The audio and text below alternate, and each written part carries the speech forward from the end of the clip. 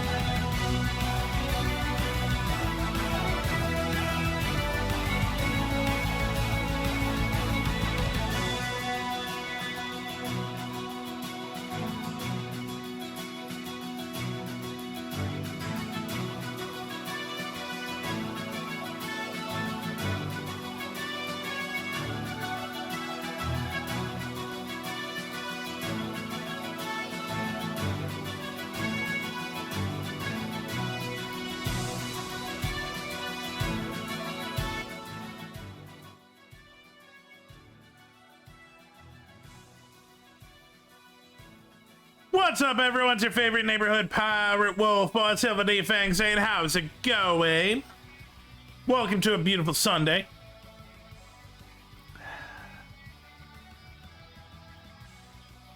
Have you ever, I don't know, have you ever talked to a friend that just doesn't understand like how you're doing stuff and because they have their own understanding of a topic, thinks that you're just fucking up? Or like you're not doing it the right way, and you have to like just go for your head. It's like, no, what I'm doing is not wrong. What he's doing is not wrong. It's just our opinion on it is different, and our outcome is going to, you know, it's not exact. It's not. Neither option is bad. I don't know. For the last couple of days, something has stuck with me that a friend said that it didn't hurt me, but like made me like just like think, and it's just like, no, I'm not doing it wrong. I'm not doing anything wrong. And it's just, yeah, I don't know. It's just stuck in my head. It's just like, and it's like, it claws at you and makes you think. I don't know.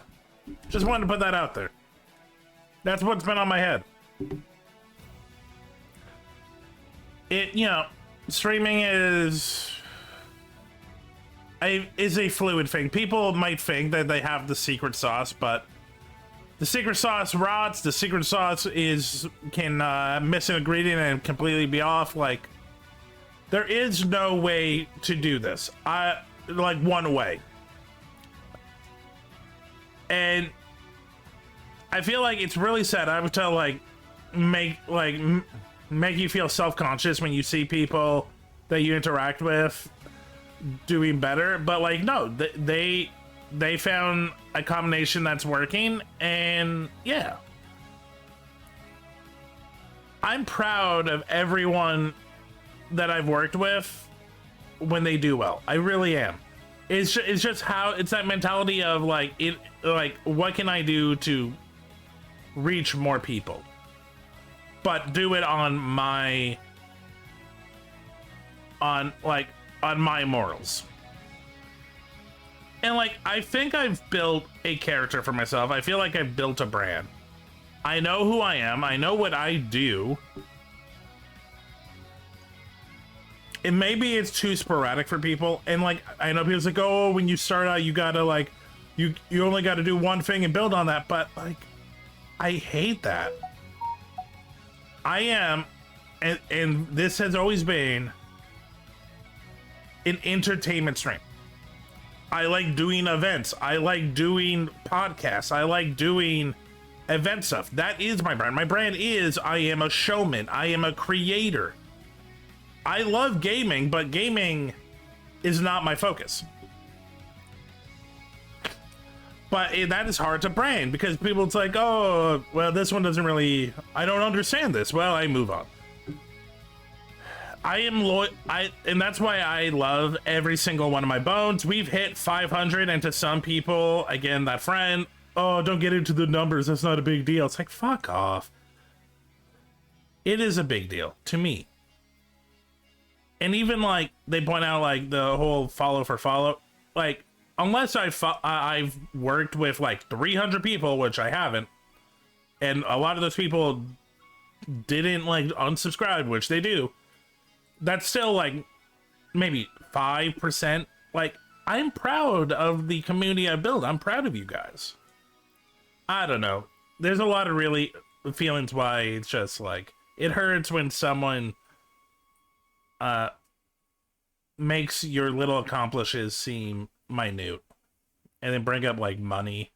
Yeah, I'll admit, a lot of my money comes from ads, so, and ads is not a lot. I have a couple of subscriptions, which is nice and I appreciate it, but like, yeah, but I like I hate when people just see this as like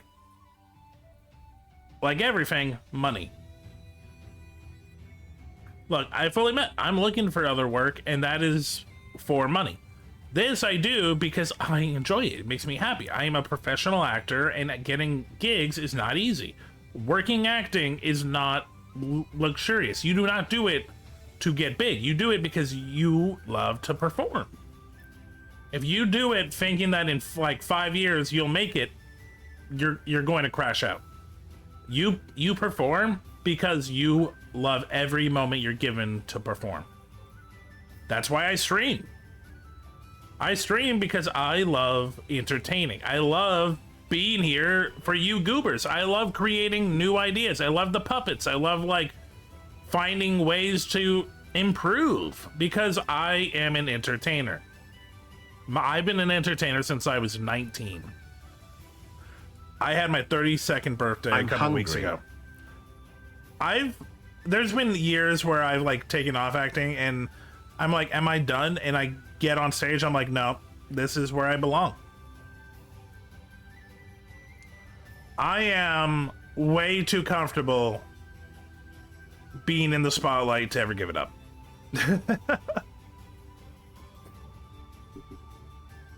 Maybe I'll do some like community theater.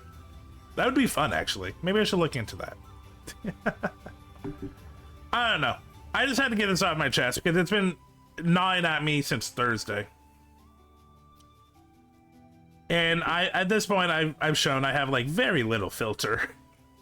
I am who I am. I am a wolf man from Canada with a pirate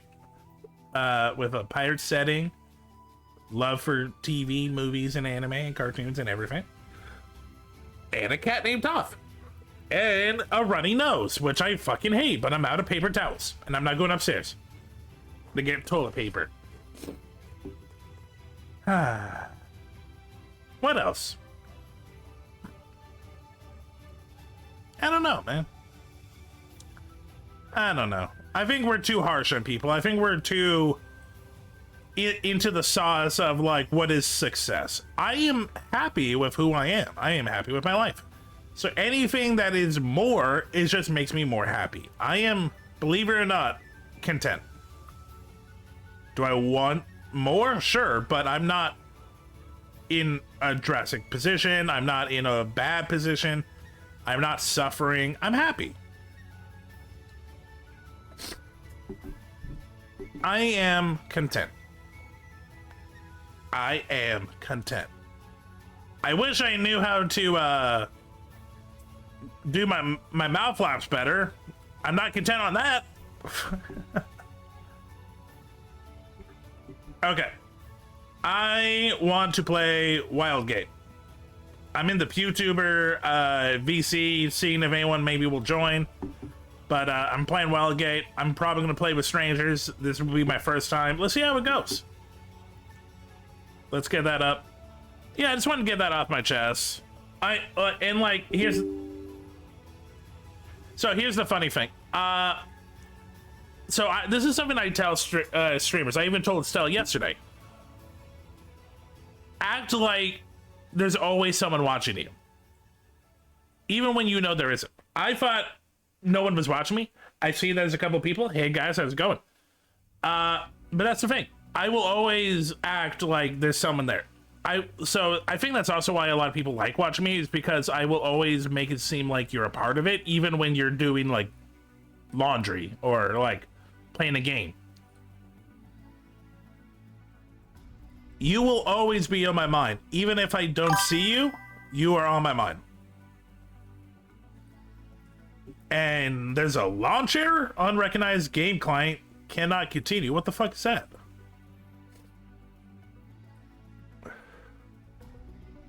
Hey, yo, Wildgate, what you doing? God, it's easy anti-cheat. Easy anti-cheat is the easiest, like, thing to just, you know, like, you turn the wrong way and it just has a hissy fit.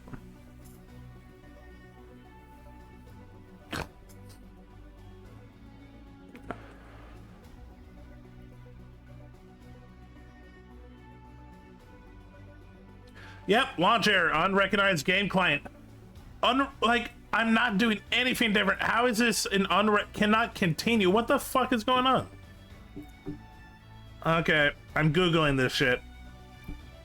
Wildgate unrecognized client message. Unrecognized game client after update. I have verified and fixed files twice. And any ideas? Word to the wise, your AV software is deleting a required file. Create an exception to stop it happening. Welcome Gamer Time with Planet Zach. Hey Zach, yeah. I'm trying to figure out, okay, AV software. Are you able to tell me how to do this? Not sure how to stop the AV. Pokemon community. Check for the AV icon in the taskbar, right click on it, and normally it should be, okay. Okay, so my note to self, what is AV software? What is AV software? So, I'm trying to load a game, and the game says that it has unrecognized game client.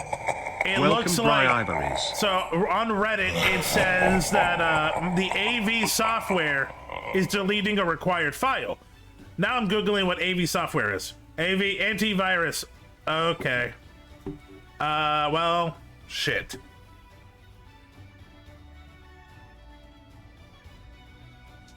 Yeah, clean. Yeah, here's the problem, Zakia. I technically have like 3 anti-software, so I don't know which one's doing it. Windows security action needed. That shouldn't be it.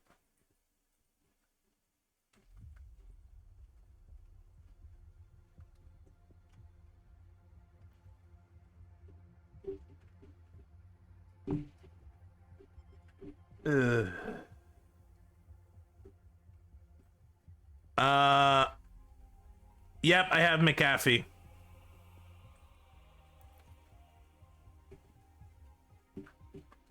I use Bitdefender, I use McAfee, I have CC Clean. Well, CC Cleaner is not. Yeah, that's, yeah. Your protection is over. Your subscription ended 480 days ago. I know, but why are you still doing shit? I don't even have a subscription.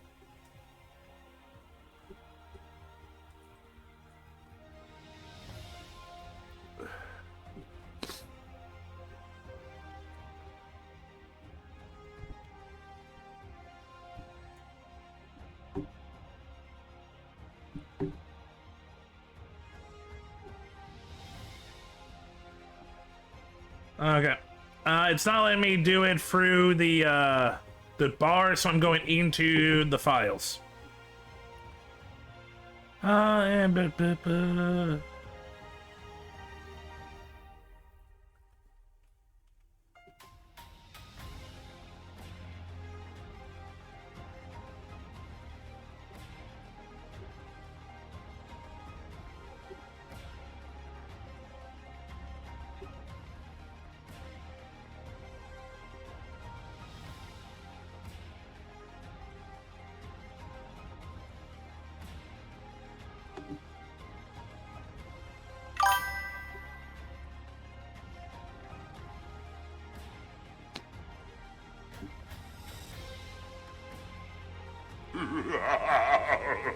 Welcome, K-Theatable Queen. Hey Kai, well, I'm trying to play a game. I'm trying to play Wildgate, but it looks like my antivirus might be deleting files that I needed.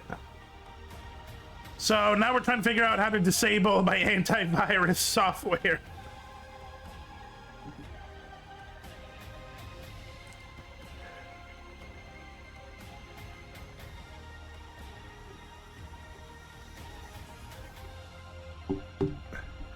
Problem is, it's not making it easy.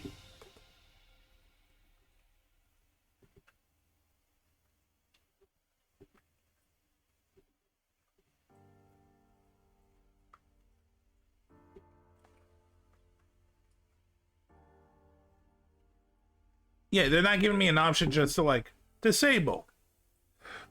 That'd be nice.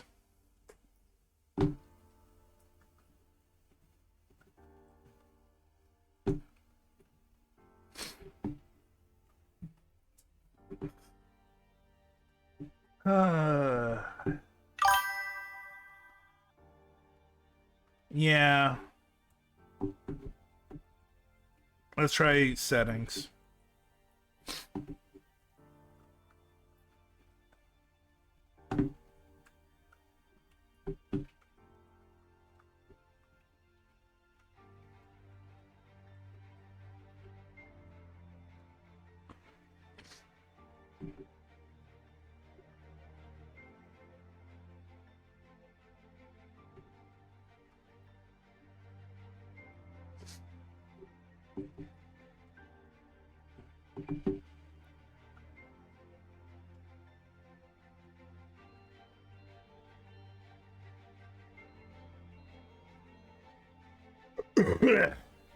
How's everyone doing? While I scroll down my installed apps. Uninstall this app and related. Yeah, just uninstall McAfee. I'm not using McAfee. I should have done that a while ago.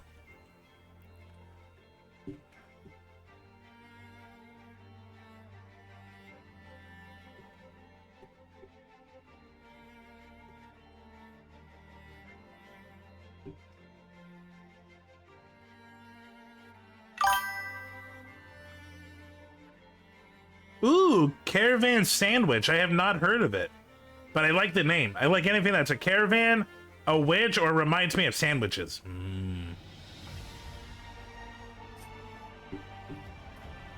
Okay.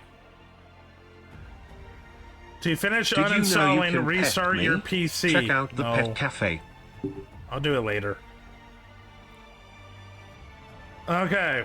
So I'm hoping I'm hoping it's McAfee and not Bitdefender. Because Bitdefender I actually do use, and it would be annoying if I had to uninstall it. Can I turn it off?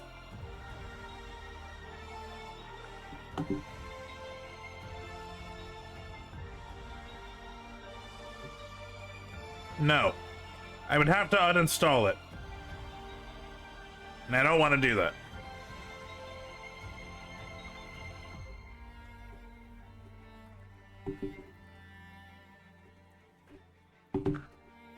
Okay, now let's uninstall Wildgate and reinstall it.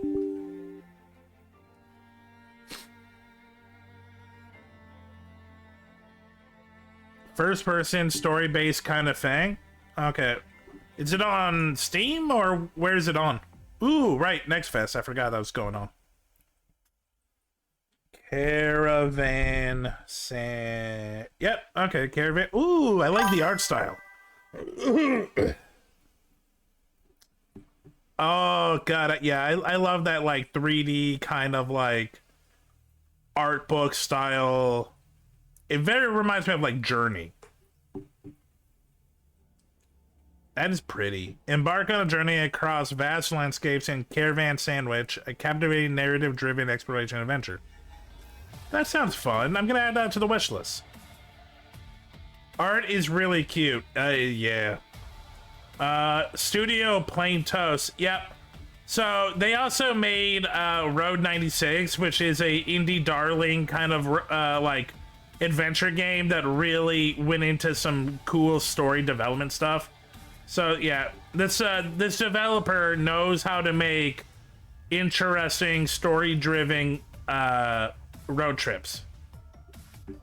I don't know about their third game, Arco, but I remember Road 96 being a fan favorite.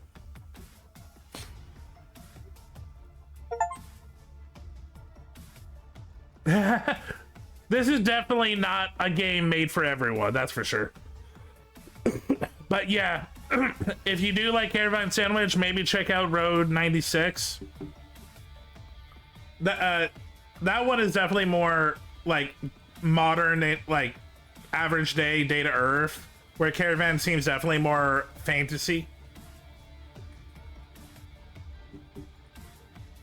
Oh, working on a Sunday, Kai? Been there. But see you soon. So after I get my Wildgate fix, hopefully, pray, cross my fingers, we're going to be watching videos. So, a lot of reaction goodies there. But I want to play Wildgate.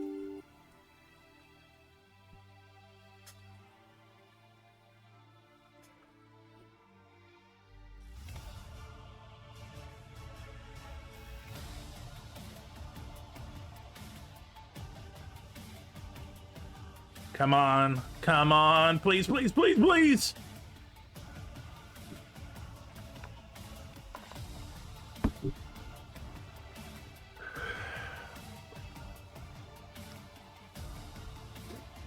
I am just staring, Welcome, Fooless. praying that this works. I think we should cut your VTuber's head off and put multiple of your heads all over your body. You know what? That would actually be really good for Halloween. Right now I'm doing this like weird Cerberus thing where I have a puppet and a Clodsire. That's as much Halloween as I'm getting. Okay, it's working. Yay!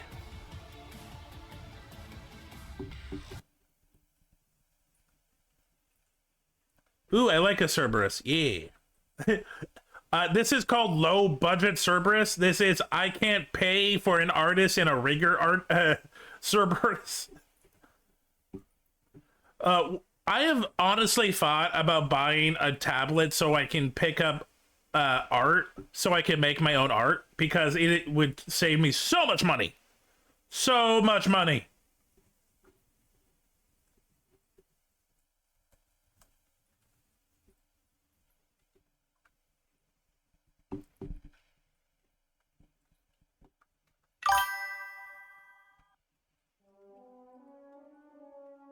Well, if you can find a way to cheaply cut my head off, I would be down. I wish I could say that's the first time I told a friend that, but probably not. Knowing me, probably not.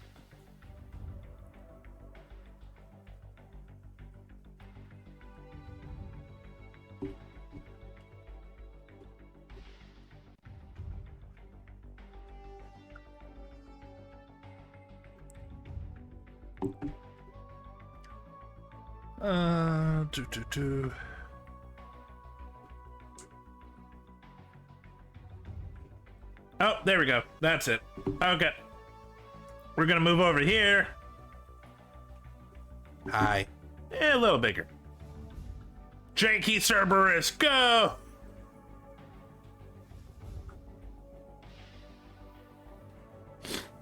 I bet you would be a great artist. I've dabbled. I'm not going to say that like I put time and effort, but I have dabbled. I do enjoy scribbling. I love creating like little doodles and like building off of it. I have a little bit of an understanding, but I definitely would need to like pick up, definitely do some tutorials on some certain stuff, but I can get by.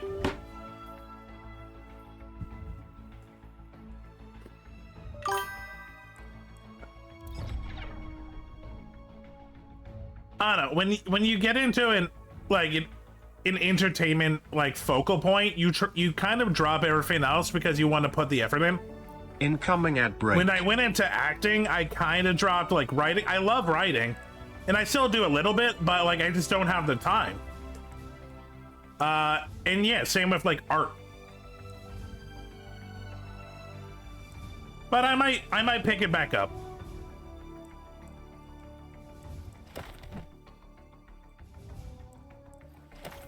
Let's go. What am I feeling? You know what? Let's go you. Let's go adventure. Guaranteed. I'm gonna go you. I'm gonna go heal gun.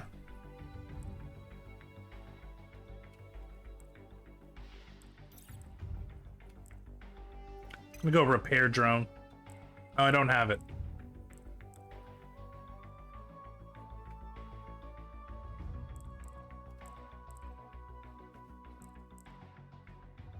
I'm gonna do the sensor trap.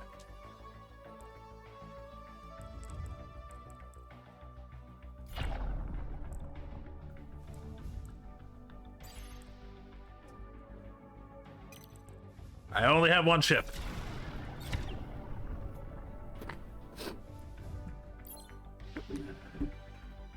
I have heard there are a lot of good YouTube tutorials. That's the thing. We live in a very good time to self-teach, which also really makes me upset with colleges because colleges have become very unfriendly to multiple opinions, multiple races, to like not selling a leg for the rest of your life. So yeah, people are going to tutorials. They're going to like Skillshare. They're going other ways that are a lot cheaper, and you get the skills you need. So it baffles me that they still think that they are like the need. Also, most jobs, they really don't even look at your credentials, your school credentials as anything that impressive. Because they have like people that won't or can't retire that have been doing it for 30 years and have the same credentials.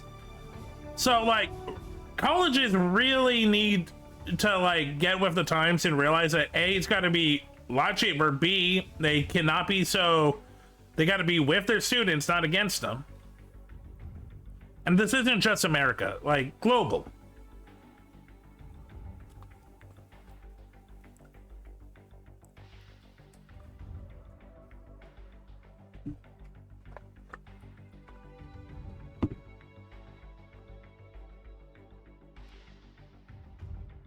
So I went to college and I went for half a year. It was a 6-month program. And even that was like 8 to 10 grand. The full year program, I believe it was like double, if not like 2.5 times more.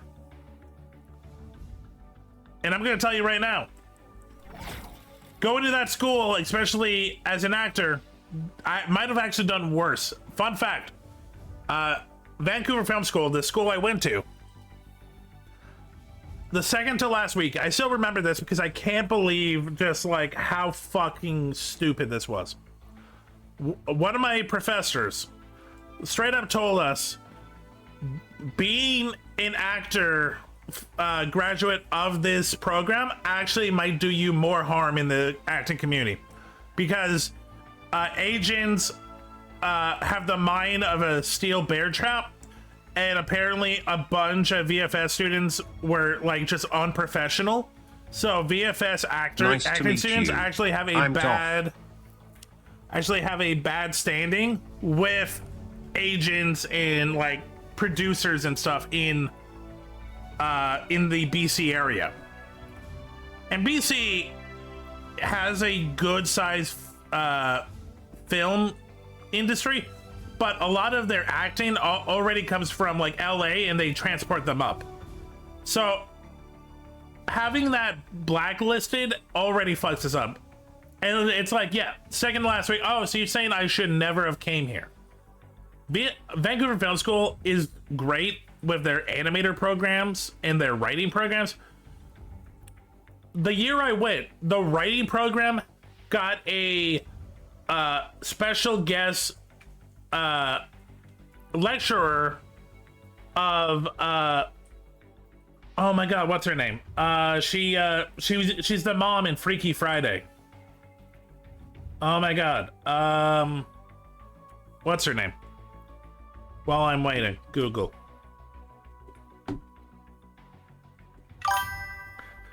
Yep, Jamie Lynn.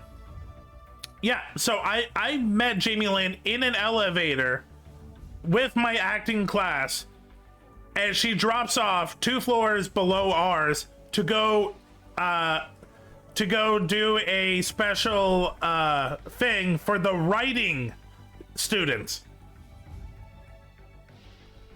That's how fucked the acting department in Vancouver Film School is. We got so cocked. I still remember, like a few months after, I was out for an audition. It was near the school. I'm like, oh, I'm gonna go say hi to my professors. The head of the acting department's like, oh, you're still acting? That's how fucked it is. Vancouver Film School is not about film. It is about behind the scenes stuff. If you're an animator, great. If you're a producer, you're going to get work. If you're a writer, you're going to meet some cool people. Do not go as a performer. They literally hate you. Also, don't go for special effects because they literally, unless they revamped, I feel so bad for this department. The special effects makeup department was literally 3 rooms in a small hallway with bad ventilation. For people that don't know, these people work with chemicals and rubbers.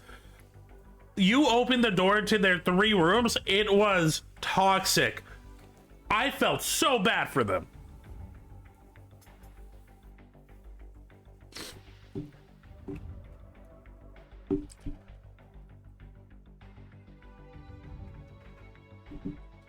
But I still love the fact that I met Jamie Lynn because we talked about books, we talked about just like simple shit, and it was so much fun.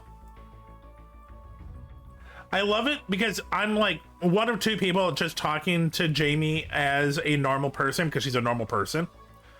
And you had all of these other acting students just gasping. She leaves and everyone's like, do you know who that is? I'm like, kind of. I know she's an actress and she's done stuff. I remember her from Freaky Friday. And they're like, how could you talk to her? It's like, she's a human and it's an elevator in an acting school.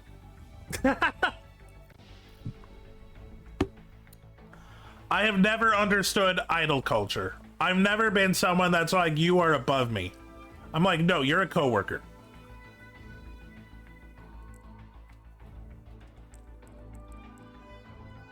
I would love to play a game.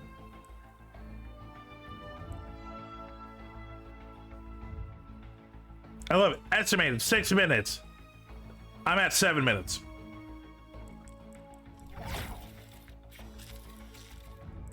How do I get more ships?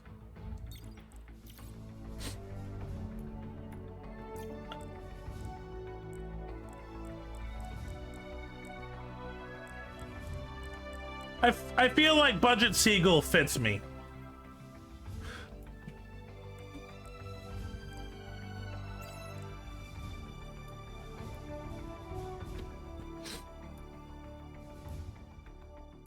I need to unlock so much stuff.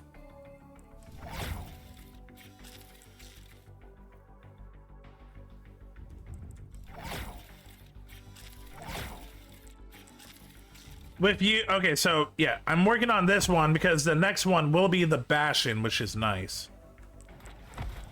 Crimson Bastion.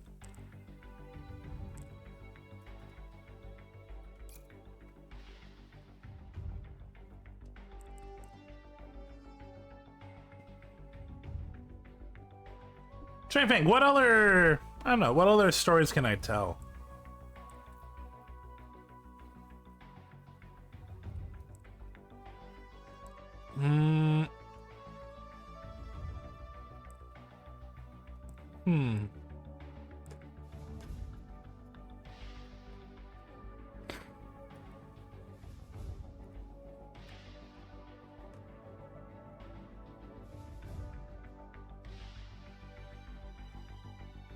I mean, so like I know a lot of animators, especially animators that have like worked on a bunch of stuff.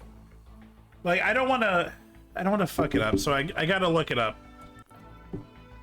because that's one of the reasons why I went to Vancouver Film School, is because a lot of animators were talking it up. The animation programs are great, but one second.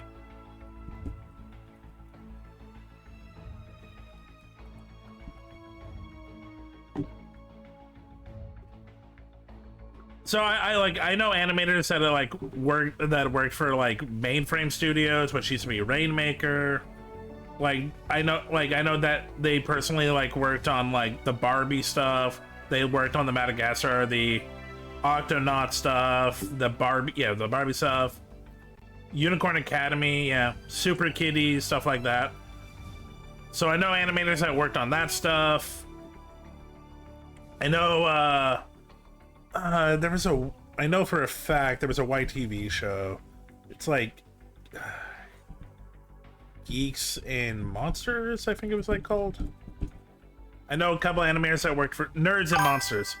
I know animators that worked on Nerds and Monsters and like for that company. That sucks. Only 59 people. Jesus.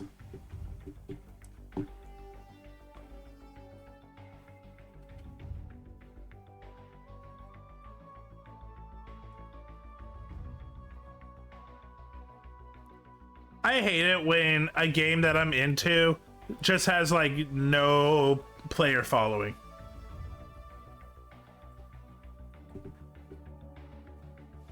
Because I really do want to play. I'm trying to find the company that made it.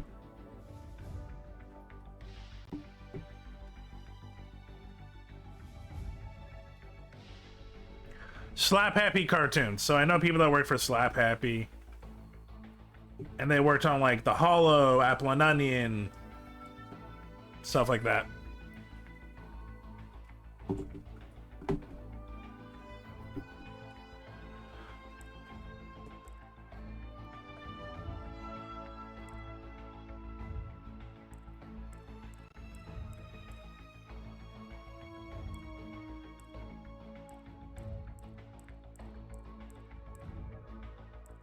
I'm afraid to cancel. I really want to play at least one game.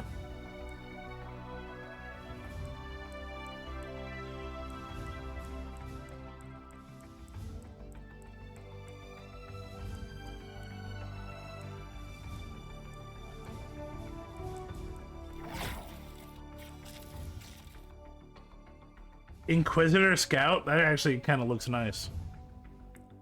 Honeybee ship set? Ooh! Vintage Space Bastion ship. Phantom ship. Ship. Credits.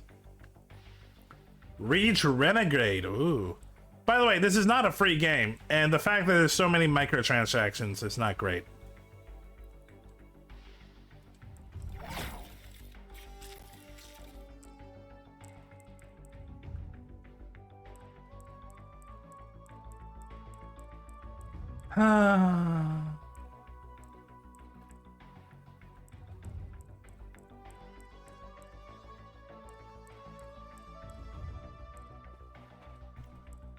Let me see.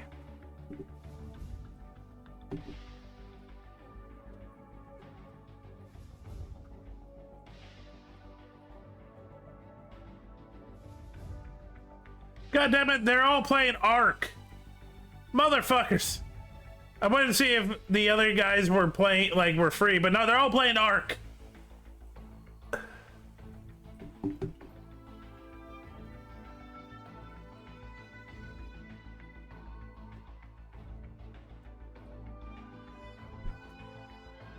Okay, if this doesn't work, what to pivot to? I do want to play a game right now because I got that energy.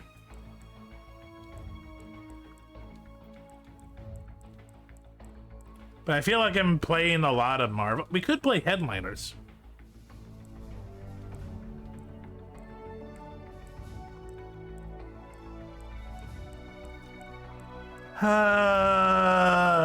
This isn't working.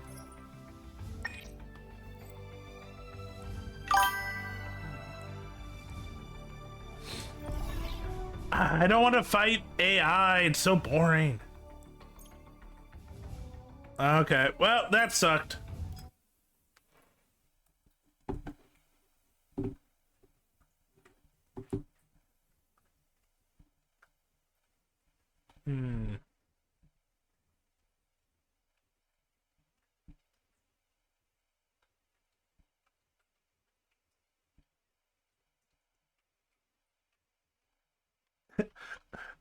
I'm looking at my game. It's like, oh, we can play Cloud Meadow. No, we cannot play Cloud Meadow on stream. We cannot play Cloud Meadows on stream.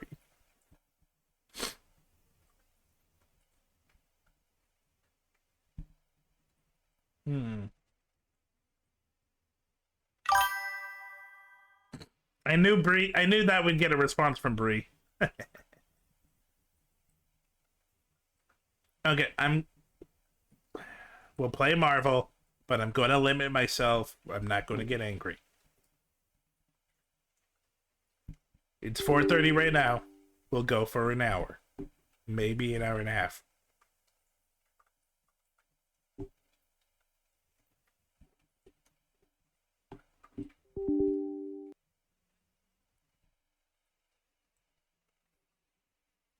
Dang, I really wanted to play Wild Game. Why do games that I love die?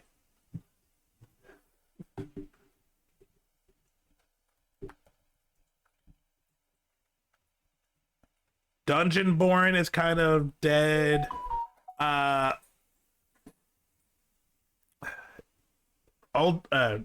Omega Strikers is kind of dead.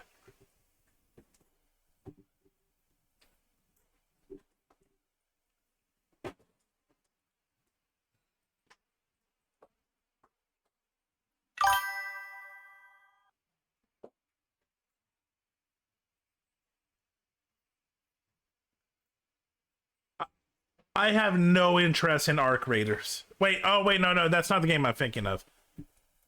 I'm thinking of Ark, the survival game. I know Arc Raiders is something else, right?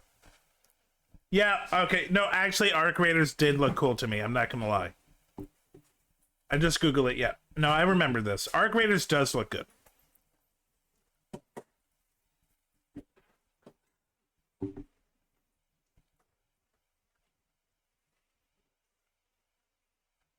I love that one of the first videos I see for Arc Raiders is the absolute state of Arc Raiders. Is it good? Oh, God. Like, tone it down, dude.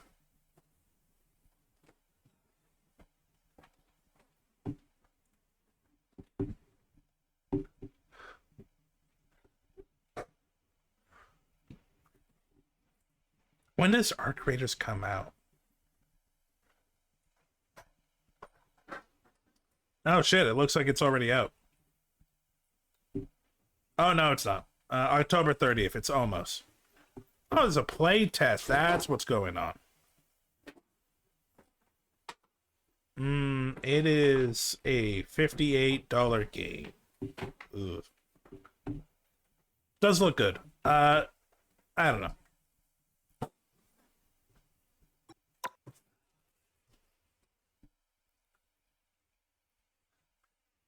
Arc Raiders is an upcoming multiplayer extraction adventure set in lethal future Earth, ravaged by mysterious mechanized breed known as Ark. I mean, it's not exactly like the same as like what I'm getting out of Wildgate, but no, it does look good.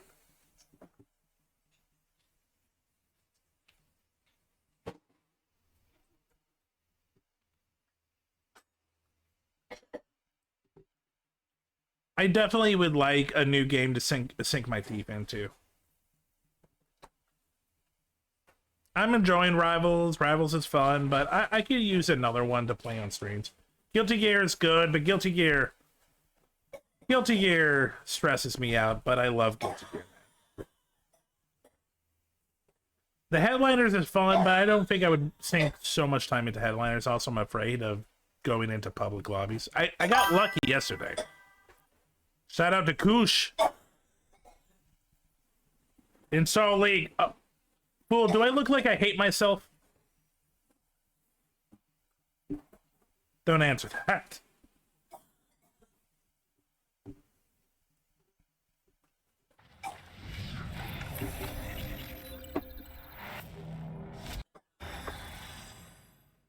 Is PvE League like better? So TFT I am intrigued by. TFT looks fun and addicting.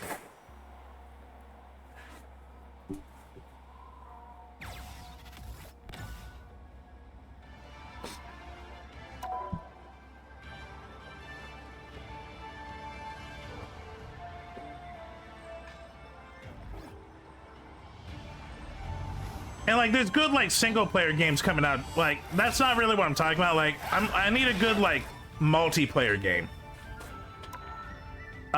Single player, I am looking forward to Dispatch. I want Dispatch now. Dispatch, we played the demo last week. I loved it.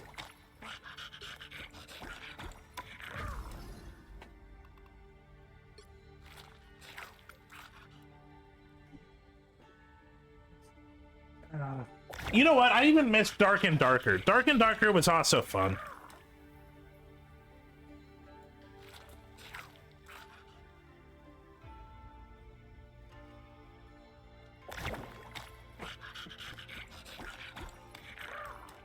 Like, you know what? Let me look at the graveyard that is like oh, never mind. I was gonna look at the graveyard that is multiplayer games that like I tried, but the community died. I would say TF2, but TF2 is weirdly like the thing that will never die.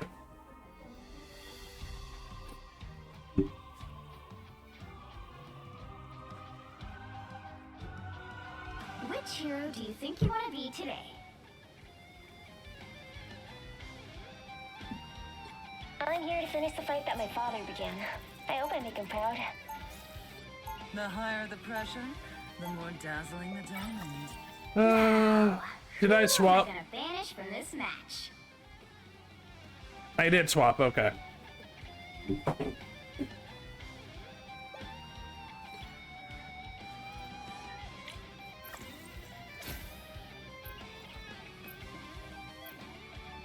You know what? Before I forget, I'm gonna shout out myself. So I started putting out the reaction videos on YouTube. So full streams, shorts, and now also doing the reaction video stuff.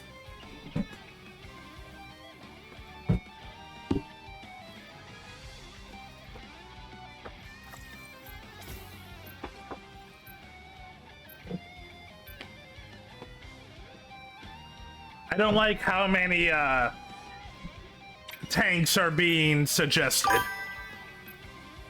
What's the command for that? You'll Exclamation need a top-notch YouTube. team to win this one.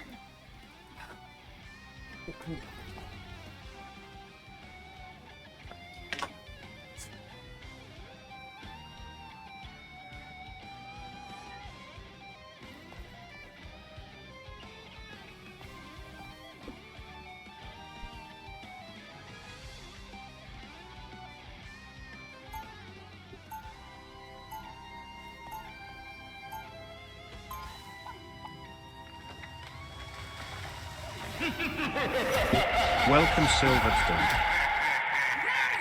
Unlike some X-Men, I don't care who hates and fears me. 30 seconds before you attack. Get ready.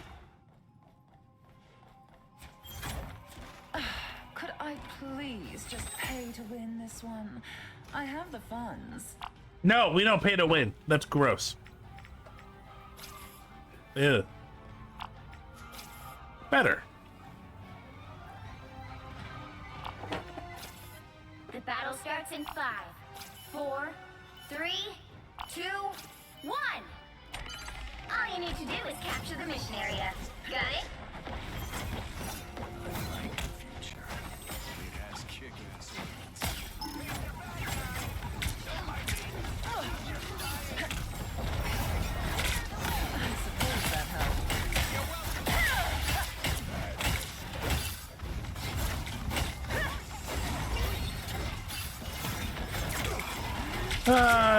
Dicing.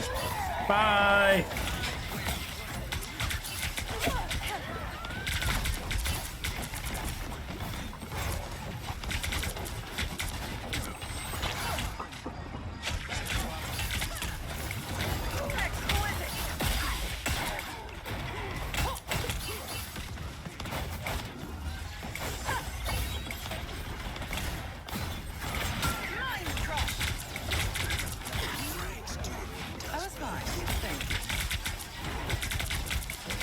No, you don't. Get away from my Moon Knight. Incoming at break.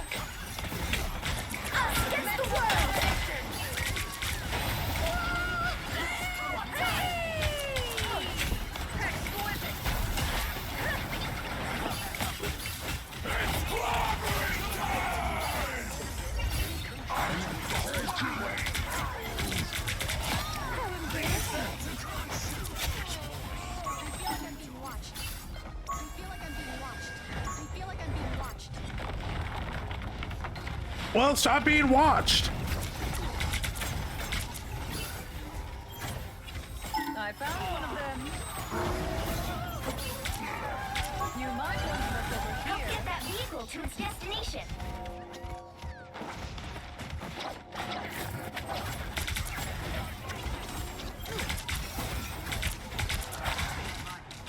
They found my weak spot.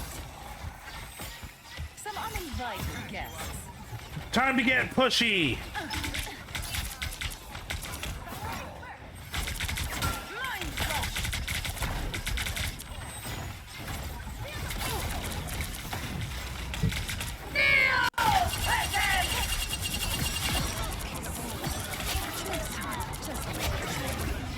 I think that was a good ult. Keep going.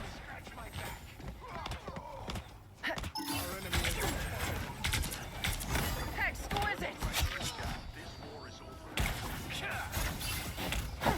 Light consumed.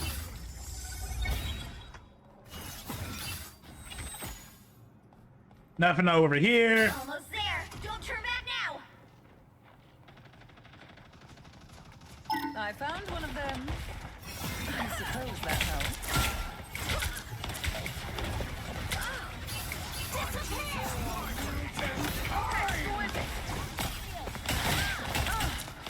here. Double KO. I need healing. Helpful.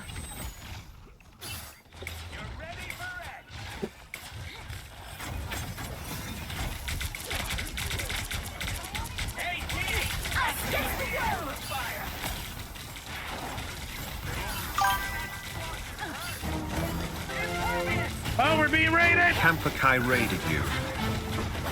Ba, ba, ba. Ba, ba, ba, ba. Hello, raiders. My name is SilverDFanng. I'm a pirate wolf boy variety streamer. What does that mean? It means I do what I want. Right now we're Welcome, playing. Kampukai. Right now we're playing Marvel Rivals. How's it going, Kai? What were you up to? What were you playing? How's your Sunday? Get raided? Is that new Get Wrecked? I like it. Get raided, fool! Double KO. You can't be rid of me so easily. I'm But yeah, afraid. what were you up Get to? that vehicle moving again.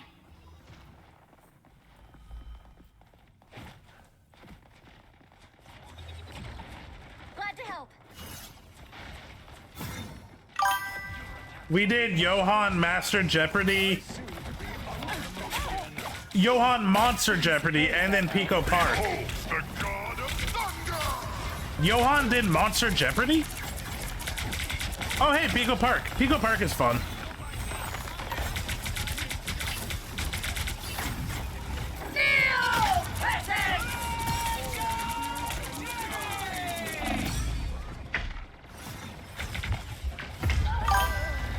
We're this city's only hope. Don't give up now.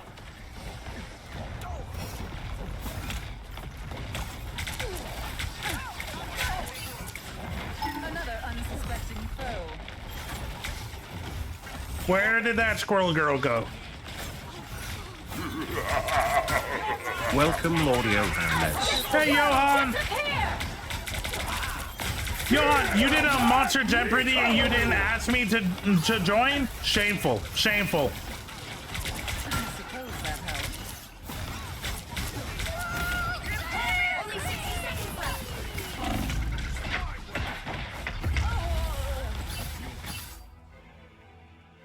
By the way, anyone that can't tell, I'm joking. This queen's reign isn't over. First of all, Johan, you can bother me with whatever, dude. The dawn will never come. But honestly, I am joking. My good deed for the day. Down to 30 seconds. Also, dude, we were planning a podcast and you didn't even bring it up. Like, okay, I'm gonna call you out on this because it is bad. So, if you can see the title of my stream, it says no podcast. Johan is the podcast co-host. Final 10 seconds. He's the one that canceled.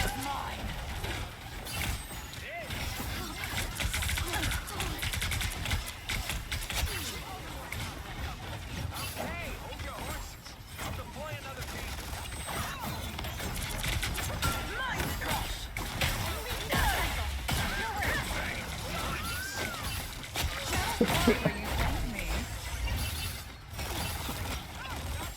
It was because I thought the other one was today too. Is that the Canadian Coast to Coast one? It is. C2C Geek Podcast. Me and Johan talk about what's going on in geek news and like what our geek fixations are. I suppose that helped. Us against the world. That's leading your way.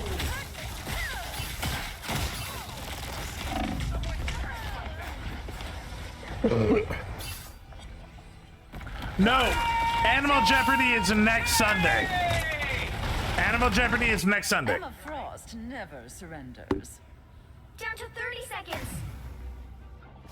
Johan, can I also call out something funny about that too? I will be nice and I won't if you won't allow me. But I find it funny.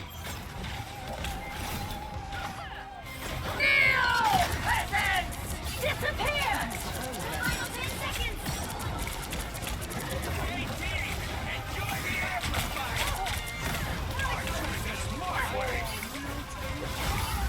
We'll have to keep fighting until we have a winner. Is that a yes? I can talk about what you wrote me an hour ago?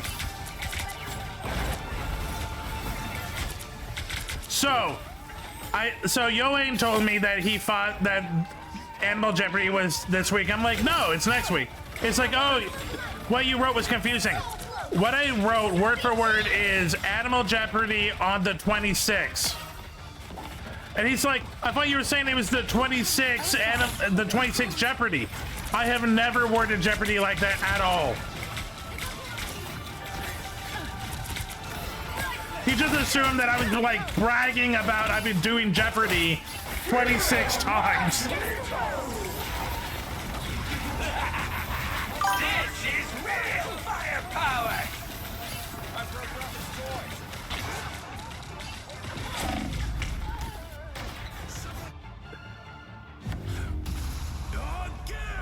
The current score is 2-0.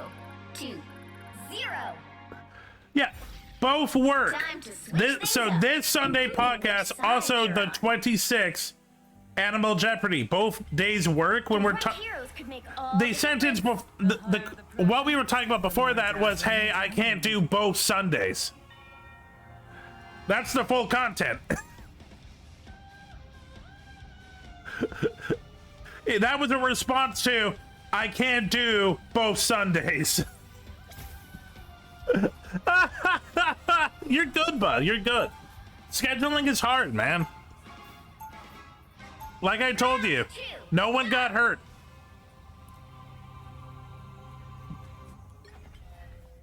I proudly wear the X, even when it clashes with my ensemble. They'll be coming in 30 seconds. Stay strong. Welcome, Rio. Yorico. Rio. The worst part about white I thought you were playing Ark with Gur. stains. Am I right? I wouldn't know. I don't fight to hurt people. I fight Oh to yeah. heal them. Don't worry, the podcast will be back. Both me and Johann, we're just Trust me. we're just giant nerds, and we love just hearing what's going on in the world, and also just talking about our fixations. 3, So it 2, will be back. 1. You have to stop them from securing the mission area. Yikes. I thought I'd already seen the worst of New York.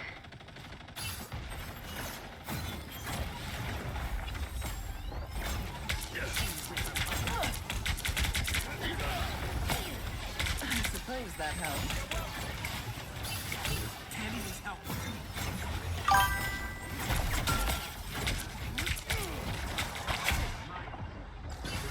Enemy tank. Follow them.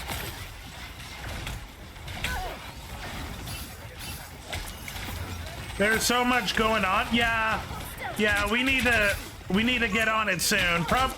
Probably in 2 weeks. Next week is Animal Jeopardy. I'm finding contestants now, and then the week after that will be the return of the podcast after a month.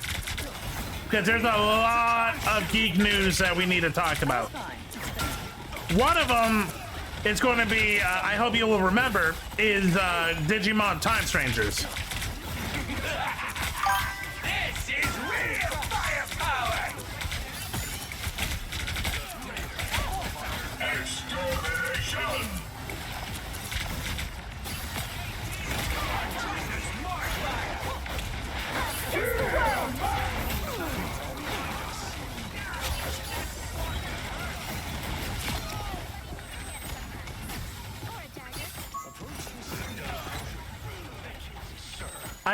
I beat the game and currently playing through it again, so you'll remember. Fine. Thank you. ZZZZ. That's my worry, is that like it won't be fresh, but it sounds like it'll be fresh for you.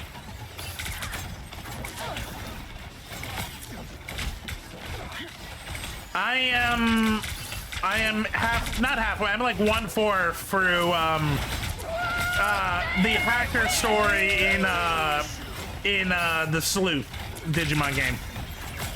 Mental domination.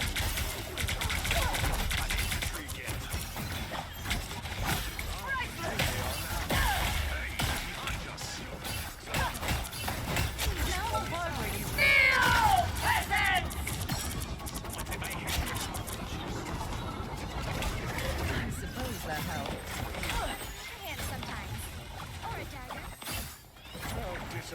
There's a Mega Plus? Wait, that actually makes sense. I see. Well, I find Time Stranger harder, not gonna lie.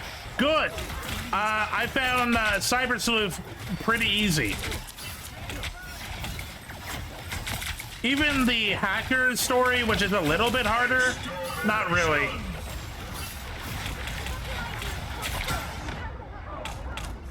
Only 60 seconds left.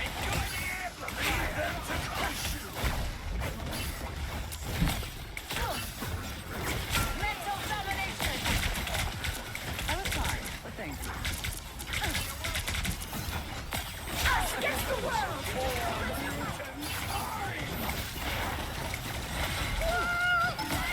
Armed and dangerous!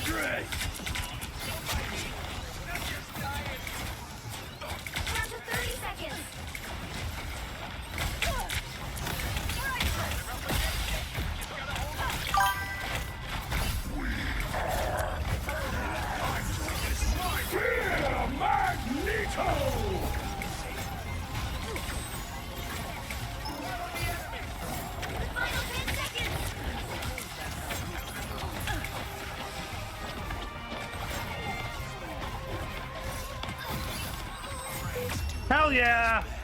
You got nowhere near. 2, 2, 0.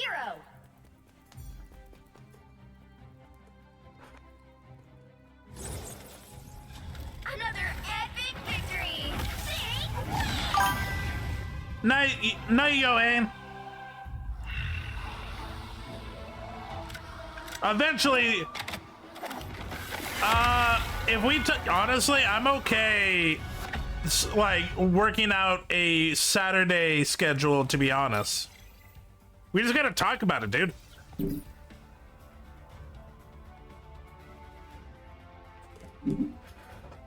Okay.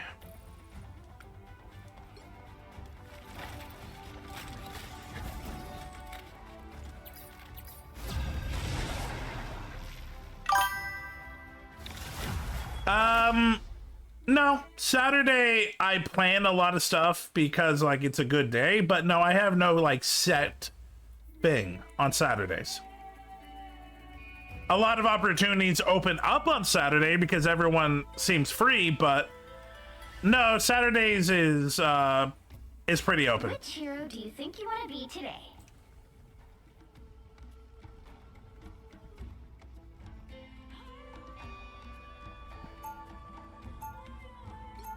I'm here to finish the fight that my father began. I hope I make him proud. Now, who am I gonna banish from this match?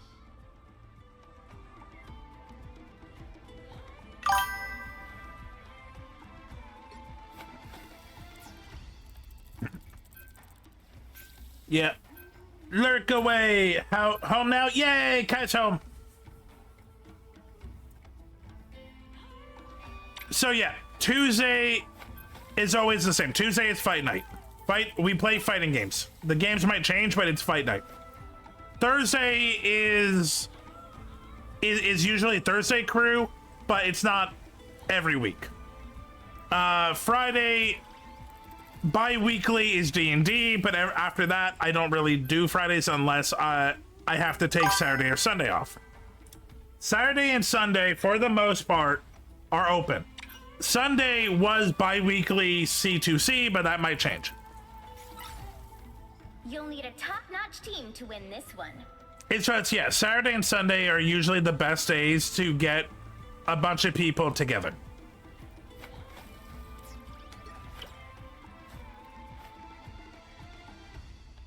Yes, we did get the game working. Problem is, only 59 people were playing the game.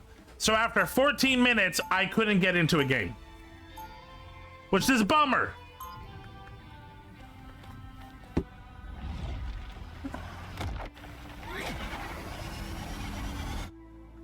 Round 1. What I do may seem dangerous, but I've never felt safer than when I'm with Spider. 30 seconds before you attack. Get ready. Yeah, I've come to the realization, Kai, that I like games that only a niche amount of people like. Apparently, I'm a hipster when it comes to multiplayer games. The battle starts in 5, 4. I don't really care. I don't care about Valorant. I can't really play Apex. League of Legends scares me. Master Builder is not going to be thrilled with me for jumping around realities. This sends me soaring. You're up, little one. You gotta walk on them. Anyone running? You gotta walk on them.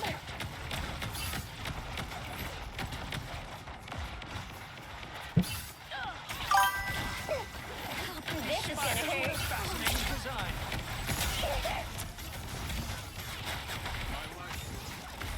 You're up, little one.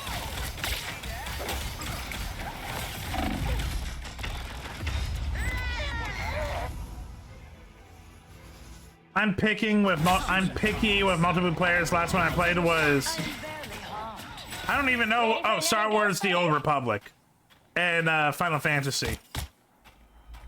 And that's fair. I don't know. Like, I love a good story-driven single-player game, but for stream, multiplayers tend to do better, and I do like playing with other people. This sends me soaring. You're up, little ones. Here comes trouble.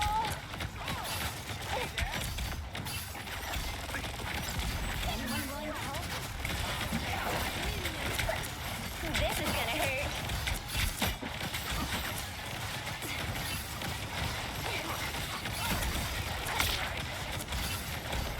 By the eye of Agamotto! It's spider time! This is real firepower! It's spider time!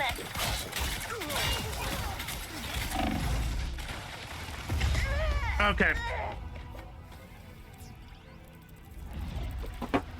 Gotta swap. Who am I? I'm Rock. Oh, don't worry. I knew what you meant, Kai. You want me to cut you a kiwi? Mr. Fantastic, standing by. What's up, Mama Fang? You want me to cut you a kiwi? No. Okay. Let me want to know how to cut it. You're welcome. Much better. I'm trying to encourage. I know. I appreciate you, Mama Fang.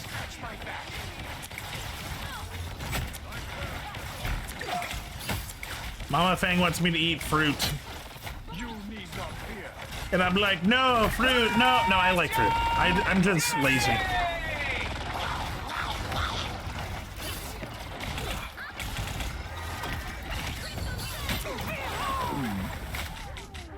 I was not in that circle. Only 60 seconds left.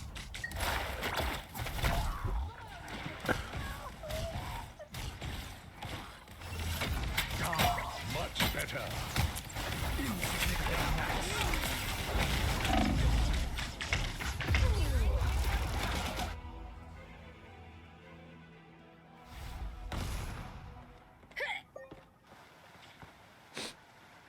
Rebirth is a mutant's greatest gift.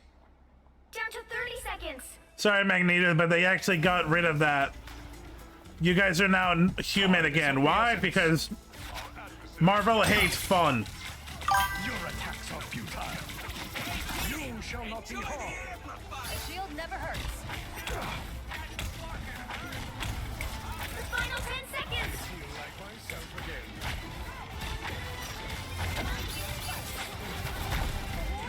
Your attacks by the eye of Agamotto. It's spider time!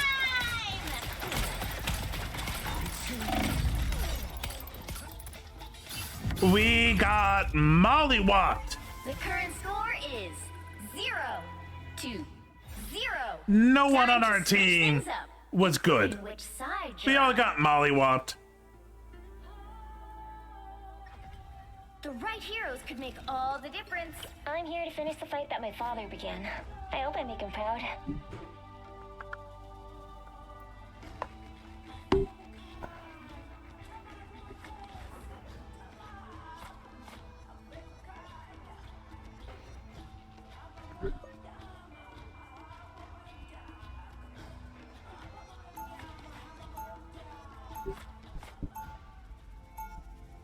Round 2.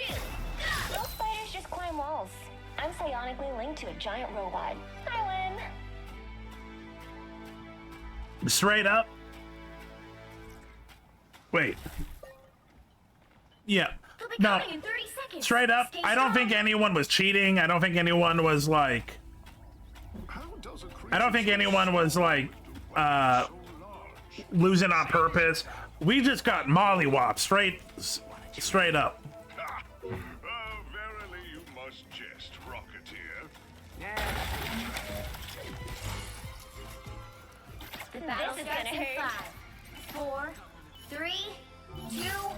Exhibition awesomeness. You have to stop them from securing the mission area. It took us a long time to learn that our powers are related.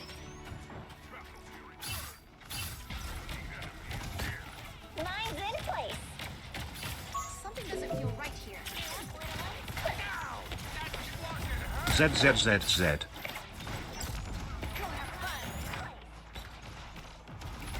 This is gonna hurt.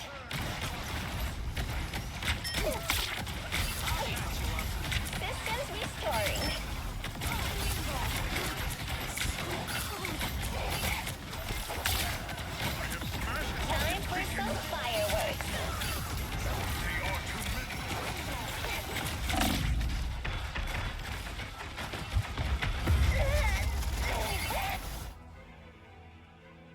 don't know why they like, yeah, no. Final score 0-1. There was no way we were going to win on that. Well, you can't expect to win them all.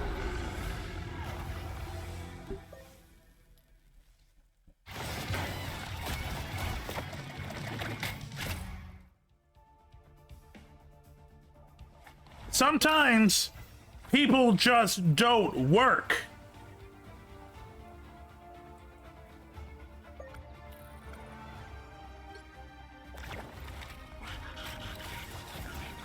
I love it when it's like the only way we lost is because someone intentionally was like, no, everyone was playing, everyone was doing their part. We got mollywopped. What that was we did not work as a team. They were in sync. Every single one of them was working their best.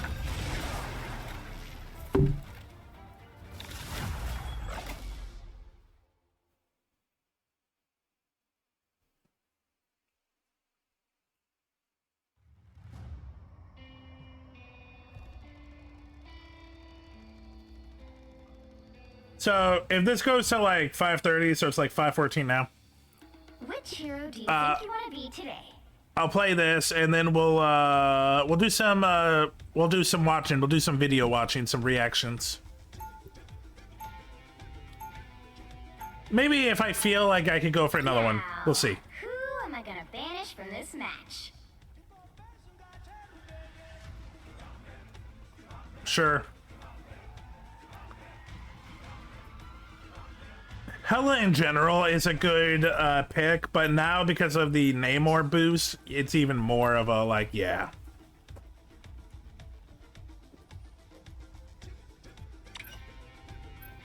Incoming ad break. Someone that I actually think we should ban is Strange. Fuck Strange. We all have our personal tanks we hate.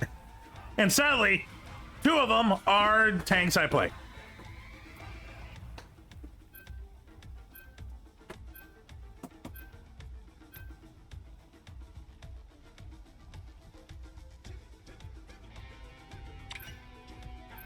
That sucks. Pick your hero or villain. I'm not judging.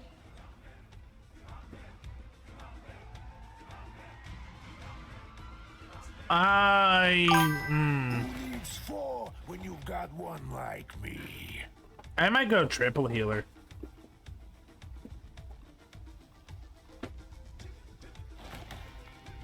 I'm actually kind of thinking triple heal.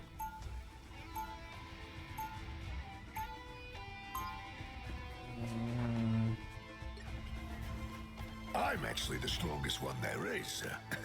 But don't tell Hulk. No, there's no other people. Just me. I'm just talking out loud to you guys.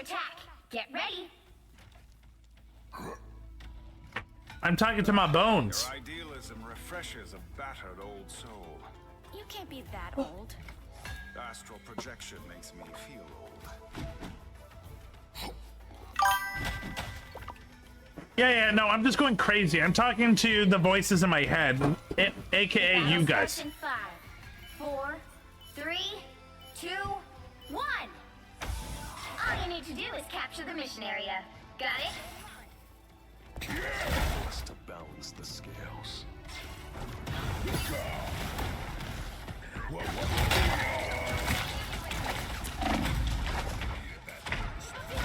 That was risky, but it worked.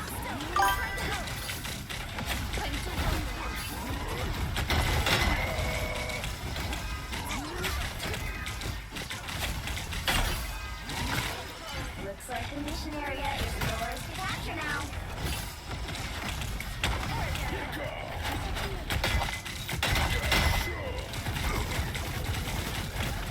Thanks, leg! Yep, it lagged me into a fucking wall. What's up, bud? The thing ain't going nowhere. Oh, I've done that before too, Kai.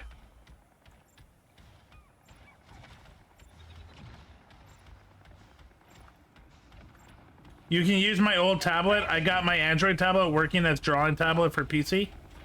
Oh shit. Are you sure, bud? I would really appreciate it. You don't have to, but thank you, bud. Got your back. Can't win this. Retreat and regroup.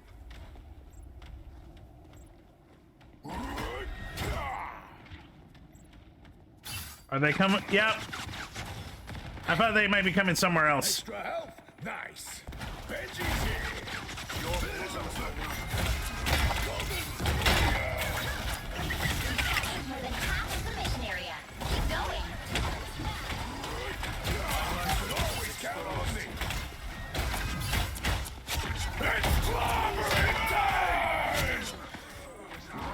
I'll cover you.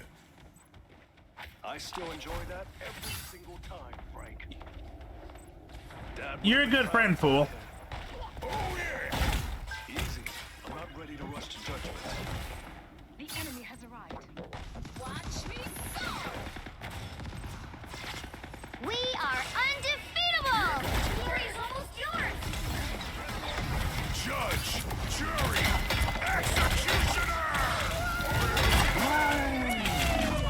Yeah, I got Groot.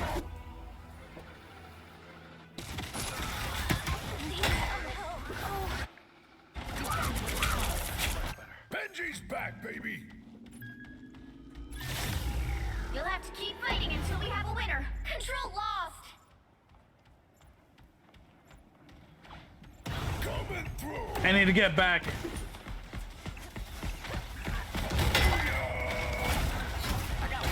can always count on me! Feeling better already! Great force. Control seized! You'll have to keep fighting until we have a winner. Just the idiots I was looking for! Wait. The power of the beast.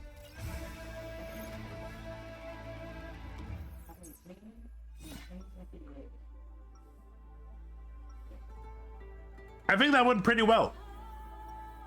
Not gonna lie, this map is not going to help us. Warriors definitely helped us, but this one, it's not going to be as easy for the thing. I'm actually the strongest one there is. But don't tell Hulk. 30 seconds before you attack. Get ready. I love the Thing's beach outfit. It's very adorable. And I love anything with a bandana scarf. We shall face this new threat. If I could pull it off, I would do the bandana look. Pirate. If only all your guiders.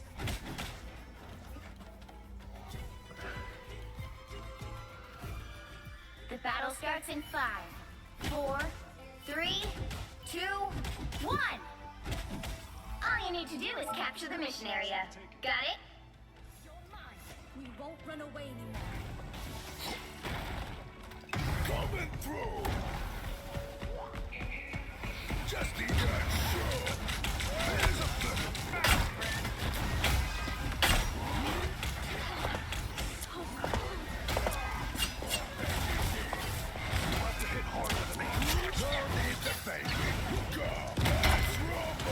Looks like the mission area is yours to capture now. Nobody can hurt us here.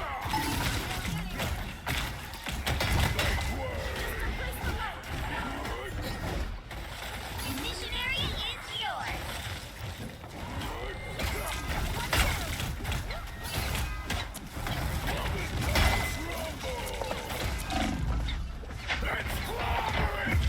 Damn it! Yeah, I shouldn't have taken the risk.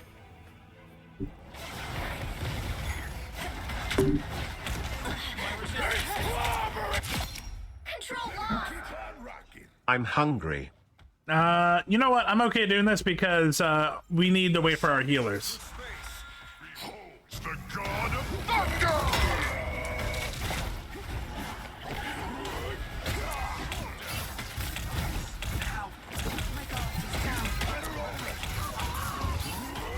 I am ready to put on a show.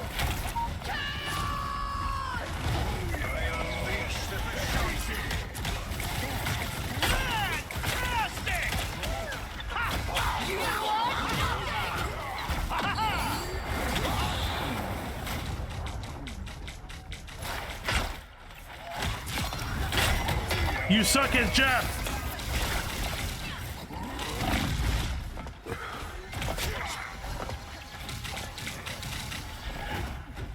Their team's capture progress has passed the halfway point.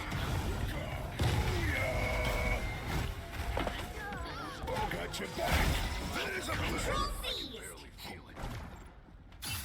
Okay, everyone looks good. Everyone looks good. Power of the beast has ebbed.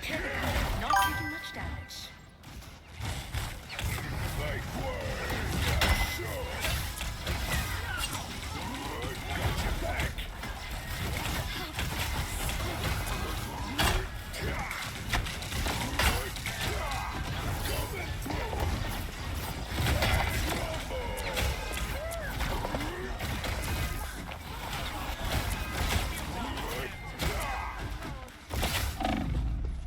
Fuck, fuck, fuck, fuck.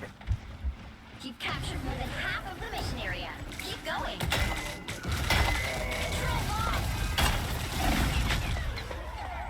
Okay, that Scarlet Witch is a problem.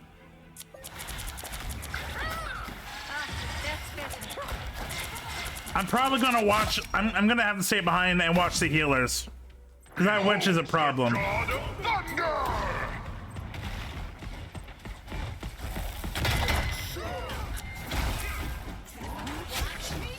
They've almost got it.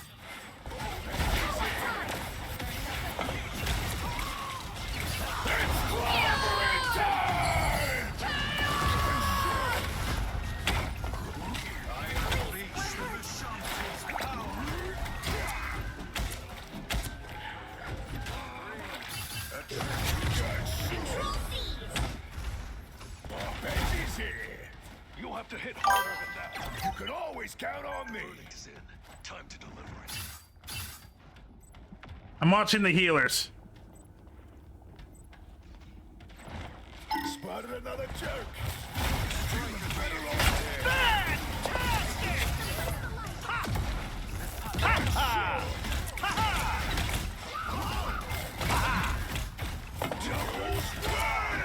Glory's almost out and ready to put on a show. Nobody can hurt us now. Control lost.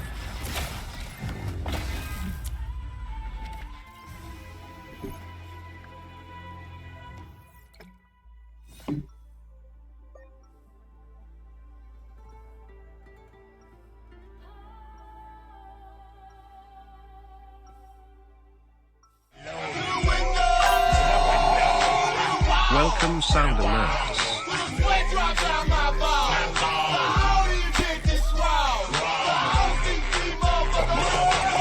Welcome to Vexo 723.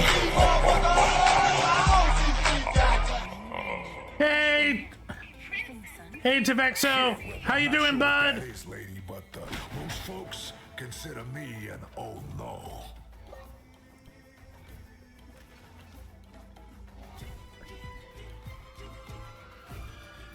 The battle starts in 5, 4, 3, 2, 1. Who needs four when you've got one right? All you need to do is capture the My mission dad area. wants better for Got it? himself. Oh, nice. Was it a good day at work? Was it enjoyable? Was it not too stressful?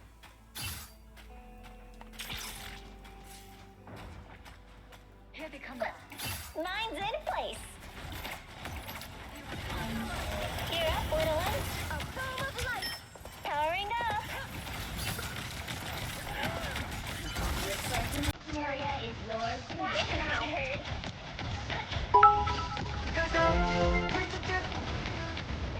Oh no, I can't dance. But I must dance. Mine's in place.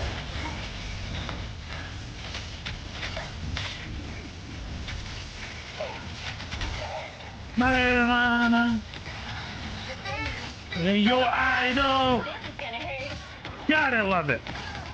K-pop Demon Hunter deserves what it's getting, man. It's a really good movie. I'm counting on you, friends. Is it a perfect movie? No, but it is a lot of fun. This is gonna hurt.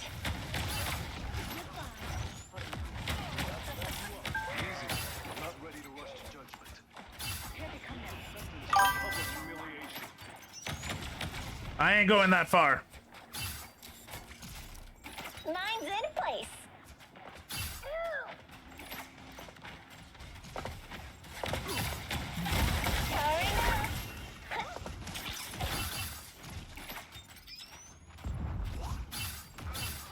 This is gonna hurt.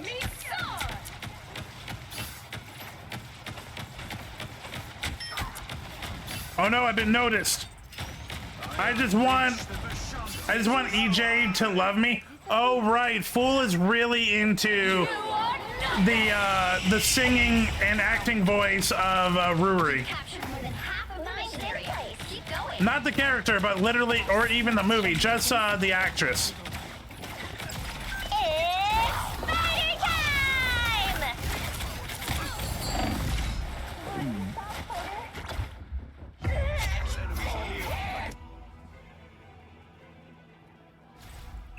Have you actually watched K-pop Demon Hunters, Fool?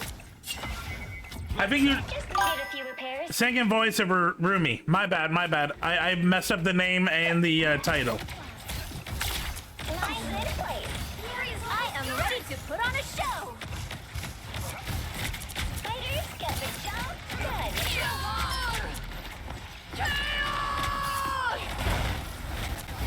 Hey, I think this is gonna hurt.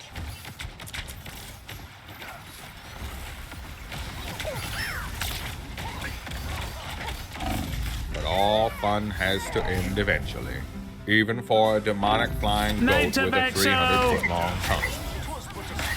I hope to see you at the next event, or we do more music. I'll be honest. I kind of got the hook to play more colorful stage.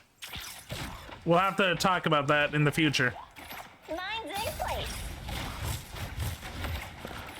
My resistance. You're up, little one. Fantastic!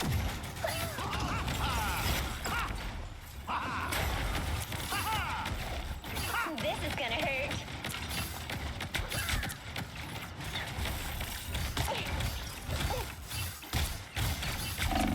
Your team's capture progress is past the halfway point.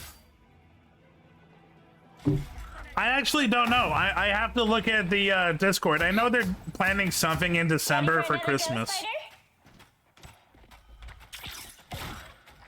But I don't know if it's like officially confirmed or not. I know I know that the The god of thunder!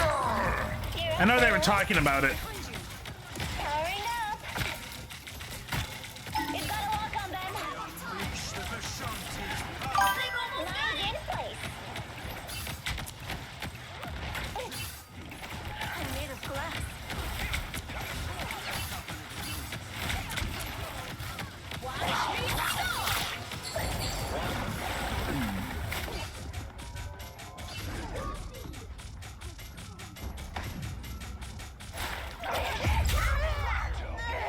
That sucked.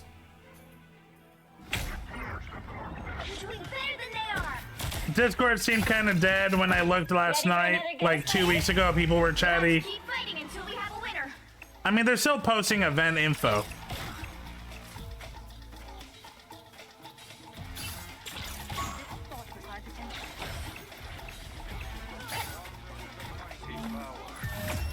You're up, little ones.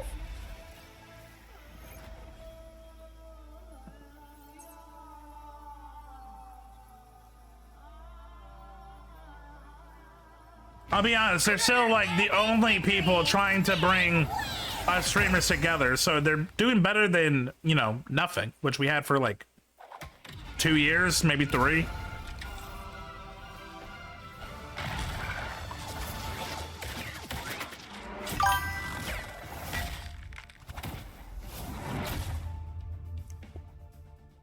What's up, Kai? What's okay?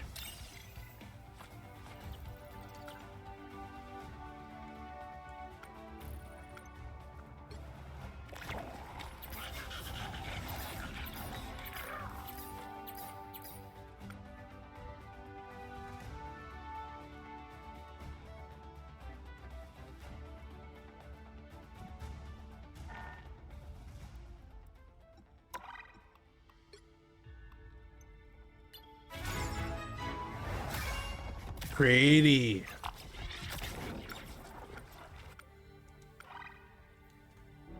The whole streamer together. Oh, so me, Fool, and Tavexo are all Vancouver-based streamers, and Twitch, Twitch Vancouver in particular, hosts events for us to, you know, get together and mingle and, like, you know, do shit like that. That's what we're talking about.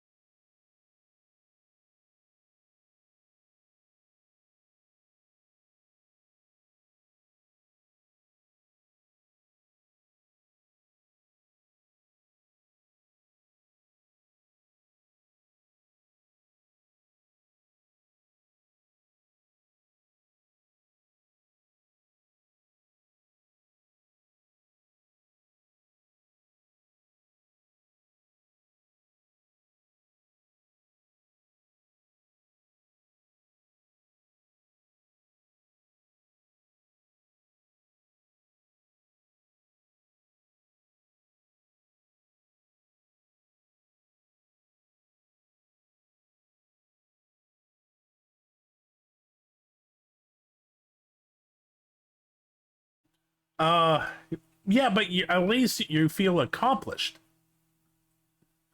Look, they're okay. I'm okay with them being friends. I just wish that they stopped asking me to set up a play date for them.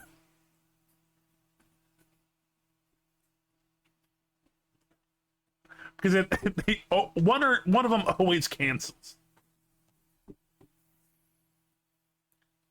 Okay. That's right. Bree did send me a video. Okay, let me get to that. I gotta go to submissions.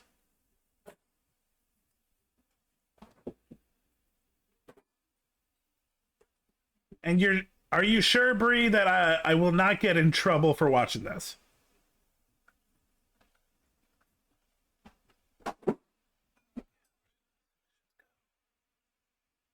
God damn it. There it is. Dude, we already watched that. Oh, wait, no, we watched the one for Hasbin Hotel. Here it is. Oh my god. Can he send me a thing of of the Owls of Ga'Hoole? We'll have to check that out. But first,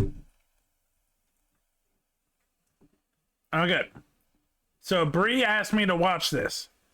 Nice to meet you. Z I'm Squad Doff. episode 1.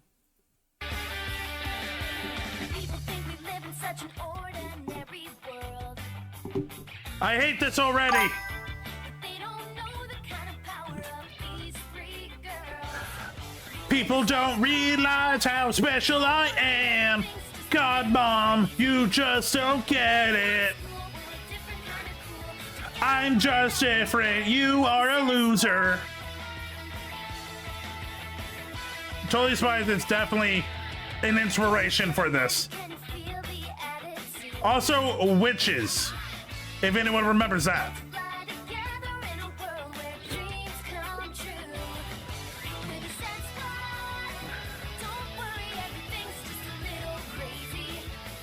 We're just quirky girls and we cool and we got magical powers. Friendship. Is this Canadian? Because they say Z, not Z.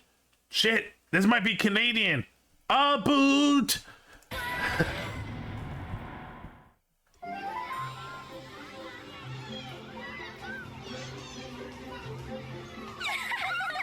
Ew.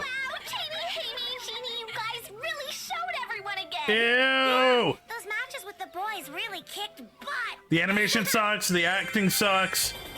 She was so pumped. As soon as that starting gun went off, he never had a chance. Why are they rollerblading? She blew right by him and won the race. It was so exciting. Incoming ad break. Shaney rules. That poor guy was eating dust all the way. Right? And what about Shaney playing tennis? God, their movements make me feel uncomfortable. Confident and strong. Nothing was going to faze No. This is really bad. Try playing checkers instead. Is this an official show? When Haney shot the arrow through the fog and nailed the bullseye. No one has ever made a shot like that. What? The other team was so shocked. What teacher is allowing you to do archery during the fog? This is how a kid dies. Their eyes popped out of their heads. Shaney, Hammy, and Jeannie always beat the boys. They're the best. It's true. Yay, All feminism. the boys are afraid of them. Shaney, Hammy, Jeannie. Watermelon.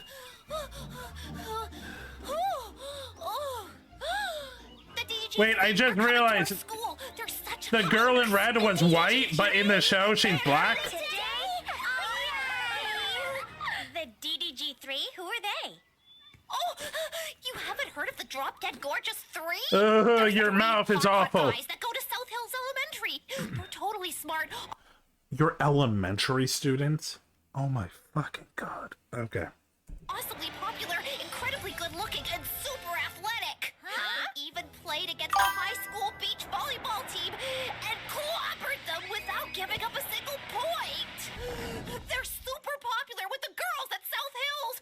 They're supposed to be so handsome that you can't look straight. Okay, you cannot tell me that this, like, how this girl looks, if a fly came by, her tongue would just come out and eat it. She looks like a frog. She looks like Pepe.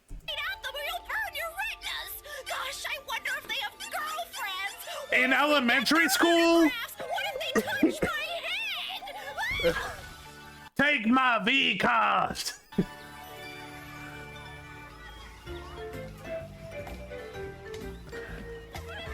Are they going to be here soon? I just can't wait. This is the best day of my life. I'm so excited. Would you guys chill? We didn't say anything. We're totally chill.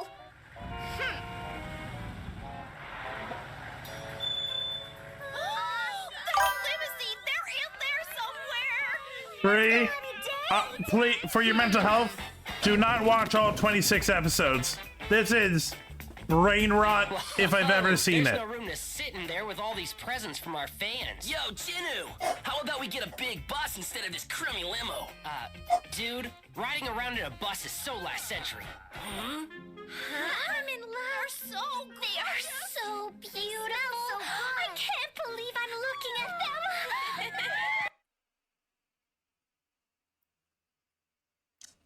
I have words with the writers of and the creators of this. Do they think that like do they think 10-year-olds talk like this? Like it's literally one word away from I will ride their bones. Like this is creepy. Looks like we've got a fan club here already. Girls are so predictable. Dudes, would you look at all these chicks? We got here just in time. They're like lovesick puppies and we're the cure. Okay, pens out. It's autograph time. Screw you, boys. We're feminists.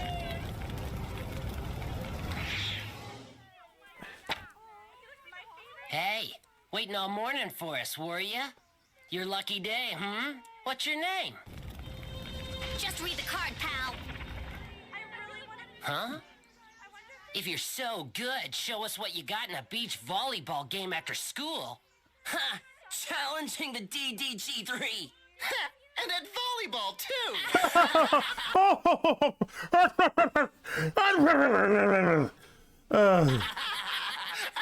Laugh all you want. You're all going down. Here. You are so history. Remember, this is supposed to be a magical girl show. Why is this how your show begins? Also, not how you play beach volleyball. Psych! Nice! It's smashing time! Are you like flying? That's not how bodies work. Oh no! Oh no! Also, you guys specialize in like extreme sports, tennis, and archery. Why are you fighting them in volleyball? They rule my world! Dudes, not perfect, but still winning 15-4 in their home court? Huh, not too shabby. Yeah, I didn't even break a sweat. Well, 'cause you were slacking off, maybe? You nearly blew it for us, Teo. Were you daydreaming or what, dude? Hey, man, we have a rep to protect. Such bad line Come on. reading. We were playing girls. Piece of cake. They're the best in the school. South Korean, man, Canadian. I gotta say, that's Yeah, kinda that like- fits. That's a how bad can I put combo. it? Well, embarrassing. Play them in tennis, Yo, what do you archery. expect? They're just girls. 2025, 2025, and people still think that this basic bullshit of gender writing is what kids want. Who am I kidding? This isn't for the kids. This is to manipulate kids.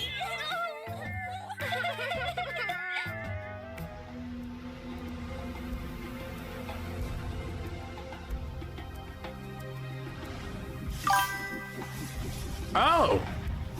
Okay, that actually fits a lot more. That actually, yeah, 2006, that fits way, yeah. That fits perfectly.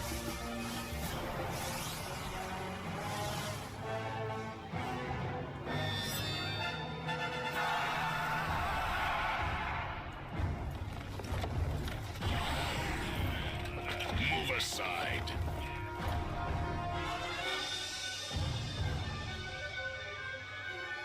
Prince Aramis, who wields the power of the 144 crystals of the 36 Zoots, forgive your old friend. I have failed you. Thank you for telling us everything he's about. Force of 200,000. You're out of your mind, you fussy old sorcerer. Aramis, you will give me the Mega Belt or my army is going to wipe you out. You don't have to move every second while you're speaking. Bring me his Mega Belt. Rip him to shreds. So bad. Baku, Return my devoted sorcerer and surrender. You are no match for me. You'll never command the crystals. You'll meet your doom. That's not a crystal. That is a pog. That is a pog. Gen Z, ask your millennial friends what a pog is. It's literally a pog. Or a Beyblade.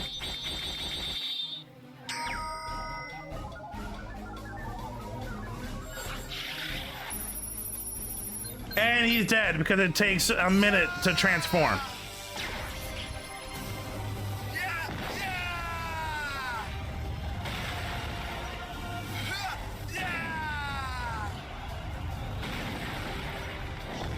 You know, it said lightning. Why are you using like fire and earth?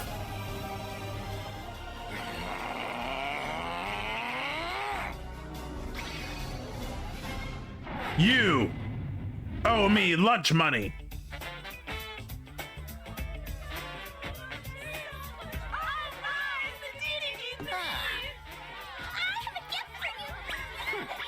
I think I'm gonna like it here. Just look at them. They are so conceited. It's so humiliating. That's enough. Snap out of it. You're 11, maybe 10. You should not be this fixated on Why don't we 3 all have boys. lunch together? Teo, let's go get lunch. Cal, you must be so hungry. These bitches are awful. Literally, they just are idol worshippers. They could not give a shit about anyone unless they're fixations. Fuck all of these kids. Oh! Check out the Pando This Pet isn't- Cafe to play with me. This is not normal. This is not funny. This is gross. Let's all go for pizza. Well, this popularity stuff is hard work. Just because you won one stupid volleyball match, it doesn't make you kings of the universe. What's that supposed to mean? The obvious. You losers want to challenge us to something different? Right. You guys are toast. Oh. What do you want to play this time? We don't care. You pick something. Why? We'll totally trash you guys. Why? Oh, yeah? Fine then. We'll let you know where and when. Won't you guys be too embarrassed to come to school after you lose, huh? Yo, they have a hard enough time coming to school as it is now.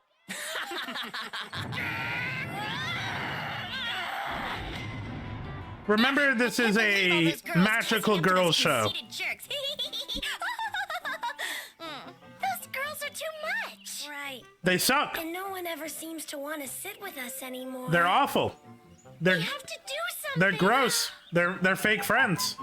You learned an important lesson. Having lunch with all your friends and admirers, I see.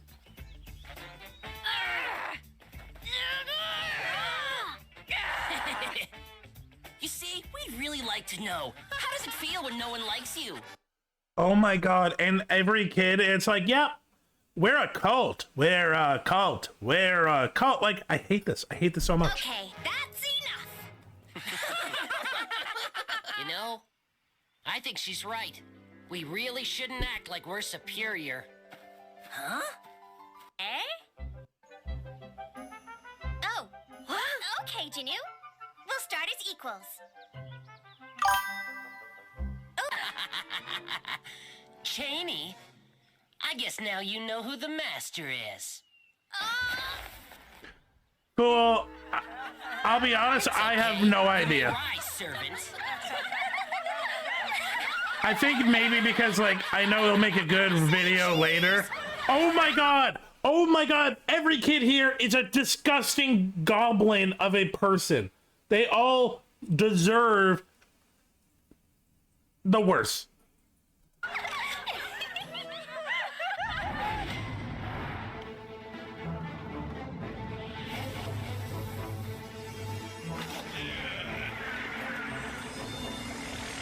I want to see them turn into magical girls.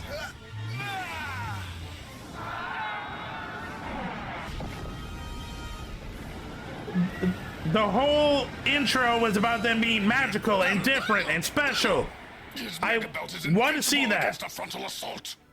You're supposed to be the brains around here, aren't you, Grindel? Think of something. There is a way. We could try and steal his powers with a magic spell. What kind of spell? The kind that summons the 144 crystals and the powers of the universe. Uh-huh. Now you tell me I could have the powers of the universe? What are we waiting for? Baku, be careful. This is not to be taken lightly. There is a contract to be signed, and he who signs it must then fight the 36 spirits of the crystals and defeat them. Thank you for telling all of this in the most casual and like and if you were to fail, understandable way. It means death. Why the fuck are you on a volleyball? Why the are you a dolphin? Are you a seal? I don't know. A horrible death and oblivion. There's always a catch. God, those magic spells with their magic and spelly. It means death. Yeah, it could be his prostate. Anyone, they sure beat us. Well, we'll just have to play even better. They must be superhuman. Don't care. Ask him if there's a way he can help us beat the boys. Is your grandfather a personal trainer? No. Does he do hypnosis? No. He's kind of a wizard. A wizard? Wizard!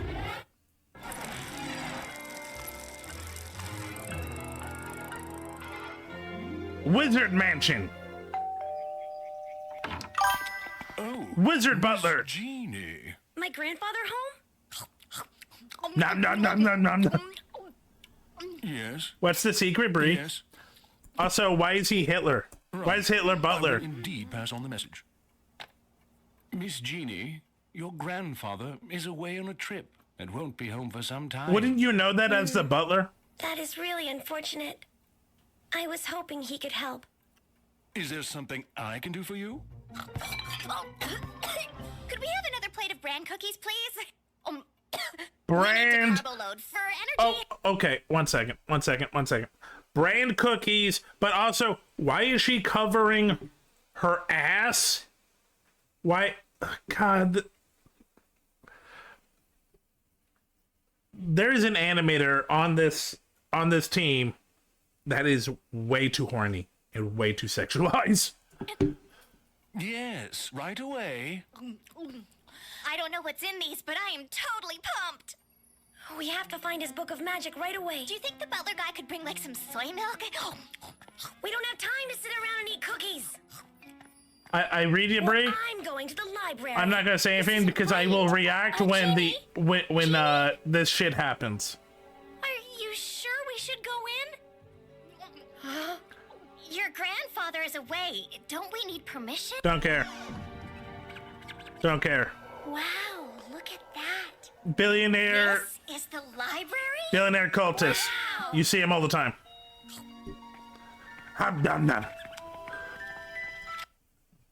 Why is that rat standing on top of the other rat?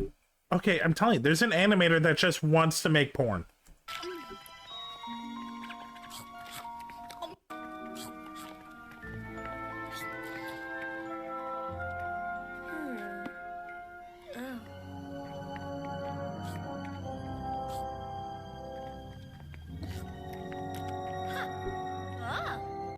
Taking too long.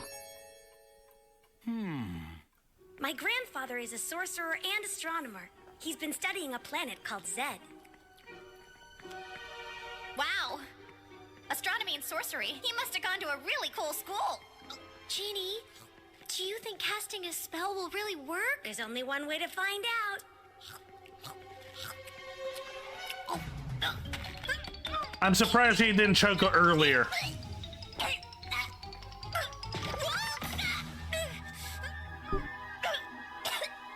He who sits on this bench is worthy. Nom nom nom nom.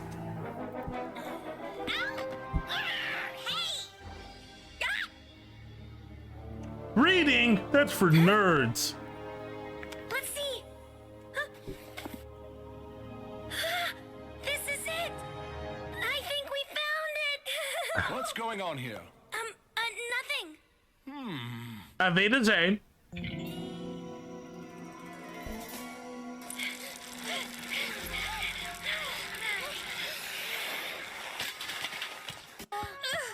gonna get caught. I'll put it back later. I just need to find a spell. It's in a little... A spell to make someone do whatever you want. Mind control, love Save it. that one for later. Our heroes, everyone. Mind control. Genie, let's just ask your grandpa to cast a spell when he gets back. Doing it ourselves might be kind of dangerous. I mean, we don't know anything about magic. Oh, chill out already. Find a spell. Ah, here it is. Crystal magic to obtain the greatest power in the entire universe.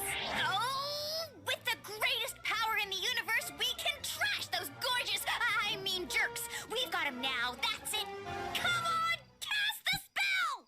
Genie, are you sure you're sure about this? Yes, I am sure that I'm sure. Stop worrying, Amy. Come on, let's go. God, have you never dealt with forces beyond your control? Don't be so lame, Amy. Yeah. Let's do it. All right, let's do this, guys. You who possess the powers of the 10 great stars that revolve around me, the 12 small stars that follow their golden path, and the 14 roaming stars of endless days. Don't forget about Pluto. With great respect, I call upon your energy and wisdom to help us gain the strength of the sacred crystals. 144 crystals, 36 zoots of the Mega Belt, hear us now and bring forth the greatest power in the universe. Voltron.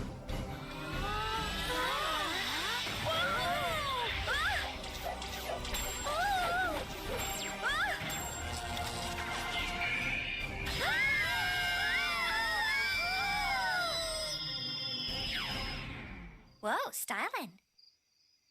We got new belts. The spell must have worked. I don't believe it! Well, let's see just how strong I've become. Man, this is so exciting! Amy, Genie, help me out here. Huh?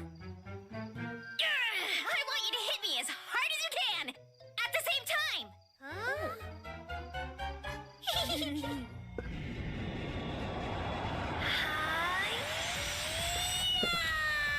This is bad.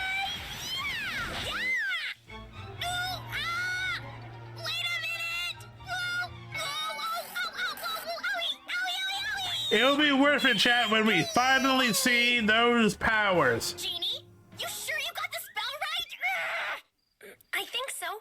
10 stars and 12 plus 14. Yeah, I got the spell right, all right. You got belts. Okay,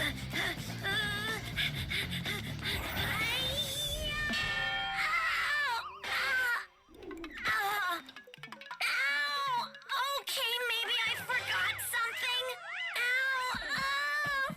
Ow, my foot. This is all awful and stupid, but it'll be worth it when we see those powers in the first episode, right? Huh? Important note. The spell cannot be completed until the contract is signed.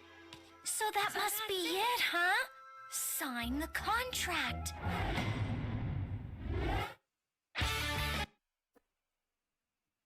"22 minutes. They in the thing very clearly all about the powers, and all that. Not a single power. This show sucks. Also, I'm pretty sure I think I know the company that worked on this, because I might not know Z Squad, but I do know another South Korean cartoon that came around the same time and looked very similar, called Mini Force.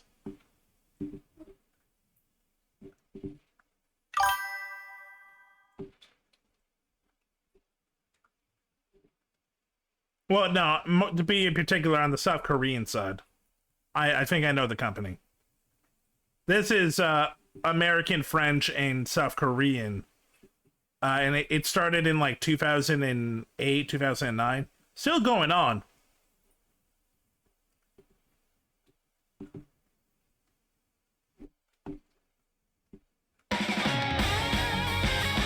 No, I want the actual opening. Here it is.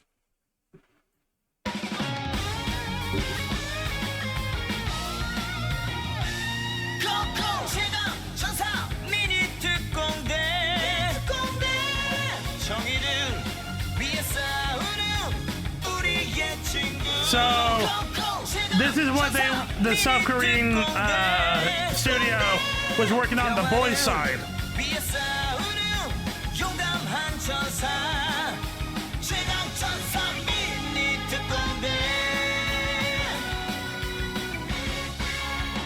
어떤 두려움도 힘든 일들도 모두 날려버리자.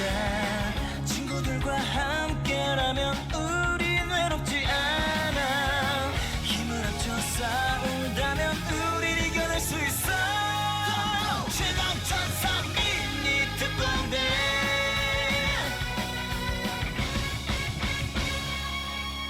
So, girls got Z Squad, the boys got Mini Force. I hear Mini Force gets better, but their season 1 apparently was as, like, yeah, the animation was the same. Okay. That was fun. That was fun, I think. What else have we got? Okay.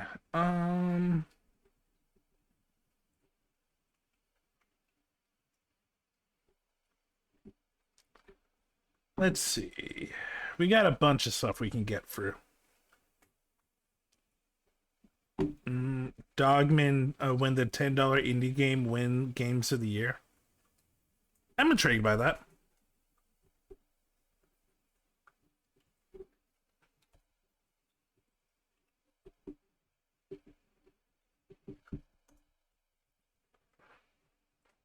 Sup, all? Okay. So this is by Dogman Dustin. Win the $10 indie game wins game of the year. It's Dogman. Megabonk is not gonna win game of the year. I know. Clickbait, I'm sorry. It's gonna win game of the century. This game has it all, baby. It had. So I haven't looked into Megabonk, but I know a lot of people who have. Full being one of them, and they love it. Gambling. It has infinite scaling, and Incoming it even has at break. unfair boss battles. But the end boss is you. I didn't think I'd spend 2 weeks chasing godhood in a game with naming conventions on the same intellectual level as Skibbity Toilet. At a basic level, Megabonk is a roguelike, where you explore a map on foot while enemies spawn around you. Your character automatically attacks these enemies, so don't worry, you don't have to aim. You power up through I like runs bullet hell via leveling, roguelites. chests, and shrines. Completing a run allows you to unlock higher difficulty and challenges. Makes There's sense. currently 2 maps with 3 tiers. Both Cool. with end bosses after you reach the end of tier 3. There's the leaderboard in game to show you who has the highest kills, but as of recording, it's broken. When you first play Megabonk, you'll have 2 characters unlocked, Fox and Well, I gotta play it. There's a fucking furry. Gotta play it. Sir Ufi. Fox is a furry who infinitely stacks luck, and Sir Ufi gains 1% armor every single level, and is a canonical cuck. But that delves into the lore of this game, and I refuse to believe any of the lore actually matters. We're fighting scorpion ussies with slutty rockets, for God's sake. What is this game? This is the game people have been raving about? The slutty rocket game? After a few rounds, you'll quickly notice 2 things. Holy shit, this game is addicting. And holy shit, this game is hard. Megabonk does something incredibly unique, yet it's surprising that no one's tried it yet. At a base level, they took Vampire Survivors, made it 3D, and gave the game shrines and bosses like in Risk of Rain 2, which, as it turns out, the unholy creation of those 2 games sells 1 million copies and creates a highly addictive dopaminergic chemical reaction in your brain. So much so that you'll end up a willing participant of self-torture. For example, the game gives you quests to do, either giving you rewards to permanently buff your character, or helping you unlock more characters and utility for future runs. Noticing the unlock requirements for the Chaos Tome was my biggest regret. You need to find and complete every single shrine on all 3 stages, without leaving the zone even for a moment. By the way, shrine count on each map is completely random. This agonizing challenge has ruined many of my runs, but it was all worth it. Yes! In the name of the Chaos Tome. Speaking of tomes, let's talk about them. When you start, you get 2 tomes and weapon slots. As you progress, you'll get up to 4 for each. The idea being to create as synergistical a build as possible. Generally, you can make most builds work. As so far, this is like roguelite 101. This is how you like this is the bones of a good roguelite. Combination, multiplication, like item manipulation. All of this is like good. Making a balance is also important. Long as you get lucky. As with all roguelites, luck is the name of the game. Obviously, playing well can pay off, but the greedier you are, the more you will feel the consequences of your vice. For example, if I want to run a build that should theoretically do well in the end game, that should also mean early game, I will get shit on. Yeah. So, pressing boss shrines and difficulty totems is going to fuck me in the ass. Usually sooner rather than later. The fun of this game is balancing that risk to reward ratio. Should I build less tanky early game so that my end game looks incomprehensible? Or do I want to build health tomes to help me survive a difficult challenge? The possibilities are endless. My favorite build that I've done involves Dice Head. Dice Head has a unique passive. The Gamba passive results in Dice Head gaining a completely random stat every single level, which means you have a 1 in 30 chance to get the stat you want. On top of that, his primary weapon is a dice, which at the start has a 1 in 6 chance to crit. And when you do, it increases the dice's crit chance by 1%. And like a normal person, I thought, that's not random enough. So I decided to revolve my build around the Chaos Tome, which also gives you a random stat every time you upgrade it. This man is insane, and this is my type of roguelite playing. Gamble, gamble, gamble. Bear in mind, those random shrines we talked about earlier have 3 different selections to choose from when you find them. That means the random shrines around the map have better odds of giving me a stat I want than my own fucking build. As it turns out, this actually works, because I got a random stat every level and every upgrade. Eventually, I became very well-rounded, which is incredibly ironic and wasn't intended. But intention is not something Megabonk cares about. Chuck'em's going to the fucking moon. For example, Birdo's passive lets him float slowly down. In theory, this can protect you from fall damage. In practice, with enough jumps, this is less of a passive and more of an active way to mass bombing run goblin villages. Ever since I played Birdo, I've never looked back. Do I regret spawn killing undead children? Sometimes. Would I do it again in a heartbeat? The very first character So Birdo turns into a airstrike bomber. Fell in love with was Calcia, primarily because he has a fucking skateboard. His passive is Speed Demon, so obviously the canonical build is to stack as much agility as possible. It might not be the best choice, but it's definitely the correct one. Mega Chad is exactly as his name insinuates. Pretty much anyone can enjoy this character. It suits those who have a room temperature IQ and ignore game mechanics, primarily due to his passive, which shifts his muscular fiber into synthol. This is the perfect character if you have extreme body dysmorphia, in which you might also enjoy Ogre. I'll be honest though, alongside Athena, he's just kind of boring. He's slow, has a generic passive, and overall, his best aspect is his weapon, which is honestly better used elsewhere. Flying used to be the strongest character, but more on that later. If you love McCree, Cole Cassidy, Bandit, or Spaghetti Westerns, play Cleforic. With 1% crit chance every level, he ends up with damage output other characters could only dream of. Robinette is the quintessential day trader. Save your money, invest in long-term stocks, then proceed to die at 5 minutes. I relate heavily to Robinette. However, I refuse to play her because I'd rather spend my money and play as the monkey who climbs walls, buildings, and fuck it, monkey. Best game, monkey. And even the edge of the map. Monkey really is the character for those who love to break their space bar. Additionally, he starts with bananas. Bananas are amazing. The bigger their size, the more you can utilize their golden dome effect. Tony McZoom is pretty good. I have nothing wrong with him. He's just not Calcia. Bush is the first time I found out you can actually aim in this game. I, however, did not realize you could turn it off. So I spent the entire first time playing as Bush overheating my brain. Please, I just need a fucking break, man. Trying to hit every single enemy. Noelle is another furry. 0 out of 10. A Mog. I would love to play as a Mog if I didn't have a better method of crop dusting rat poison. Spaceman should be great. His passive provides you with XP bonuses every level. However, when you get hit by an enemy, he fucking flies, which is quite funny until the 12th time it happens. Bandit is the strongest character in the game. This is hell, primarily because he has infinite attack speed scaling, and all of the strongest builds rely on-hit effects. However, early game on the sicko makes me want to abuse substances. Ninja is in no way stealthy, since every living being in the nearest half a mile charges straight towards him. You cannot hide, you cannot run, and that's why I carry as many guns as possible. Vlad is cool. Just wish Ninja Blood gun. Magic scaled harder. Last but not least, Sir Chadwell. Basically, he's Sir Oofy, but has a good weapon with the twist of increasing difficulty every single level, which is great if you high roll into some good early items, and if you don't, smash your head into the nearest drywall. But that's Mega Bonk in a nutshell. Load in, low roll on your items, die, then do it all over again.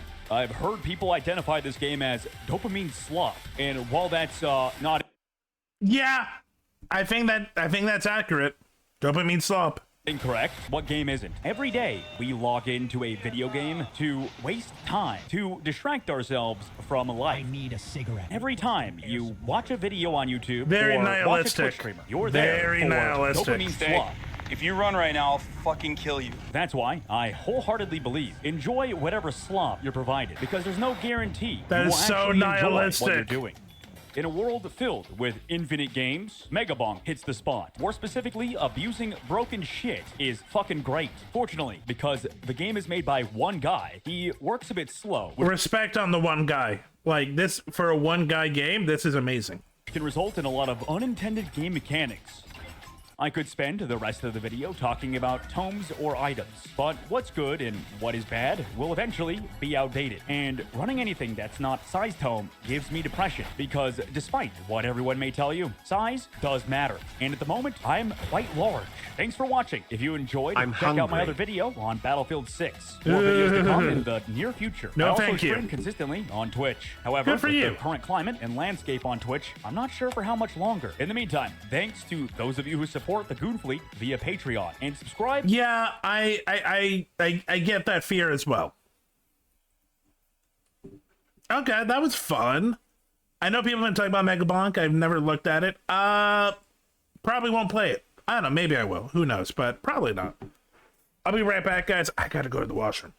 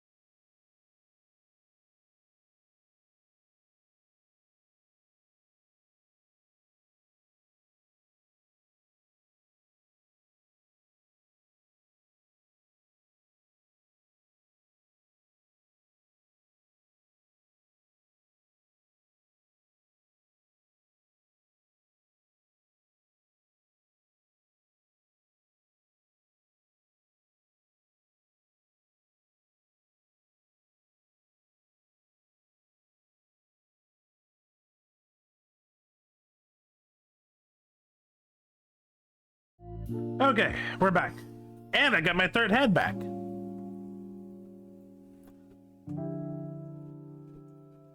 Uh-huh. And as soon as I say something, it breaks. There it goes. Okay, okay.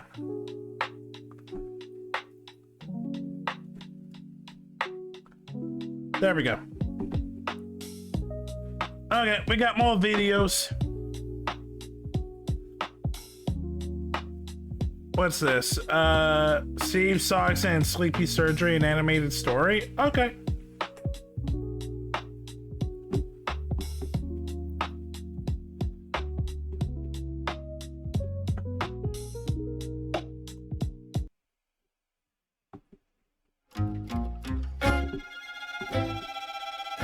The first thing you ought to know about Steve is that Steve hates socks. Legit? Well, you know, he hates when people are wearing socks. Oh. He doesn't care about the socks on their own. He doesn't care about feet. But as soon as you put the socks on, it is on site with Steve. If he knows you're wearing socks, he will stop at nothing to get you. It's so adorable. The second thing you ought to know about Steve is that Steve is very snuggly. He's What do you guys feel about ferrets? I think ferrets are demons that are super adorable, and I would have one. always following me around, asking for me to pick him up, and I do. I'm always picking him up and snuggling him, which is why I was pretty quick to notice when he developed a big lump in his lower abdomen. No, Steve! After a trip to the vet and a bunch of tests, Steve was diagnosed with splenomegaly, which is a fancy way of saying big spleen. But that it didn't have a clear cause and that medical intervention wasn't necessary as long as it wasn't impacting his quality of life. And that was fine because it wasn't impacting his quality of life. Until, you know, one day. Oh no, oh no, oh no! No, Steve, no! It was. No, Steve! No! I need a... 1 second. The vet staff and myself... I need something for this. Also, goddammit, Clodsire. Stop glitching out, man. I need something for this.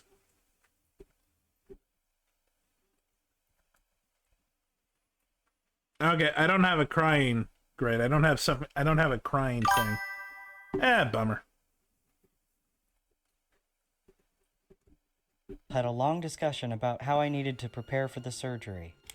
They told me to pack his favorite snack with him so he won't be hungry when he wakes up. Aww. They said he'll need to be kept separated from his friends while he heals so Fair. they don't try to gnaw his stitches off. I asked them, how do I keep him from gnawing his own stitches? And they said, they don't usually chew on their own stitches, but if he does, he'll have to wear a tube sock with armholes cut out That's of it. adorable! Now, you'll remember from earlier that sock wearers are his sworn enemy. I imagine that having to wear one himself would bring great shame to him.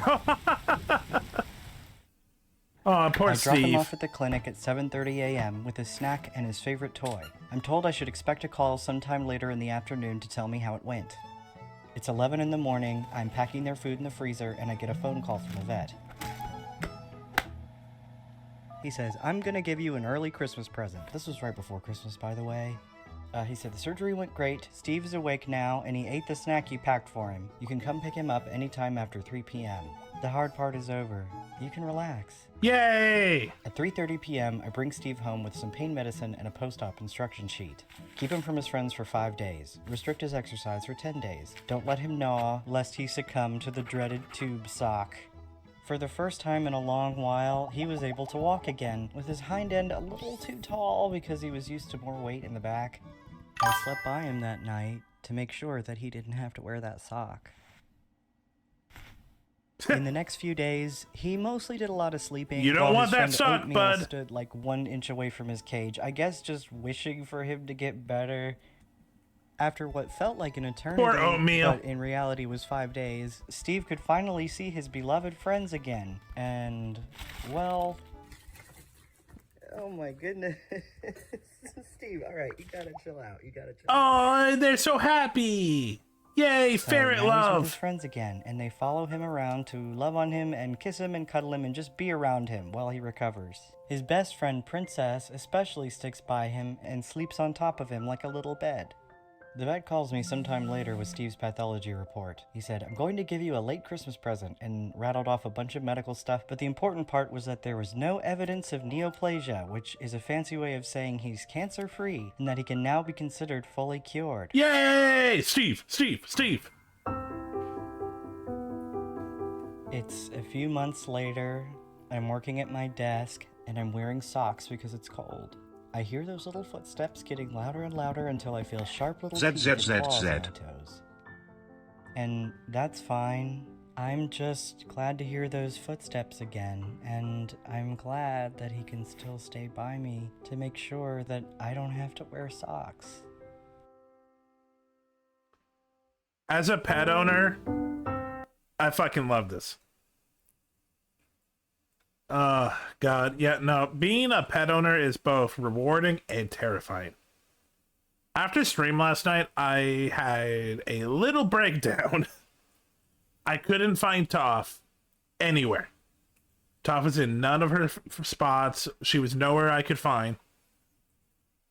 And then I put on my phone's flashlight and found out that she was actually in the corner of my bed, like a dark spot.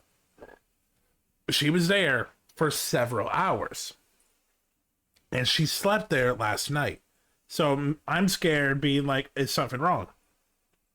She is out now. But she is gingerly, not walking, but gingerly climbing. She's a big climber. She loves to climb on everything. She likes to be tall. But she's a little afraid of going back down. Me and Mama Fang think that she might have hurt herself getting off my bed.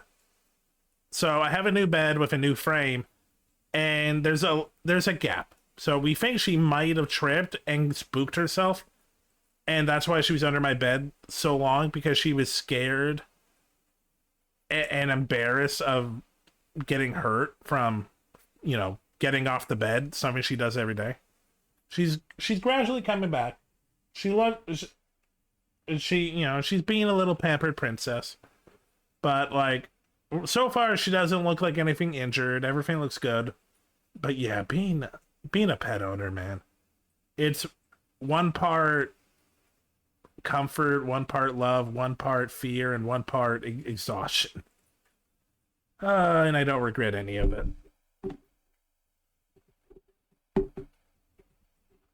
That was very cute. Okay, what do we got next? Okay. How long is this?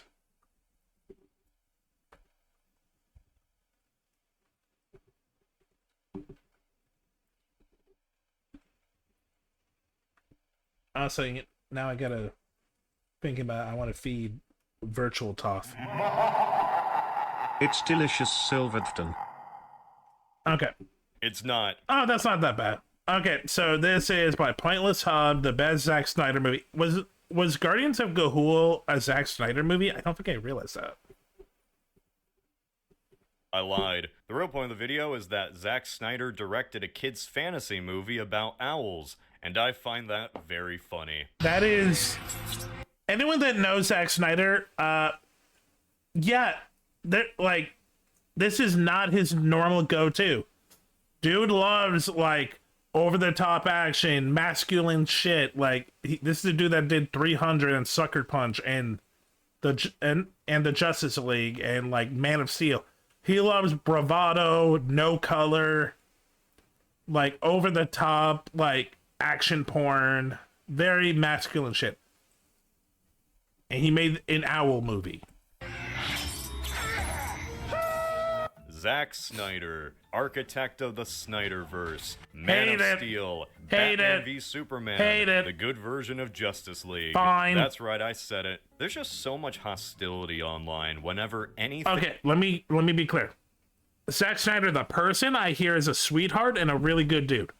I'm only talking about his movies.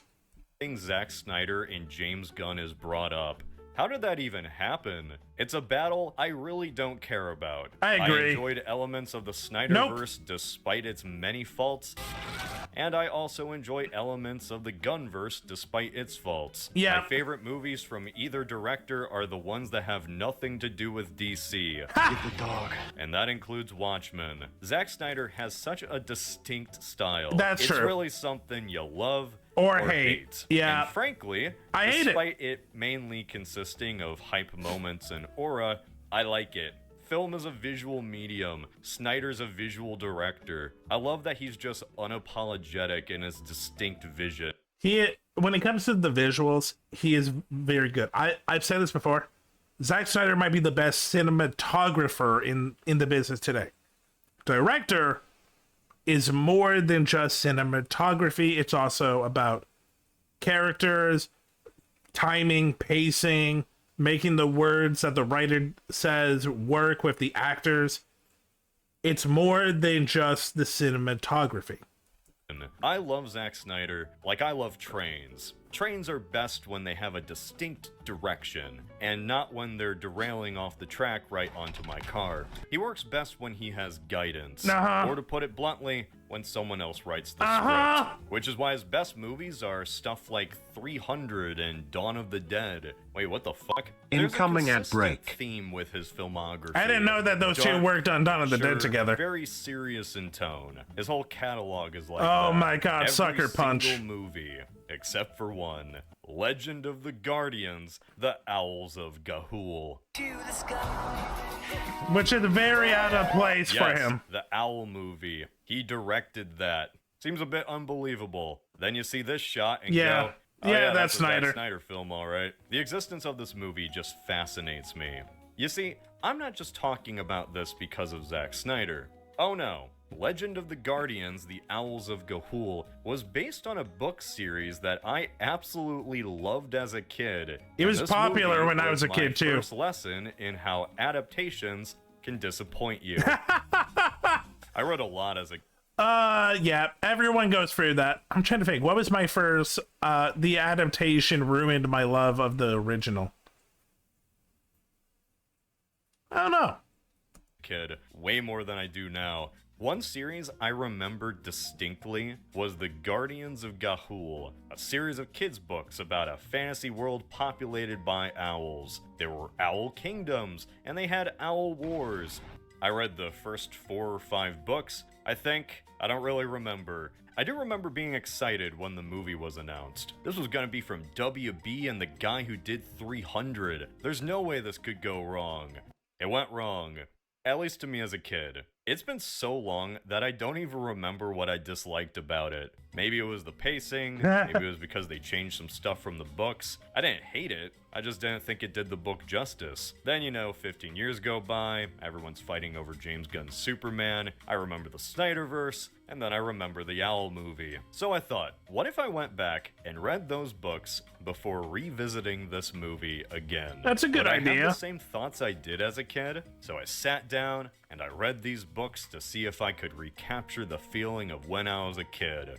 I didn't recapture those feelings. Man, those sure were some owl adventures. I read the first 6 books in the Guardians of Ga'Hoole series by Catherine Lasky. Only the first 6 books. Why not the rest? Well, for one, dude, there's like 19 books. I'm not reading all of those for this video. Some are prequels, some are sequels, some have different main characters. You can think of the first 6 books as an arc. That's all I care about for this video. Now, fun fact about me, I love owls. Owls are They're cool. my favorite animal. They're basically flying cats. That's true. There's just something about them.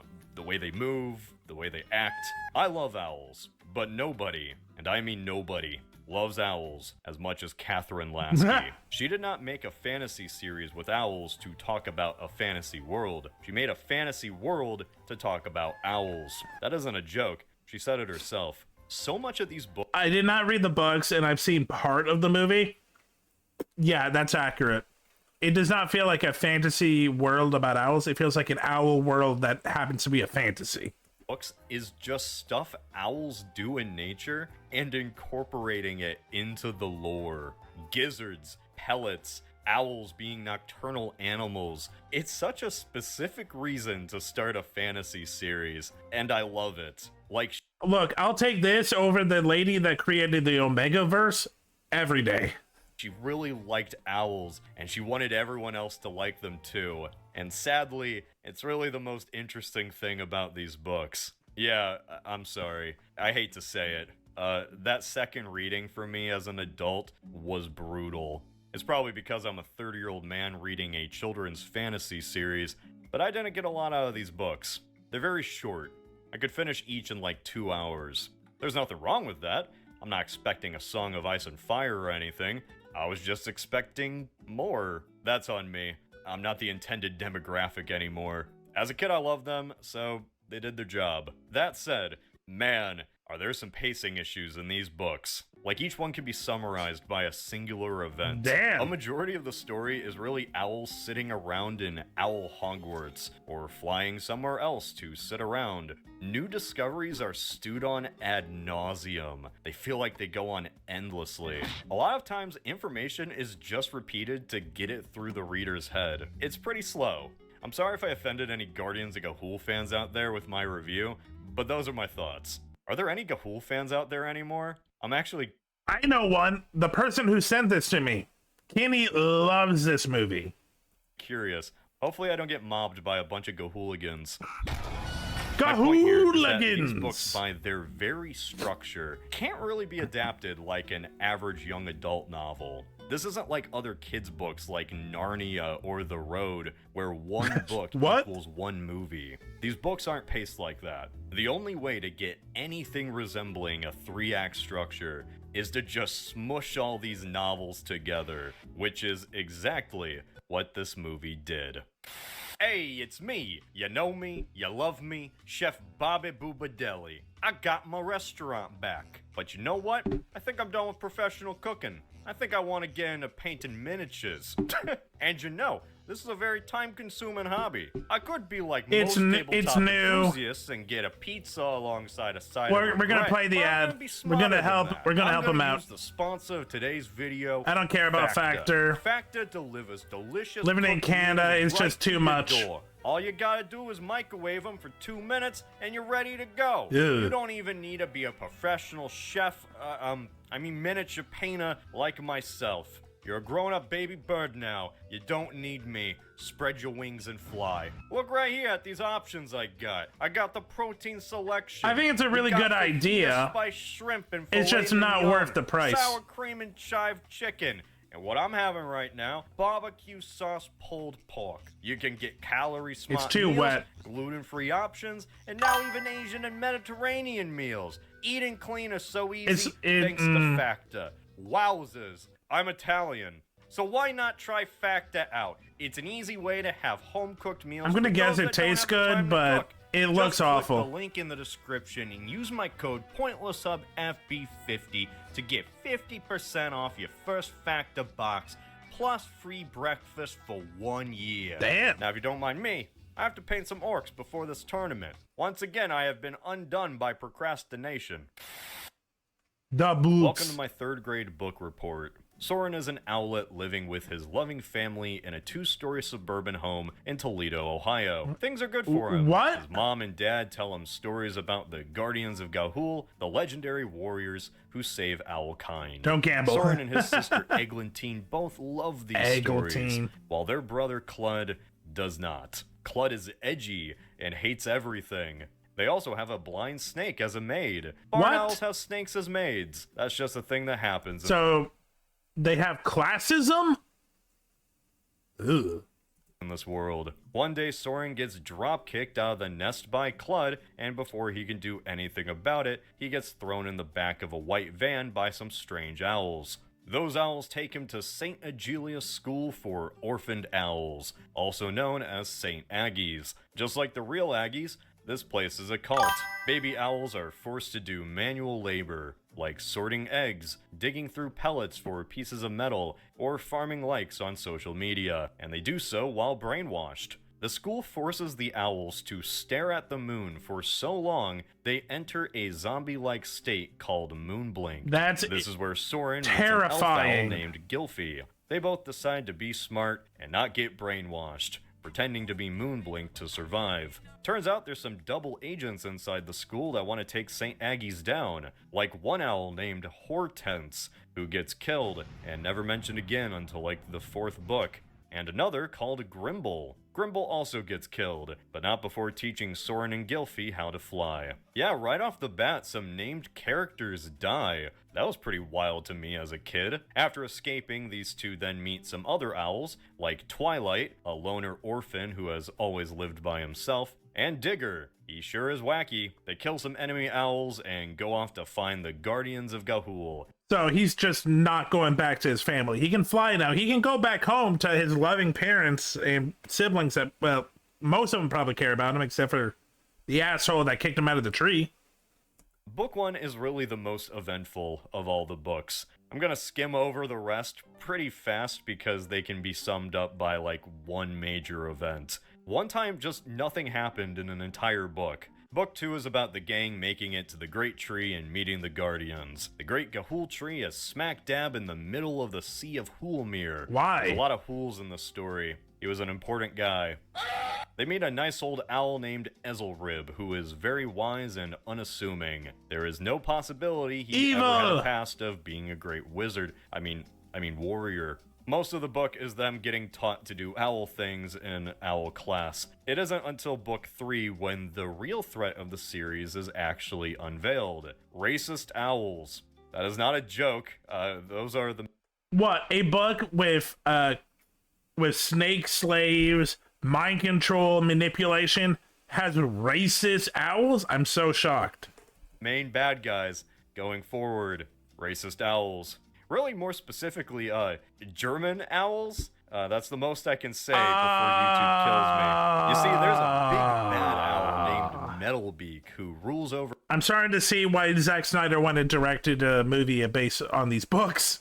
...for a secret army called the Pure Ones. Ew. The Pure Ones are made up exclusively of barn owls, just like Soren, who think they're superior to all the other owls. They want to take over the world, and it's up to this coalition of owl species to bring them down. World War II with birds. Stop laughing. At the end of Book 3, Soren and pals finally confront this mysterious Metalbeak. And guess who it is? His guess brother. Who Metalbeak could It's possibly his be. edgy Of brother. all the characters I've His mentioned racist in this brother. summary, I suspected who it was halfway through, and you might too. Metalbeak is revealed to be Clud. That's right, Clud is back, and he's more racist than ever. Clud is now a chud. Fucking Book 4 is just Clud. the Guardians preparing for an owl war, as Metalbeak, alongside his girlfriend Naira, plans... Oh my god. Ugh. You're so stupid. You don't understand the world. Ugh. My girlfriend has taught me so much about how we're just so better and superior and everyone just doesn't understand us. To take over the tree and destroy the UN. There's a battle, the Pure One's plan doesn't work, some owls get trapped in glue traps. It's a whole thing. Absolutely nothing happens in Book 5. What a waste of time. It's just Soren's sister Eglantine getting brainwashed by Metalbeak's girlfriend the entire time. The only interesting development is that the Pure Ones take over St. Aggie's at the end of the book. Literally, the characters find out in the last chapter. Book 6 is the gang flying all around until the literal last chapter where they attack the Pure Ones at St. Aggie and Clud dies. Good. This whole arc ends with Soren and Eglantine's parents coming back as ghosts. They died somehow, it's never explained. And the ghosts congratulate their kids on killing their douchebag brother before going off to Owl Heaven. The end. That's really... I think you mean Ahulven? Ahulven? The gist of the story, so you get the movie. There's some other things, like how Ezelrib, the old peaceful owl, is actually one of the most famous owl warriors. Or how about the absolute craziest thing? All humans are extinct. I don't know how I forgot about this detail as a kid. I figured it was just a land of sentient owls. But throughout the story, it's lore dropped that humans existed at one time, and owls replaced us, left to populate our monuments and our ruins like stone castles. This is a life after people situation mixed with the future is wild, where life just moved on after humanity. Owls are the new squids. Owls have gained sentience and started creating technology on their own. Like, the Guardians have mastered fire and learned to forge things. These owls know about astronomy, navigation, and freaking magnetics. Magnets, how do they work? That's the entire plot. The most important resource that all these owls are fighting over are these bits of iron called flecks. If you have a lot of iron together, it becomes magnetic, and these magnets almost have magical properties. They mess with the owl's navigation system, basically immobilizing them. The reason I mention all of this is because the movie simply doesn't. As we've seen throughout the years, adapting a novel is not an easy thing to do. True. Adapting a novel into a movie is even harder. Before shows on... Hi. I'm not gonna lie, I forgot that I was still in this chat.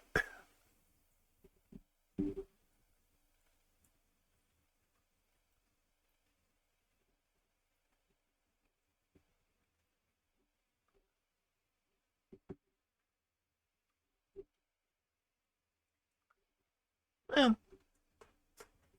streaming could just I think they're waste just a bunch hanging of out. time and launder money. Movies used to have to pick and choose which parts of the novels to include in the runtime. It's even worse for animated movies, which are usually an hour to an hour and 30 minutes instead of a 2-hour runtime. Legend of the Guardians kind of had an unwinnable challenge here, being True. both an adaptation of a novel and a cartoon. What was it supposed to do? Follow the book's plot for the most part and have the climax be Soren and the gang killing some owls in the desert? hey boys and girls, let's watch the owl racism movie with mind control and family death. Was it supposed to focus on them being taught at Owl Hogwarts and have a series of movies where nothing really happens? Or could it condense these books into a digestible plot with a 3-act structure? I get why they did option 2. Which is funny, because when I first watched this movie as a kid, I thought the movie was too fast. They changed so much. I was mad. I stomped my little legs out of the theater or something. As an adult who's been disconnected from the series for years, I gotta say, I think the movie is better than the books. Yes. Shocking, I know. Now, it's not perfect. Sometimes it just doesn't explain things to the audience. Charlie, what just happened? Like, there's terminology thrown out that your average viewer is just never gonna get the answer to. Like, why did the owls just keep saying Glocks? Horribly tragic, I know, but by the mercy of Glocks. Oh, Glocks. Glocks, dang it. Every owl needs a Glock? Well, in the books, it's explained that the owls call God Glocks for some reason, and the movie just never bothers to let the audience in on it. I guess it's something hard I like the idea that these owls are always packing. to do without a third-person narrator. The movie never really explains what the Guardians of Ga'Hoole even do outside of the vague, they're the good guys. We never even get an explanation for what flecks actually are. So it just seems like these owls are fighting over magical orbs or something.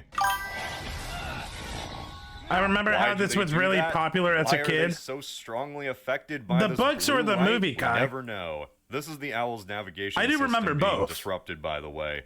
They aren't being force lightninged. Now, with that said, I don't really care that much that they didn't explain a lot. Personally, I think the best way to watch these movies is after reading these books in the span of 2 weeks like I did. It's kinda cool to see these characters animated, but I guess if you had no idea what this stuff was, then the pacing would feel incredibly fast. For me, I was just pointing at the TV each time I recognized something. Like, holy fuck, it's Boobo! Boobo, sharpen the battle claws. Boobo Baggins, here to That's stay. right. Boobo the Owl from Clash of the Titans is here too. What a deep cut. 10 out of 10 book and movie right here. He's even the blacksmith, because Boobo was made by the Greek god of metalworking. That's you gotta insane. admit, this is cool. Yeah, that's fun. Well, I thought it was funny. Speaking of funny, the humor is very forced in this movie. He flies off into danger. To be battered, bruised, and made. The book was funny sometimes, but really just from misunderstandings or owls being annoyed with one another. Bunch of my friends were telling me what they did in the movie. Levity where it's trying so hard to be funny. Check out the and it Pando just Pet isn't. Cafe to play with me. I guess this was my version of Warrior Cat books. Like I recognize. There are. Well, I'm sorry, I don't know about the Warrior Cat books. That's a thing? What I'm seeing is supposed to be funny, but I'm just staring blankly. I imagine a lot of kids were too. The funniest thing here is probably the owlets after getting their soul drained. Just look. Yeah, this is horrifying.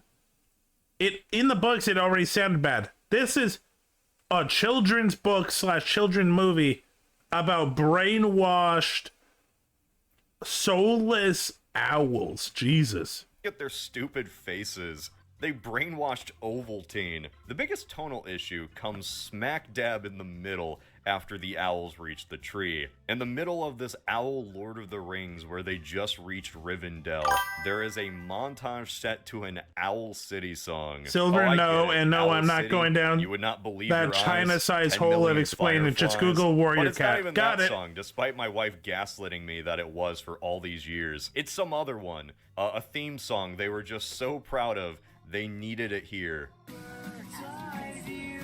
As jarring as it is in the movie, I'm glad they included it twice. Neat. It's so funny hearing the most uplifting song ever alongside the words directed by Zack Snyder. And those credits arrive faster than you think. This movie moves quick. It's like they took all 6 books and tossed them in a blender. It led to some interesting changes. For one, Clud the brother. In the book, Clud is just a psychopath. Yep. A one-dimensional weirdo that even his parents don't really like. As much as I find one-dimensional villains fun, this isn't Disney. Clud isn't singing a little number. I want something a little more complex. And luckily, the movie actually makes him a character. The way they do it is by doing something a little controversial. They combined St. Aggies and the Pure Ones into one. In the movie, St. Aggies are controlled by the Pure Ones, with an older Metalbeak and Naira established immediately as the villains. But soon enough, That actually probably does work. Like, St. Agnes already is kind of like a shithole and kind of already disgusting, and they do take over it in the book. So, yeah, just cut the middleman. You will understand the pure ones are your new family. This was shocking to a lot of Gahooligans back in the day, or at least it was shocking to me. I think the change works simply because it streamlines the story. In the book, St. Aggies kind of just disappears for a while. How bad They're like the tutorial were mission they? Soren and Gylfi have to Oh, wait, escape PTSD, from. don't we tell don't me. see them again until book 4. By introducing the Pure Ones immediately and meeting a Metalbeak, the audience sees the true stakes right off the bat. Plus, it actually gives St. Aggie something to do. But most importantly, it gives Clud a reason to turn bad. In the movie, Clud isn't evil right off the bat. He has a rivalry with Soren like brothers do, so he gets jealous because his dad praises Soren all the time. His dad and Soren even share enjoyment of the Guardian myths that Clud doesn't care for. Look, you have a soft head, Soren. I think Da has filled it with stories and dreams. There's nothing wrong with dreams. This is the change that I True really nerd. like. Instead of Soren getting kicked out by his evil brother, they both fall out of the tree by accident, and then both taken to St. Aggie's. That makes more It's there sense. where Soren speaks up for a little elf owl, and he gets punished. Meanwhile, Clud says nothing, and he gets praised. Now there's a soldier. I have done nothing but teleport bread for 3 days. He turns because he finds community in St. Aggie's and the Pure Ones. Someone that is ostracized by his family being praised by a very minute group of people who has nothing but hatred for other people in their hearts, but because he finds community and praise, will do awful shit. What real world analogy can I think of that fits this? While Soren doesn't.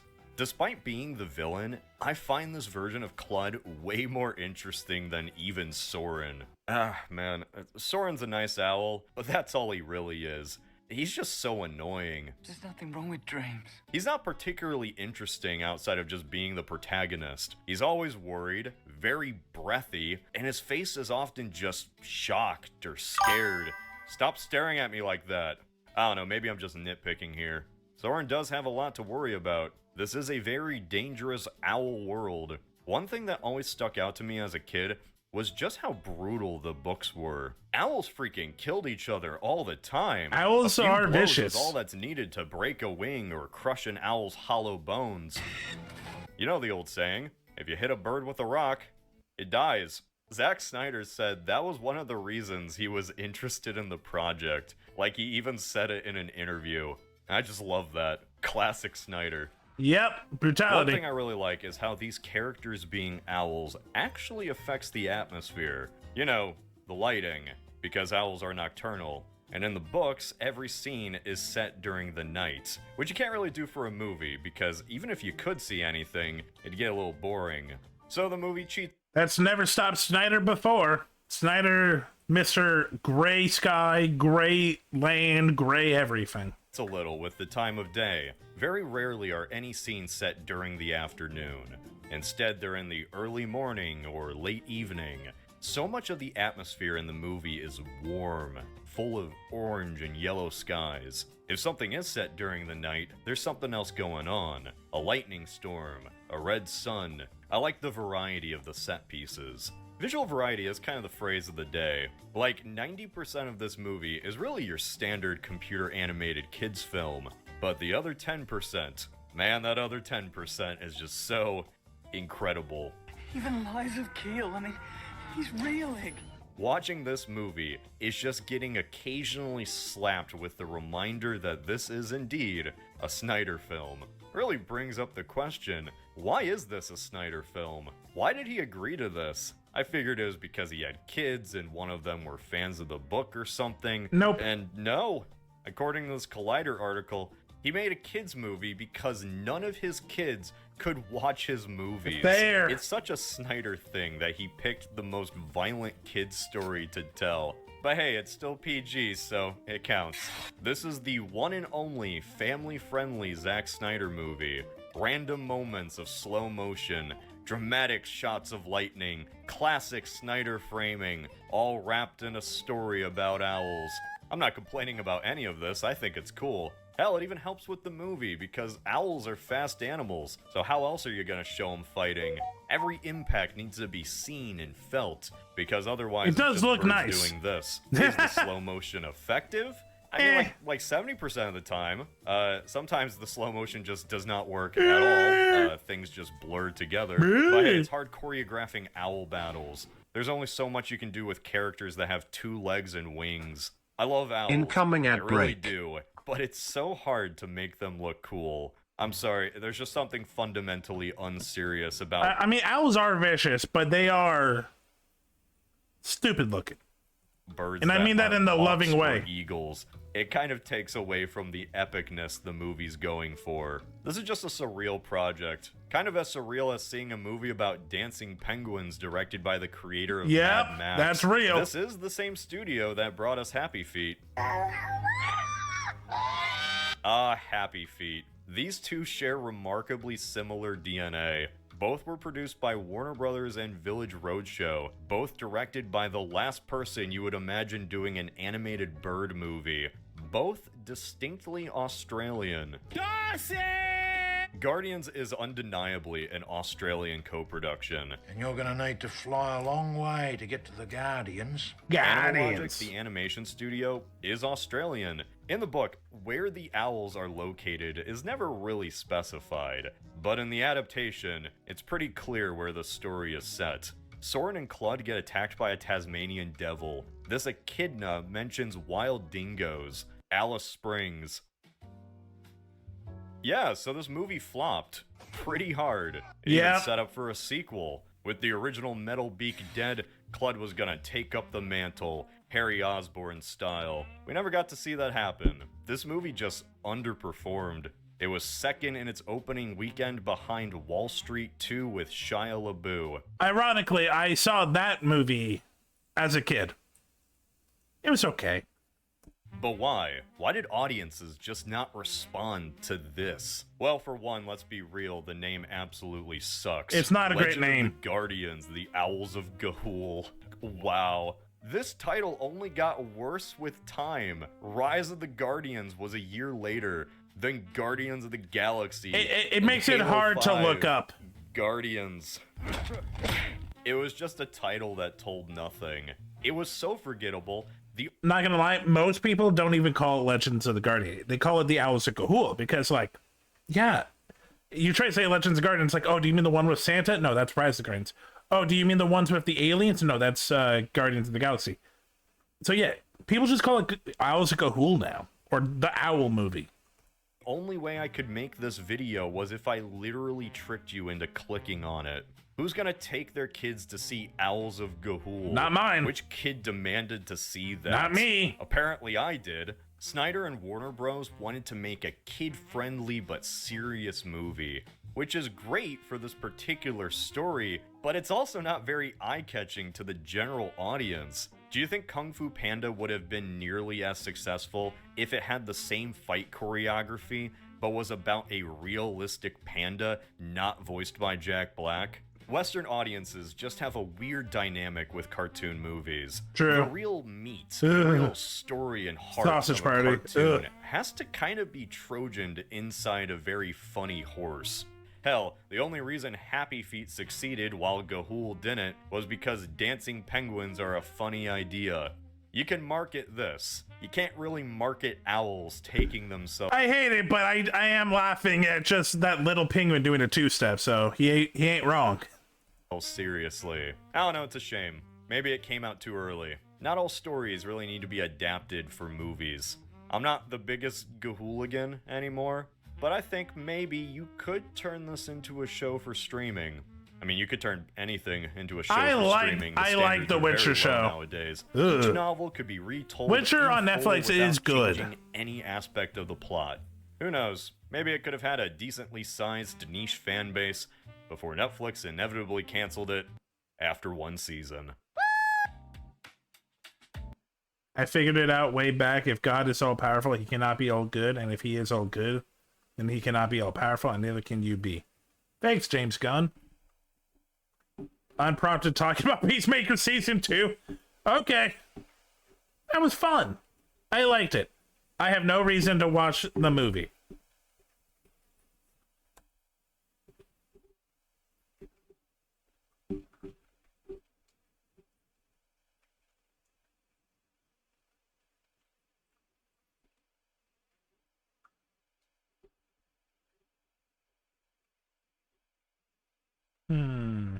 What next?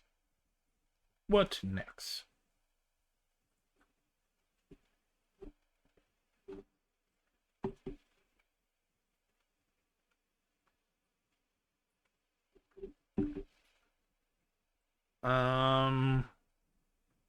The best donut model wins? No, I'm good. Christian, oh god, no. No, I'm not doing Chris Chan. If you don't know who Chris Chan is, just keep it that way. This one I want to do with someone else because I feel like they would have opinions with me.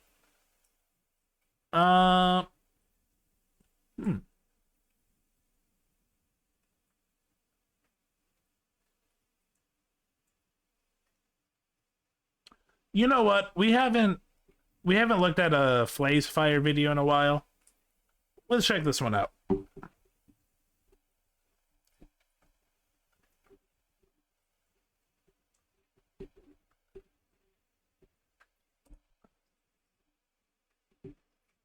Hi there, I'm Flazefire, the... So, Flazefire, we've seen him talk about Hazman Hotel. This is his video on Hell of a Boss. I agreed with a lot of his opinions, but I disagree with it being a bad show. I enjoyed it, and I also enjoy Hell of a Boss. Is silence, and I'm the founder of FLP. Were you or a loved one injured in an accident? Are you a furry? Do you have parental Yes, issues? Are you kind a part of. of the LGBTQ+ No. community? First off, call me. And second, oh boy, do I have a show for you. If any of that applies to you, then call 6969-420 weeks. I like Hell of a Boss. I think Hell of a Boss is fun. Do I think it's the best show ever? No. Do I think it got hyped because of timing and what it was doing? Yes. It's a good show. It has a lot of flaws. That's 6969-420 weed. Sex funny, Lamau. Hell of a Boss is an indie YouTube series created by Vivzicologist MD Rano. It is an animated comedy, drama, partial musical that is set in a fictionalized version of Hell. True. But more importantly, it is set in the same universe as the hit indie turned Amazon series Has Been Hotel. And it is very disappointing. Hell of a Boss follows a hell-based I don't company agree with named that. IMP, a group of imp demon mercenaries that kill people on Earth. Or at least that's what it says on the Luna U2's box. Because that interesting... I want that Luna YouTube. I have it in my wish list on Amazon. I want it so bad. It looks good. Premise is what the show started off as. But you take off the mask, and it's concealing fanfiction tier romance drama, flat, unchanging characters, beautiful animation, stellar voice acting, This is who I am! and the worst writing I have ever had the misfortune of hearing. You're so gross! Aw, stop it. I get enough of that from my therapist. Now let's go lick some ass! The expression is kick some ass. Man, is this show conflicting. I want to let it be known that I have been watching Hell of a Boss since it first came out. I want to like it, but I can't, because I actively use my brain. If I turned it off, I'm sure my That's a enjoyment would lie. skyrocket. But Fire, I've seen some of your videos. That's a lie. just like every character in Hell of a Boss's relationship with their father, I have many issues with it. Now, before I delve too deep into my whining, I need to let you all know that I'm actually a demon. This is my human disguise. So if you don't mind, I'm gonna change back to my demon form, because every second I spend in this skin is agony. He puts a lot of effort into it. Kemono.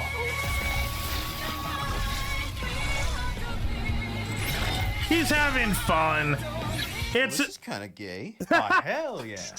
Yep. Uh-huh. Okay. That was my doctor. He says I'm positive. okay.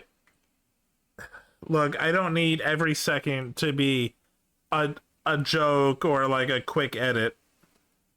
But this is a lot of work. I am happy. Let's talk about the good. Right off the bat, the animation is beyond anything that is expected of an indie internet show. It's well made. It is leagues above industry-produced, Yep. big money-backed Yep. animation Absolutely. projects. Hello, I'm the nostalgia. The animators are absolutely killing it. My God, if we remove everything It's that makes beautiful. Hell of a Boss insufferable, well, then we would be left with nothing. But the gorgeous animation, and not to mention The musical numbers, the animation, the acting is all top tier. Yeah, I have a lot of the same issues as he's going to bring up. voice acting as well. Everyone is giving it their all. The emotional, heartfelt, downright beautiful performances almost make up for the fact that the dialogue they are reading would fit right at home on fanfiction.net. The standout obviously being Brandon Rogers, my king. Mwah. He is acting his whole pussy off. Despite the show being painful to watch at points, Brandon is there, whispering in my ear. Try me, bitch. And it keeps me going. They got Norman Reedus. I didn't know that. I did not know that was Norman Reedus. For anyone that doesn't know, Norman Reedus is how to put this?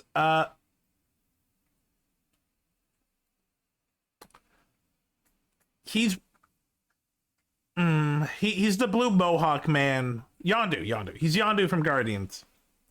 For one episode, then lost Norman Reedus. Oh, I'm thinking of Merle from Walking Dead. Yep. No, yeah, Norman Reedus is Daryl Dixon from Walking Dead. Like I said in the beginning, the Still show great. is a partial musical, kind of? Because there's songs every once in a while, but not all the time, and some are genuinely moving, deeply emotional, not just for the characters, Richard but for the viewer Horvitz as is well. And awesome. they reach out and touch something in my cold, dead heart that I haven't felt in ages. He seems like a nice They're not guy. all good though. The musical theater elements are an extremely mixed bag. Some are implemented naturally into the scene, and others seem to be there just to fill up space. For every "You Will I Be forgot Okay," about a some of beautifully those. well-animated emotional piece about a father reassuring his child that his love for her is so great that even in his eventual It's absence, beautiful. his love will remain. It's such There a is good song. Cotton Cotton Candy is something. Cotton Candy is it's fun. Does it have anything to do with what's going on? Nope. Candy, a song about cotton candy, which ironically conveys the emotional and character weight of the sweet treat it's named after. It is such a non-song that you could replace it with bass-boosted wet fart with reverb 10 hours and have gotten the same experience. It's catchy, but it's nothing. Hell of a Boss, where I genuinely laughed because they were funny, not because they were cringe, though there were a lot of those. However, the one I found the funniest was the bit when the Australian man says, "Women just ain't funny." and then Vivzy's writing tag pops up in the left corner for like a millisecond. Oh yeah, that was cute. All right, Viv, you earned that one. There are good episodes, not just good by Vivzy Pop standards, not just good for internet animation, good, solid storytelling. But the I want to see that not again. just good for internet animation, good, solid. Yeah, this episode alone, Mammon's Magnificent Musical, it's fucking amazing. This one from season 1 is also really good. It's the season finale. He's leaving some really, really good shit. Storytelling. But the problem is that they're so good that it frustrates me, because it's very clear that the writers have the ability to make something of this. The apology tour is really good. The trial episode, ooh, fuck, the trial episode's so good. Caliber. It's just that they either choose not to, or the good episodes were good on accident. Oh, it's the doc. He says it's AIDS. That's bad. Hey, what a coinky dink. The characters we follow on our journey through the underworld are a ragtag found family. Blitzo, the boss of IMP. Luna, Blitzo's adopted daughter. Don't Google her name in public. Moxie, one of Blitzo's employees. And Millie, she's Moxie's wife. We also have about 7,000 side characters that will go on to get more development than the main cast. True. The most notable of which being Ozzy, one of the 7 deadly sins. Fizzarolli, a funny little clown fella and the best character in the show. I don't and agree. Stolas, a Yep. prince of hell. Who is actually the best character in the show. Stolas. Oh, God, poor Stolas, man. On and off lover of Blitzo, plot device and MacGuffin giver, uwu small bean that never does anything wrong and the show refuses to acknowledge has faults and... Oh, he has faults. He fucks up. Season 2. No, he deserved the backlash from his daughter. flaws in any way and is Even though his daughter goes at it for the wrong reasons, she does deserve to say, fuck you, Dad. always right. Rich, gorgeous, tall, sexy, and I'm pregnant. You see, that is an example of what we call a sex joke. The punchline was sex. However, if I were to hazard a guess, you most likely, at a bare minimum, slightly exhaled oxygen through your nose. Maybe I'll play Fortnite. I deleted it. And that is because it was unexpected, well-timed, and will not be happening often. And if it does, I will shoot my writer in the head. Got it? The most noteworthy thing about Hell of a Boss to an outside observer is just how rampant the unfunny overuse. So, Vivi does this a lot. Vivi, in all her shows, loves to add swearing in every sentence. It becomes overbloated. It doesn't really become a punchline anymore. It just becomes tedious. I want Vivi to make a show not set in hell, because that will really tell me if this is intentional or feeding into the hell. Because, like, all these characters live and grew up in hell. They have different like morals. They have different intentions. I think it fits. But it does get interesting when a lot of the characters that honestly try to be proper do swear. Like, Stolas doesn't swear every second. It's usually out of, like, full emotional breakdowns or when he's with Blitzo alone. So, but yes, it does get overblown. Swearing is. If you're not familiar, Vivzy is heavily inspired by Seth Rogen comedies in South Park and weeps for you if you don't think a well-delivered fuck word is funny. The problem being that...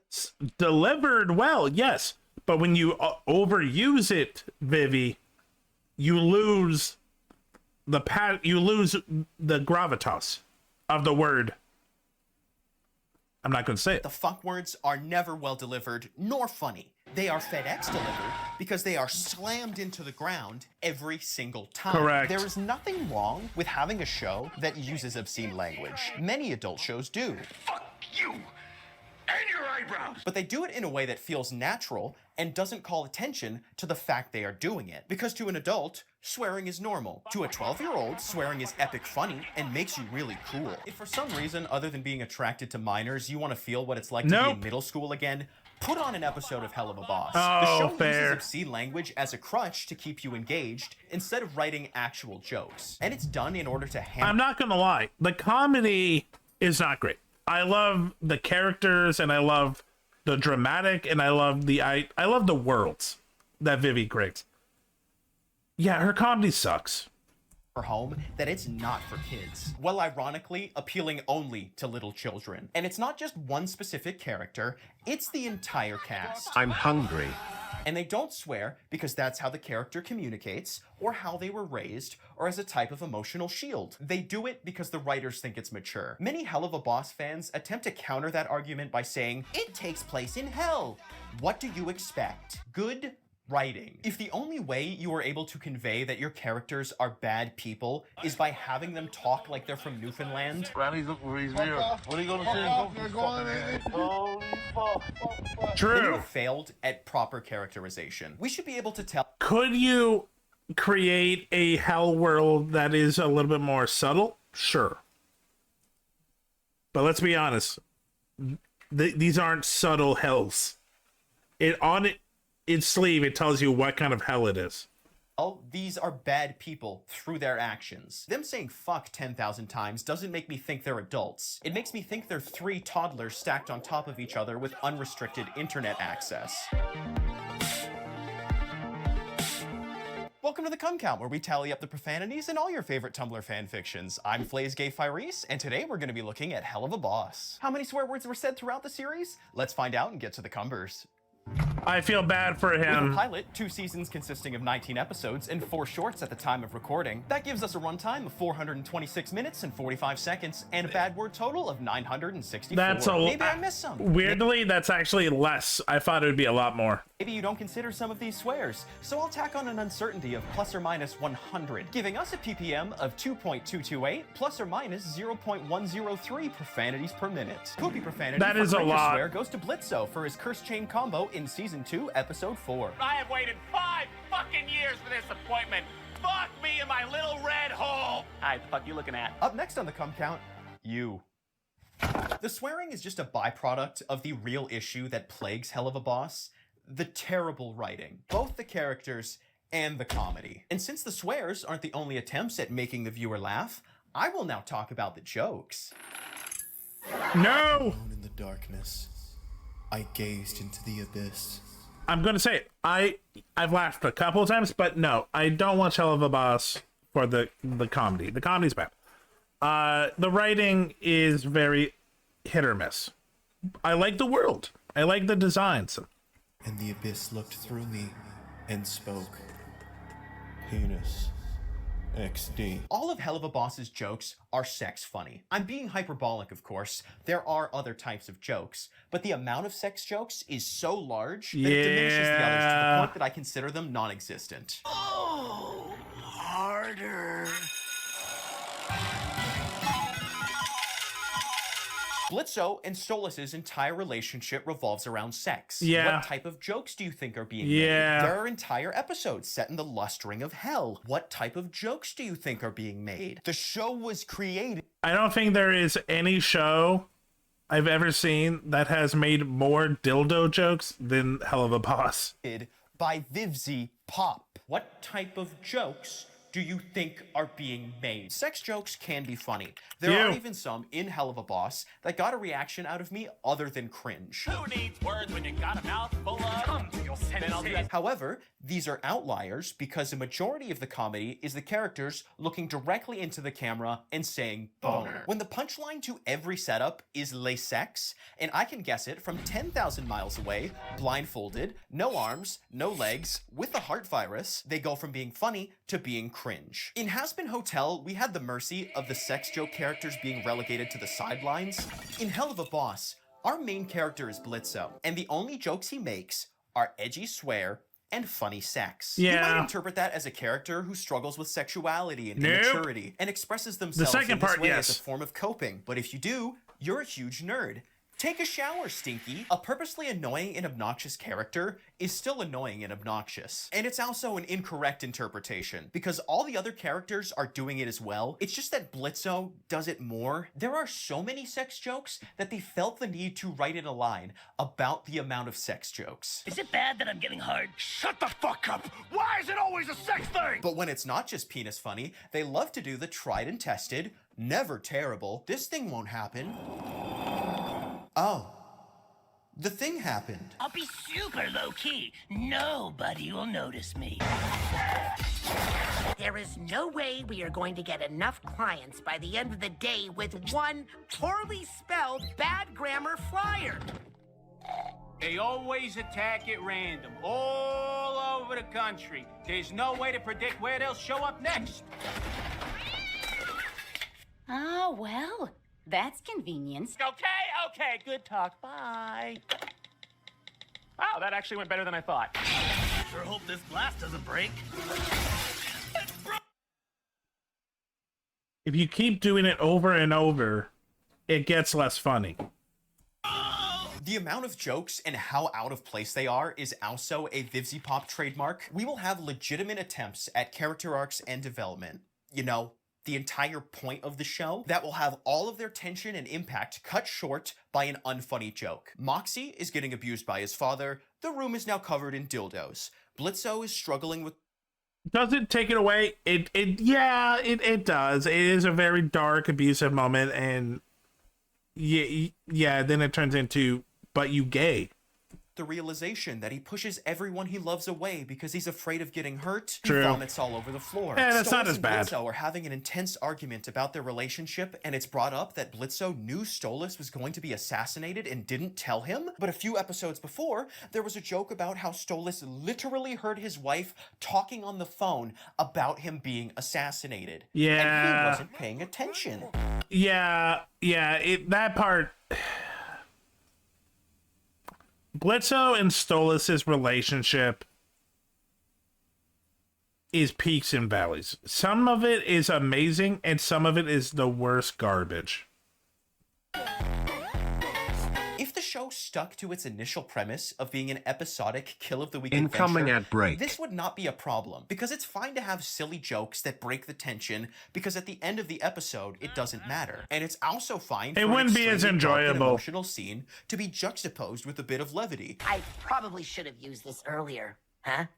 Many other pieces of media do it, but they do it in a way that helps enhance the scene. Hell of a Boss does it in a way that detracts from it, because it's happening all the time. Yeah. I no longer feel invested emotionally, because I know there is a punchline around every single tier. I love you guys.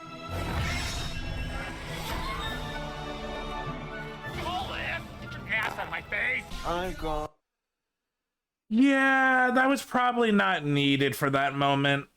Still love the episode. Oh, you're crazy. Little tiny Hollywood. Baby! I have tonal whiplash. The worst part about Hell of a Boss from a writing standpoint is its obsession with resetting everything back to zero. It wants to have it. I feel like Vivi is afraid of getting deep, even though the deep parts are the best parts of her stuff.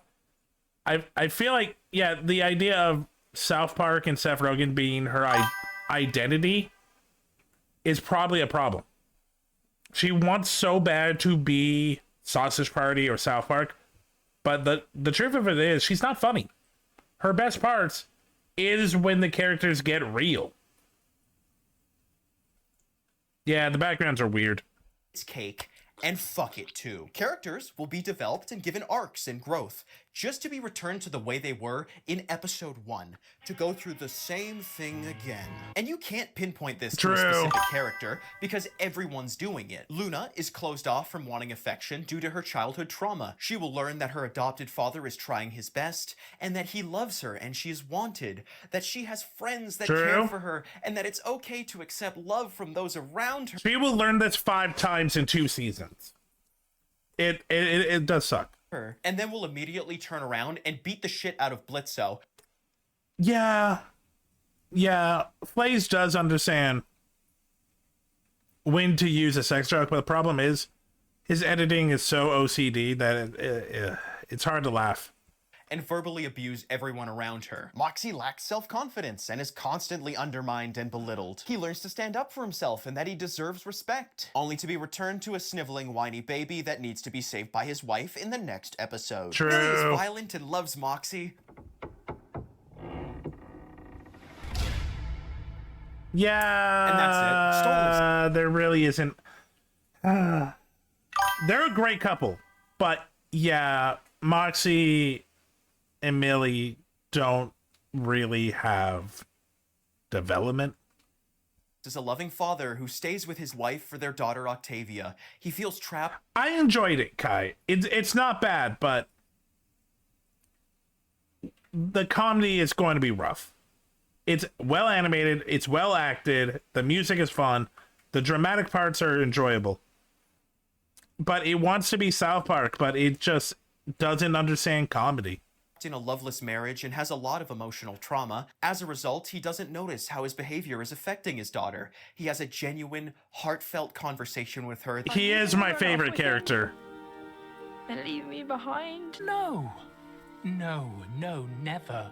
I'd never do that. And then he's right back to neglecting Octavia so he can get his back blown out. Stryker is an antagonist. They have a chance to kill him, they don't. Stryker is an antagonist. They have a chance to kill him, they don't.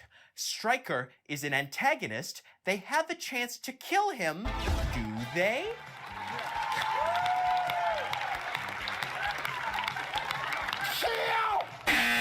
No! Stolas and Blitz start out in a transactional relationship. I'm because hungry. Stolas is unhappy in his marriage, he finds comfort in Blitz, if only because it's something new and exciting. Blitz will just have sex with anything with a heartbeat and the ability to consent. They start to develop feelings for each other that neither of them know how to process due to their past trauma. They fight, it's over, they're flirting, we're back. They fight, it's over, they're flirting, we're back, over and over. I mean, okay, we don't know for sure. Because right now, Stolas sacrificed everything. They are fully committed. They are together. So they possibly have evolved. Possibly. And over. At the time of recording, they are currently in the we are so backstage of their relationship, with Stolas literally and figuratively giving up his life to be with Blitz. Correct. The issue is not that these conflicts are happening. Most of them are interesting and they are realistic. In the real world, people's deep-seated emotional struggles are not solved in a tight 22 minutes of animated fun. But this isn't real life. What this is is up? an episode of television. And when every episode... Reacting to videos with chat. Nice. Okay. Almost done. Or do you want to finish? I mean, do you want to watch? Yeah, you can finish. We pull it up. Okay. Let me get that for you.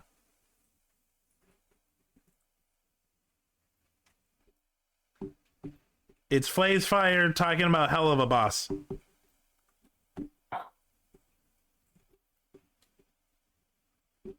We are 16 minutes in.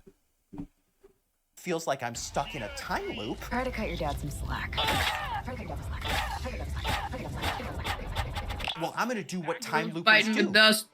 Something different. And probably a bunch of illegal stuff. And just to add to the list of constant repetition, nearly every single character's trauma is their poor relationship with their father. True. Stolas, daddy issues. Blitzo, Daddy issues. Octavia, Daddy issues. Luna, Daddy issues. Moxie, Daddy issues. Vivzy, Daddy Nicholas. When issues. you are 32 years old, at some point, you need to deal with it in a way that's not making... Yeah. A lot of the characters' trauma is related to father figures. And when every character is pretty much just daddy issues, yeah, get a little more creative. Yet another character that has issues with their father. The only character that gets any permanent, non-status quo reset development and non-daddy issue related backstory is Fizzarolli. Yep. And he's not even a main character. Nope. I'd even dare to say that his episode is the best in the series. It's really good. It is a very, very good episode. It's not my favorite, but it's up there. It delves into the idea of one's passions coming to define them, and the struggle of working hard and achieving your dreams, only to learn that they were not what you thought they would be. The songs are good, the dialogue is funny, it pays off some of Blitz's established relationship with Fizzarolli. This episode actually tells a conclusive story, but I sure wish it happened to one of our main characters. Controversial opinion, I think that Hell of a Boss should have been set in its own separate universe. The idea would work just fine. It kind of on its is. own. In fact, They I think it never would have been interact with much each better, other. because I would not be thinking, how will this affect the has-been lore? Somewhere in the development process, Vivzy Pop stopped talking to Vivzy Pop, and I genuinely think that Hell of a Boss retroactively makes the world building in Has-Been Hotel even more inconsistent. Right off the bat, it completely throws...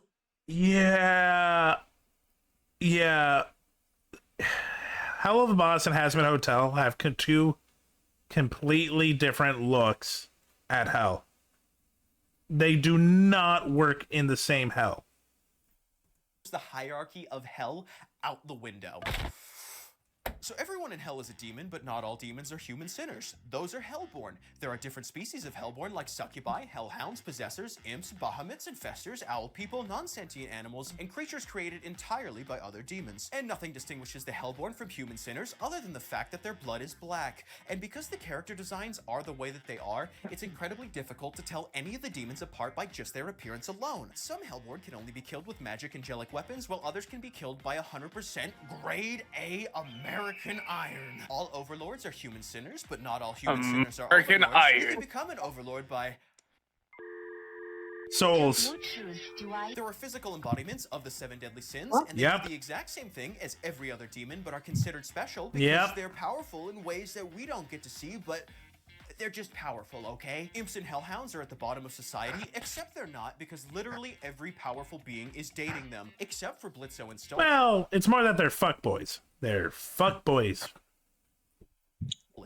They're the only ones who aren't allowed to be in love because of social standing, because that's what it says in the AO3 writing tutorial. If you're killed in hell and you're a demon, but only if you're a sinner and only if you're killed by an angelic weapon, then you will actually die. If you're killed by any other means, you just slowly regenerate. And if you're not a human sinner and you die, then maybe you regenerate, maybe your soul dissipates and goes on to make up part of hell's environment itself, maybe you stop existing, and that's all nonsense, but you wouldn't know any of that. Yeah, Hell of a Boss and Has-Been Hotel kind of fucks over each other's worlds. They just don't work. Watching the show, you can only learn this information from watching several multi-hour Vivzy Pop dramas. Yeah, they're different, 4 years ago, or different worlds, right? Nope. They are officially the same world. They just don't work. First YouTube Yeah. lore masters. Did you know this? In Hell of a Boss, there are currently a minimum of 58 shots of Luna's paws. Feet. Did you get a Luna Hell of a Boss paw? It's like if World War I and World War II were from about Hell of a like Boss at all. I was about to say Nothing makes written. sense except for one thing. This world Carp, does I don't not know where you're exist going on with its own that, but because okay, it's I'll a shake my living, head. breathing macrocosm of people, culture, or history. It exists as a plot device in order to put our characters in whatever situation allows for the most melodramatic relationship arguments and penis jokes. The characters do not exist in True. hell. Hell exists around our characters. True. It's not set in hell because the writers want to explore the idea of what a real hell society would look like. It's set in hell because it's an edgy location. Hello? Uh-huh. Uh-huh. Uh-huh. My name's Jeff. I got a client. Come with me. Kill mentioned. I want him wrapped. Queen Belch. If you were to think Okay, here's the worst part. that both of Vivzi's shows shared the same fan Nope. base, you would be kind of right. There is an overlap between the Has-Been Hotel and Hell of a Boss fans, but Has-Been Hotel is on Amazon Prime and requires mommy's credit card to view. Hell of a Boss is entirely on YouTube and for free. That means we get the edgiest 15-year-olds that think their opinion is valid and that they have world knowledge and thinks that they're clever. Oh, God. Which means its fan base is entirely populated by terminally online Zoomers. Yep. Keep fucking yourself, you big asshole. Really? That line hurts so much. For those of you who have been outside before, I have been using a word throughout the video you may be unfamiliar with. It is a fandom term that has led to the loss of life on a scale far greater than that of the atomic bomb. How am I the same generation as those kind of people? Like, I grew up with literally watching people jump off of buildings. There's a lot more nuance. There's a lot. Like, oh, cool. There's a lot to unpackage there, Carp. We're not doing it right now, but there's a lot to unpackage there. But at the end of the day, that's what it's all about. And it's fine. Anyone that partakes in shipping culture on their own isn't hurt. Oh my God, the shipping culture.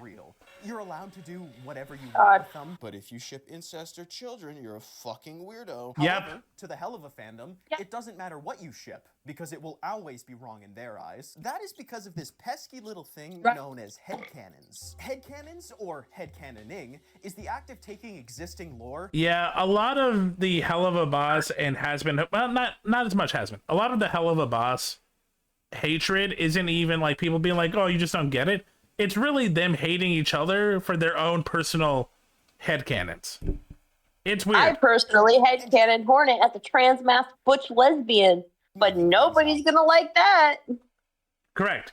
Get in the corner. I'm kidding. I don't care. Okay. And that should be the Why truth is that of it. bong all curvy? It's the evil bong. It's the evil bong.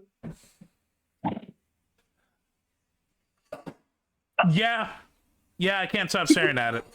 And because a lot of Helluva's characters have either no screen time or no development, fans will use headcanons in order to fill in the gaps. Which again, is fine. But it's similar to your diaper fetish. You don't need to tell anyone else. But the Hell of a Boss fandom feels the need to let the world know, in painstaking detail, every aspect of their personal headcanons. I want to read one of these. Mastermind revealed the dark truth about Ozzy. He could have easily saved Blitzo's life without any big effort or risk for himself, but he chose not to. Here's my theory why. I'm not going to read his theory, but I'm just going to tell you right now. No, he really couldn't, and he did speak up for him. No, you're kind of just really... You really hate this dude and you want him to be evil, but no, he really couldn't have done anything. Painstaking detail. Every aspect of their personal headcanons. And this is an issue, because the fandom will allow headcanons to warp their view of the show. Just because you want to smooch them does not... Oh, there's piss jugs. So you mean a normal YouTube sycophant. Got it.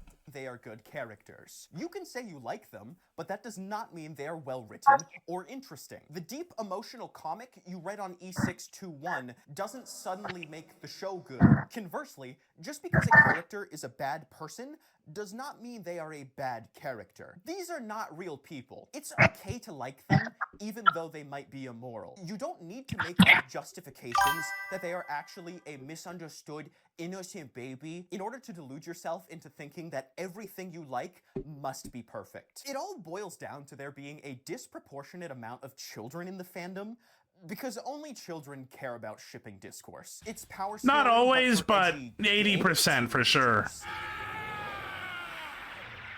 Helluva has bright colors, cool-looking characters, and is super mature and adult. Not really. Kids love that. As much as they shouldn't be watching it, kids are going to anyways. I mean, that's why FNAF is so popular. As someone who, like, worked at a shop that sold FNAF, I asked a lot of kids, like, did you ever play the games? It's like, no, I just watched YouTube videos.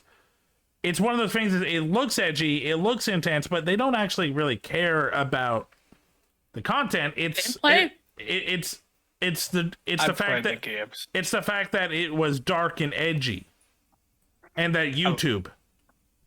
I liked the games. They were good. They're not good games. Parents actually monitor I their played internet them. They were behavior, good games. I might be able to see discussion of this show without feeling the need to obliterate a 9-year-old. Every fandom has to deal with this, but Hell of a Boss is a unique coalescence of factors, leading it to be one of the most annoying and toxic. The leading causes being that it is composed of mostly children or adults with the media literacy capacity of children. Rude. Being made by Vivian I can Bravo. read. Because it's clear, Hell of a Boss was designed specifically to have a fandom, which is a recipe for disaster. The character design, very big interaction with fans on Twitter. You okay? I'm sorry. I'm joking on popcorn. Damn. That's crazy. Get some water, bud. Romantic subplots of every character, the Gooner merchandise, Lot of it's all yeah, Vivi. If there's one thing Vivi's good at, it's merchandising. An episode might come out every 2-3 months, but merchandise will come out every week. There are multiple direct references to the fandom in the show. The third short, Weeaboo, is dedicated entirely to making fun of the fandom. I can't fully watch it. It's so cringe. It's so This awful. is a bad practice because the fandom should be shaped by the show.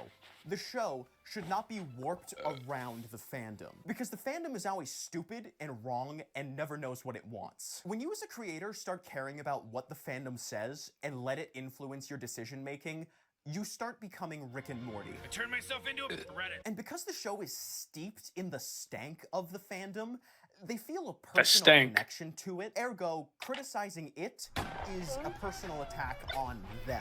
Because No, remember, I like the show, but it must has a be lot of massive. issues. They're not allowed to like things that are considered bad. This is, of course, Again, like all groups, it's a vocal not- minority. yeah. Most of the Hell of a Boss fandom is I woke up next to the Lord of Gluttony and a hellhound. Hot. Relatively normal, and this kind of behavior is just a byproduct of kids having access to social media. But what really isn't helping is Vivzy's constant stoking of Yeah, the fandom's toxicity. Vivi is a Vivi's a big problem. Wolverine uses the word fuck 118 times. A franchise record. Am I allowed?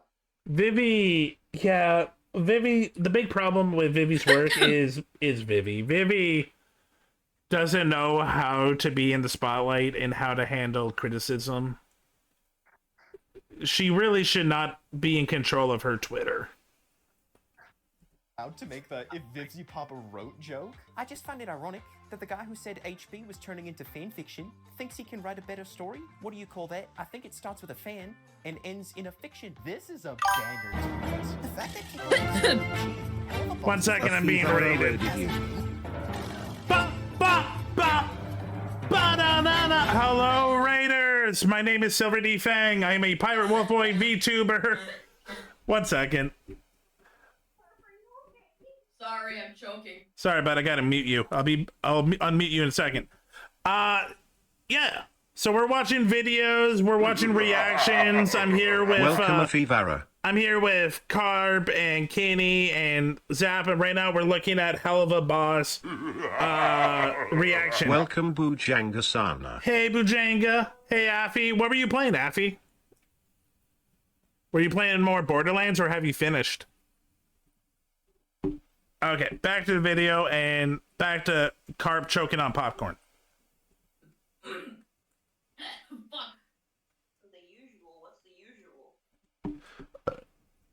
What?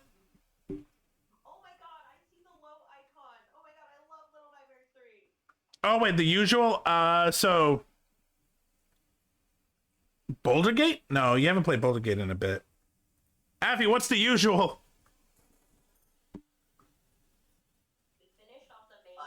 Oh, yeah. The usual is Borderlands 4. Technically, we finished off the main game. Now we're doing side quests. Welcome, Yay! What? So- You do side quests and then main. No, you don't do main story. You just do side quests. I think it's the DLC they're talking about. Yeah. Affy and Soto, yeah, they do a lot of RPGs. They do Baldur's Gate, they do Borderlands, they do they've done other stuff that I can't remember. They're good people. They're friends. Yeah. Oh, it's not DLC. You're literally just going back to the quest. I need to play Borderlands 4. That's fair. I agree with that. Somebody's playing fucking Silksong. I also need to play Silksong. You need to play Hollow Knight. I have played Hollow Knight. Exactly. Do it again. I played Hollow Knight. I played every Borderlands. These are two franchises I enjoy. I just haven't bought them yet. Yeah, you should totally do it. Silksong. Someone plays Dark Souls 3 with a mouse. Oh, a lot of the side quests unlock after. Oh, that makes sense. I feel like that one monkey picture that's just like, you should play Silksong. I will. I got a lot of other stuff going on. That's fair. Okay, let's finish this. Insults? Unbelievable. You wish your shows did this shit. Be so real right now. Thank you, Vivian Madrano, for not giving a shit about the haters and following your heart. Giving us the best show a fandom could ever wish for. I wrote this 3 years ago, so if it's a fanfic, Same. it's a fanfic of itself? I don't take it as an insult anymore, cause like, lol, it's just a Yeah, Vivian, you're not helping you're a bad writer. story, and one I love telling. A while back, she made a tweet saying, "I'm officially done being here. I just can't stand it anymore. This was my place to really have a window into the fandom and see all your creativity, and maybe I will still try to lurk when I can, but from a private account. Please follow." Hey, maybe that's smart, being the lead source to a multi-million-dollar franchise. Maybe you shouldn't just be straight up talking to everyone on Twitter like Elon fucking Musk. Maybe that's smart and healthy and better for your brand. Yeah. My Insta or Blue Sky, thank you. And then 4 days later, They come back. Yep.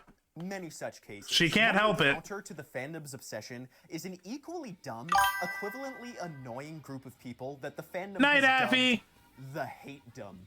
Night-night. Which is a really stupid name. These people hate the show for a litany of Dude, go reasons get water. that have nothing to do with the quality of the show itself. It all stems from their dislike of Vivzy Pop personally. If you were to believe the Hate-dom, Vivzy Pop is the second coming of the Antichrist and also hits babies with bricks. When in reality, she's just a quirky millennial who never grew out of her edgy true. phase. Most of the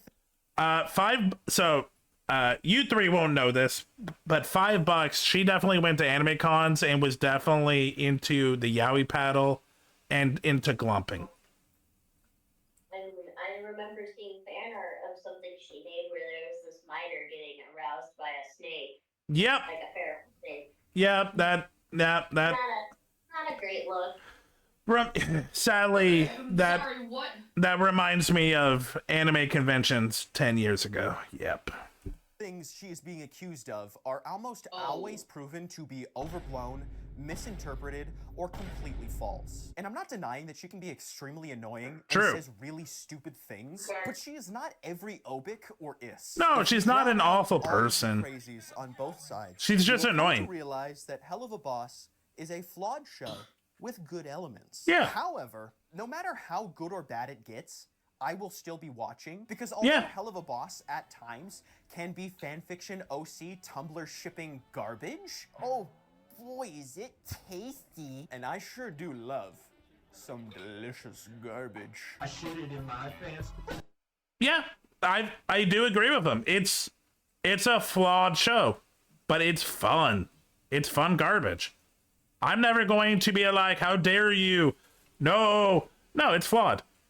But thinking that it's the worst thing ever, like you're like, dude, get over yourself, man. It is what it is. Much worse. Oh God, yeah. It's entertaining. Don't take it so serious. No. Because you know who it. Well, okay, no, she does take it serious. But yeah, Vivi's an issue. Incoming ad break. Sorry, say that again, Kenny. The best Zack Snyder movie. It's So- not any of the D ones. So I am sorry. I did react to that video. You reacted to it without me? Yeah. I reacted to it earlier. Okay, so here's my thoughts. I don't like Zack Snyder, but That's fair.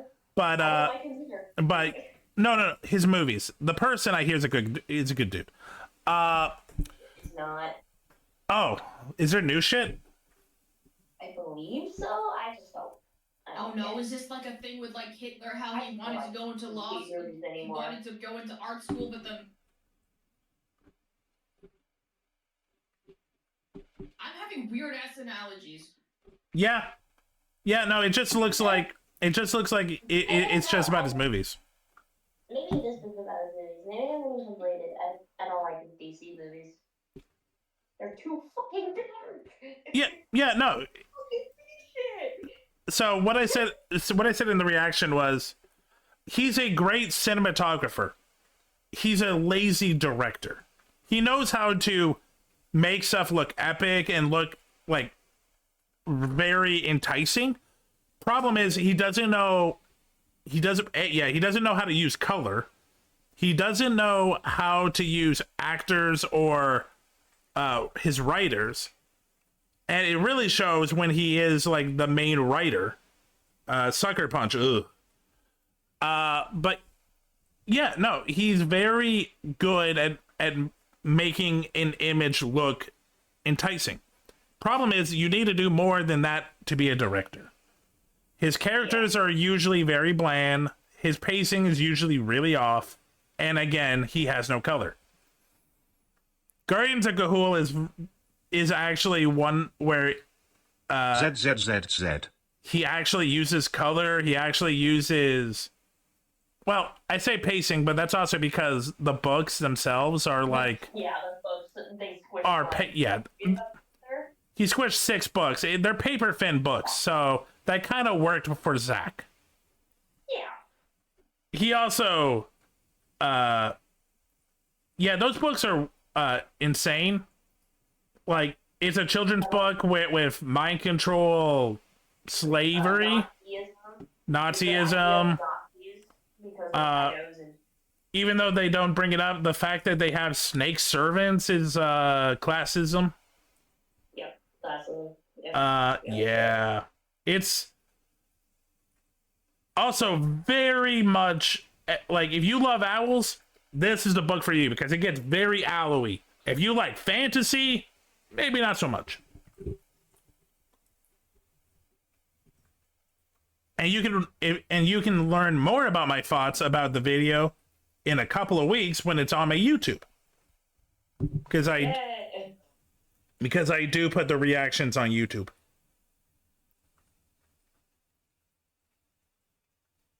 Okay. There it is. Monday to Friday, reactions go up. Shorts go up. Every day, the streams go up. If I'm autistic and I like, oh my god, it's so long. Okay, 1 second. I need water. I need water too. I love Silk Song Garp, so much. go get water, dude. You're forcing yourself for no reason. I love Silk Song. Silk Song is fun. Okay, so I actually that was the last submission. Yeah, that's the last submission for now, yeah? For now. So Say that with all my Silk Song video. well, okay, except for the hour and a half Silk Song. Well, okay, no, there's 2. Actually, there is one I wanted to watch with you guys. So let me get it. Zach, can we watch Inuyasha show? Hello? What? Yeah, you okay, Kurt? Oh no. Zach when we were watching Inuyasha and like, oh, let's go check out what Silver is doing. Silver is streaming and talking to people and reacting to funny videos. And I want to watch Inuyasha. How far have you gotten? We're in season 2 now. Nice. What peak? What's so peak? Oh yeah. Oh yeah. Hi there, I'm Oh, no. That's the wrong one. I copied the wrong video. No, I copied the wrong video. You copied the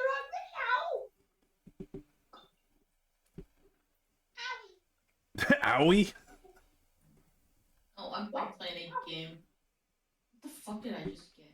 Disclaimer. Oh, that's this Every autism type explained in 16 minutes.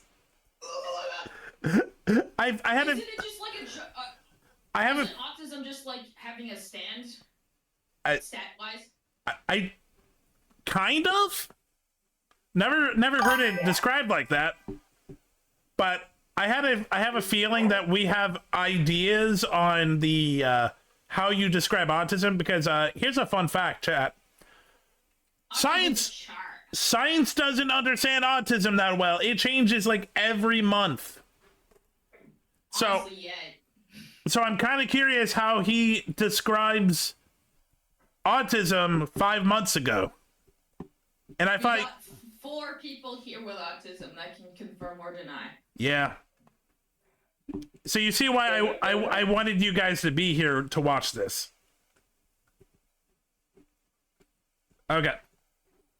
It's only 16 minutes, and I will be pausing. I'm not even going to say I won't pause. I'm going to pause.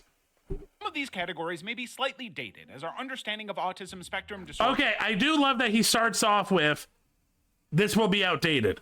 That's fair. ...has grown, or may now be understood to be more autism adjacent. But we still believe there's something to be learned from them, both historically and for people to better understand themselves. Autistic disorder, classic autism.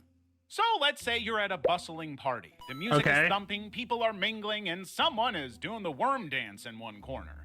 But while everyone else is mingling, you see this guy at the end of the room who's busy lining up the plastic cups by color, memorizing the patterns in the wallpaper, and reciting the entire dialogue of Finding Nemo accurately. Like scary. Kenny, are you just straight autistic?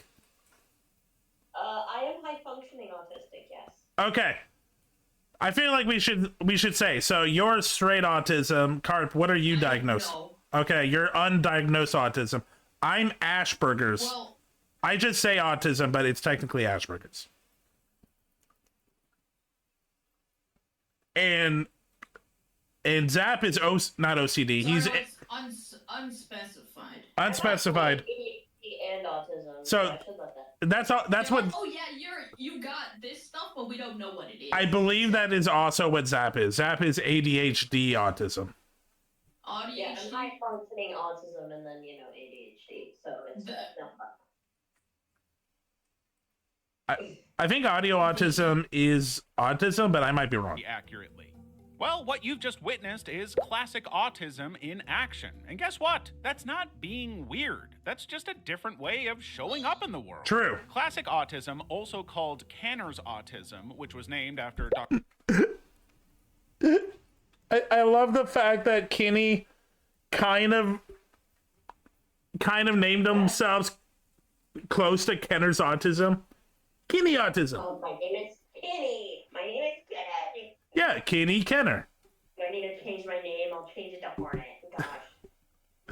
For anyone that doesn't know, Kenny named Kenny. So it's funny to me that Kenny kind of unknowingly named themselves Kenny autism. Dr. Leo Kanner, who first described it in 1943, is like the vintage vinyl of the autism spectrum, aka where it all started. Think of it as the OG blueprint for autism diagnoses. The idea of autism really is not that old. Became the umbrella phrase we use today. One of the key characteristics of classic autism is a different style of communication. People with classic autism may be nonverbal, have delayed speech, or use alternative ways to express themselves, like gestures, sign language, picture boards, or scripting. I was nonverbal till I was 5. Apparently, I was nonverbal until I was like 3, and I would do like a grabby hand motion for like milk. Yeah. I started talking when I was 1. Okay, you might not be autistic. I'm kidding. There's more to autism than light speech. AKA repeating lines from movies or shows, sometimes with Oscar-worthy... I think we all quote shit all the fucking time. Yes. We definitely hello there. Deliveries. Hello. Some individuals also experience echolalia, where they repeat words or phrases they've I heard. definitely have Think of it as echolalia. being your own personal hype man. If you hear Oh, someone absolutely. repeating what you just said, don't assume they're mocking you. They might be using repetition to understand and process language. Yeah. Another major characteristic I that's have often seen in children with I have definitely used phrases that I shouldn't, but it felt right. classic autism is how differently they interact socially.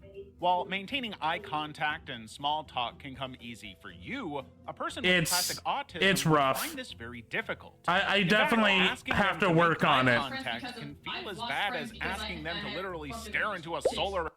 Yeah. I definitely have to work on it. I remember as a kid when I was taking curling, one of the kids was You took curling. I love curling. curling was fun. It's fun. It still flatters my gas that it is the national sport of Canada. Yeah, that's a weird one. We don't really talk about it unintentionally. It's hockey. I didn't have to do PE if I did sports medicine, so I did sports medicine because I thought it was great. I like sports, but yeah, I understand. I understand. But yeah, during curling, I remember like I'm like 11, 12, and this kid is like coming at me, and he says like, "Why are you looking at my crotch?" It's like, I'm not looking at your crotch. I just don't want to make eye contact. But as 11-year-old with speech issues, I don't say that. I say, no, I wasn't, which does not help. Yeah. That makes you sound more guilty. Yeah. There's a massive chunk of my childhood that is that misunderstanding. Eclipse. Then there's the almost ritualistic routine. As you can tell, I got over it. And by got over it, I worked my ass to prove. Lunch is always exactly at noon with the same brand of apple juice, then having lunch at 12:05 or even changing that apple juice is basically a betrayal of the Yeah. You wouldn't swap someone's morning coffee with. It tastes weird if it's not the I same don't water. like different tasting water. I will take my regular That's what water. I'm saying. I don't like drinking tap water. You- The tap water here is like completely safe. I need my water to be nice and around like I don't know, it's like 5 degrees. Yeah. 5 degrees filtered with a Brita filter. Autistic people do get better at this, but if it doesn't hurt anyone, yeah, we do tend to stick with our comforts. And Same old. yeah, I also don't do tap water. I do Brita. I need filtered water. Yeah. Me too. Yeah. I just make sure the filter is always I will drink the sink water if I have to, but if I have a choice, yeah, it'll be Brita. And that's the thing with high autism. It's less like, oh, you have to do this. It's more like, this is more comfortable, but if I have to do this shit, fine, I will. But I hate it. I died. Yeah, but you're not at the level that I am. You are Padawan autism. I am Grandmaster autism. Decaf and expect peace, right? Same vibe. Classic autism is typically diagnosed in early childhood, often before age 3, and just so you know, Not if you're a girl. If you're female, autism is really hard to tell. Because girls are Emotional. literally better at, yeah, they're emotional, but they're also better at masking their emotion. Yeah. Yeah. Still working on that one. Emotion. Yeah. But we know you're a bro inside. You're a bro. You got 2 wolves. Sometimes I don't feel Emotions are I'm bad at emotions because I never really felt them. So I don't know how to identify them. That also Anything ever happen? that actually also might be a branch of autism, but I'm curious if he brings it up. And there was a point in my life where people thought I was a sociopath because I couldn't like sympathize or empathize with people. There were moments where my family was worried about me because of like anger issues or outrage. Oh yeah, that's another big thing that happened to me. I definitely masked in high school and middle school to just get by for sure. I definitely masked throughout most of my childhood because I didn't get diagnosed until I was in fucking high school. Yeah.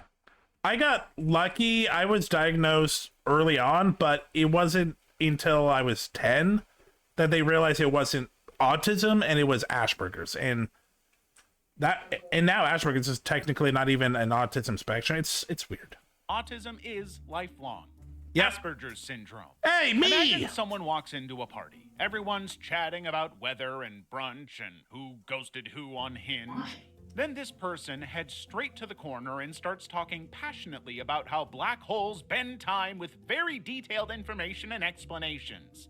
If someone said, "Oh no," I have lost friends in middle school and high school because of my fixation on stuff. So I would hide it, and this is where the masking came in. I got in trouble for constantly keep on talking about furries and stuff. No one in my high school knew I was into anime because the people I hanged out with would make fun of it. Yeah. I also did not talk about Power Rangers because I had one time I brought someone over and I talked about my fixations and we never talked again. It's so sad. Yeah. I relate. I'm okay as who I am now. Don't worry. I am pretty open. I would love trying to talk about what I would like, but then people wouldn't listen to me, and then I got sad, and I would just keep it to myself. I've been obsessed with Pokemon since I was like 6. And then Kenny found Roblox and VR chat and our Discord. Yeah. Pokemon. Although I was like 13, by the way. Yeah. And that scares me for you guys because definitely I understand. I started like the phone stuff when I was like 9, and that introduced me to I was 7.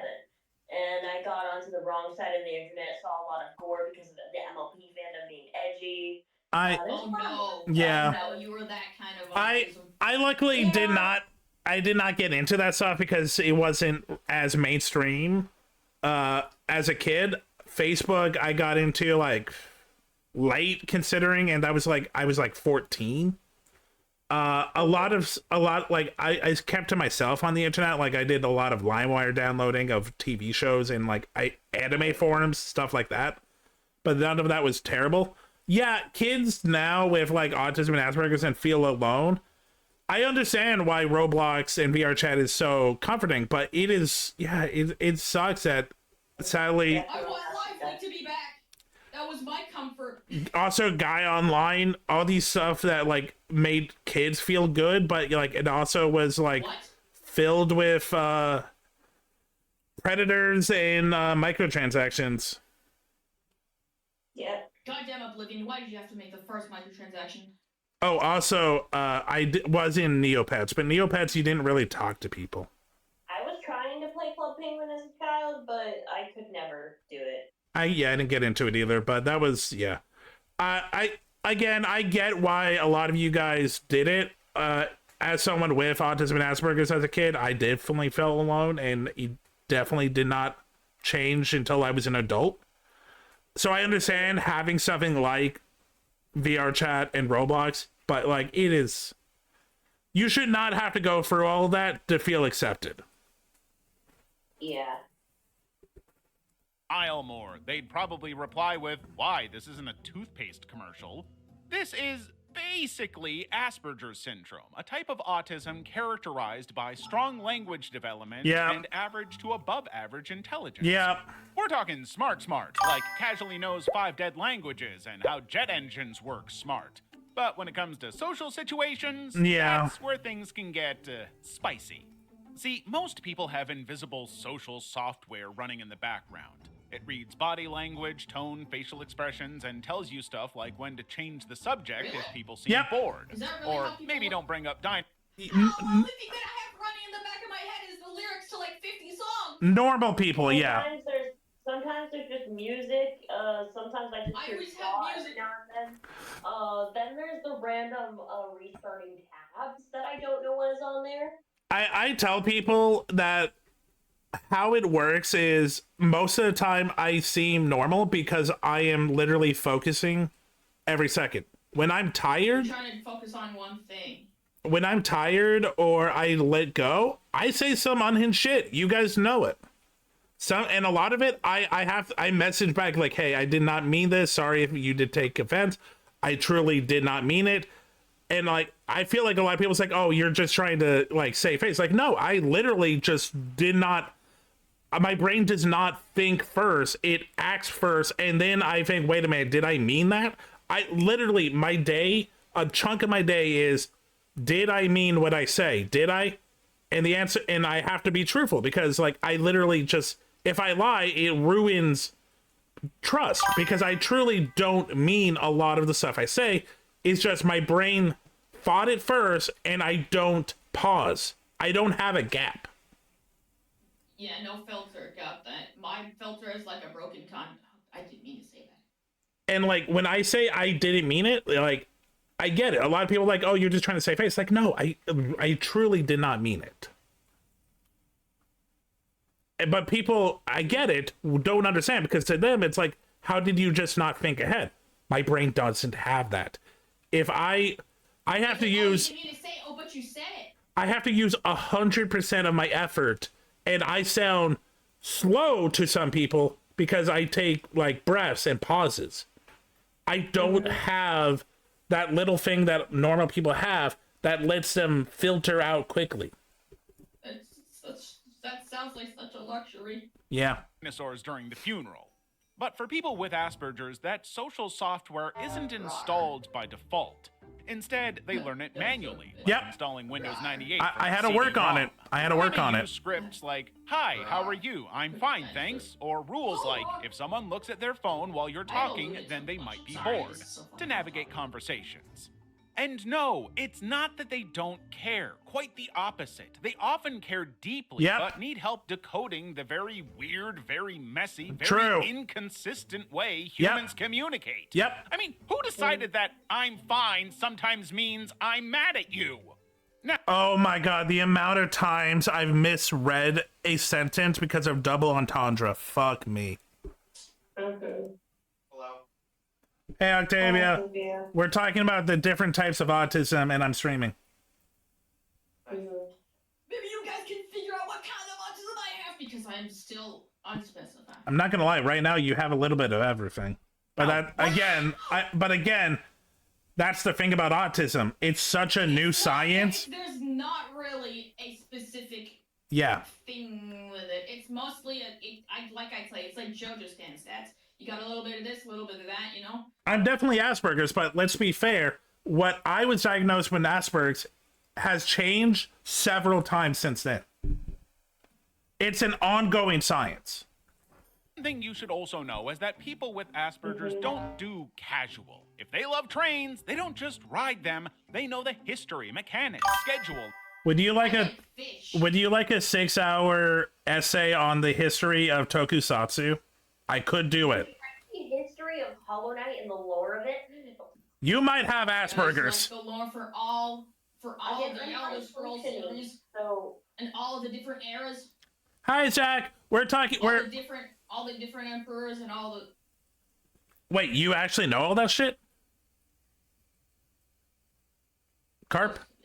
Ooh, nice. That's actually pretty cool.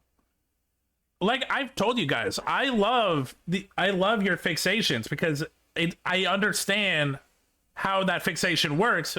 I'm not fixated on what you are, but I love it. I'm fascinated by that mindset because I get it. But yeah, Zach, we're watching a video of breaking down each type of autism, and I'm explaining how my Asperger's work because, like, when people hear Asperger's, it's like, yeah, but you sound normal. I worked on it because I don't have it naturally. I don't have the natural ability to read people. I worked on it. Also, You want to learn about all 1,025 Pokemon that exist right now? Actually, I can do that too. I also have Pokemon Asperger's. I was just letting you speak about it, but yes, I also... About the entire lore of Hollow Knight and how the ideas of it actually push a narrative. Yeah, it's... like I tell people, acting helped me a lot. What they don't realize is, like, I mean, like a lot of my social skills definitely came through acting. I think it's just really a good excuse to unmask. Yeah, no. Like, oh, you're just playing a character. No, I tell people, if you have, and like, I wasn't the only one. I did go into acting school because I was an actor for sure. But the same people in that program, they even said, like, I don't want to be an actor, but I wanted to learn social skills. It really will. Like, I recommend it. If you want to learn in a good environment how to be human, take a 4-month acting course. Like, seriously. Also, it's Incoming just ad fun. break. And probably have a spreadsheet called Express Your Feelings. Whether it's dinosaurs, astronomy, Minecraft, World War II, coding, silent. Carb, you might also have World War II Asperger's. So when I was in high school, I was like super excited that I got to learn about World War I and World War II because I just kept on learning about like indigenous history. I'm like, oh my god, finally something new. They are fascinating parts of the world. I also know a good amount of World War I knowledge. Hi, Mango. We're learning about autisms. Friendly fire will not be. Friendly fire will not be tolerated.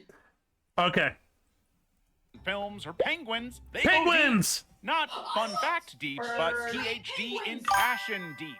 They're basically walking encyclopedias with. Yeah, I can turn them up. Are they too low? Who, me? Did you see your DM? Carp, I think you're good. Kenny can be a little bit louder. Mango is always quiet. Octavia is also usually good at this temperature. Get over the profile picture. Okay. My shitty Chris Griffin JPEG, is there something wrong with it? No, I love it. Okay. That always makes me laugh. Wi-Fi powered by curiosity. Also, if you're enjoying our video so far, please subscribe. Pervasive developmental disorder. I don't know this one. PDD-NOS. So you're invited to this birthday bash for... It's gay autism. What is this? It's not that. It's pervasive developmental disorder not otherwise specified. Is it gay autism? It's where people who exhibit like behaviors but don't meet the criteria for autism or Asperger's syndrome, also known as the subthreshold autism or atypical autism. That's what the overview but says. what if you have everything? Like, what if you have a mix of it? Then you're not PDD.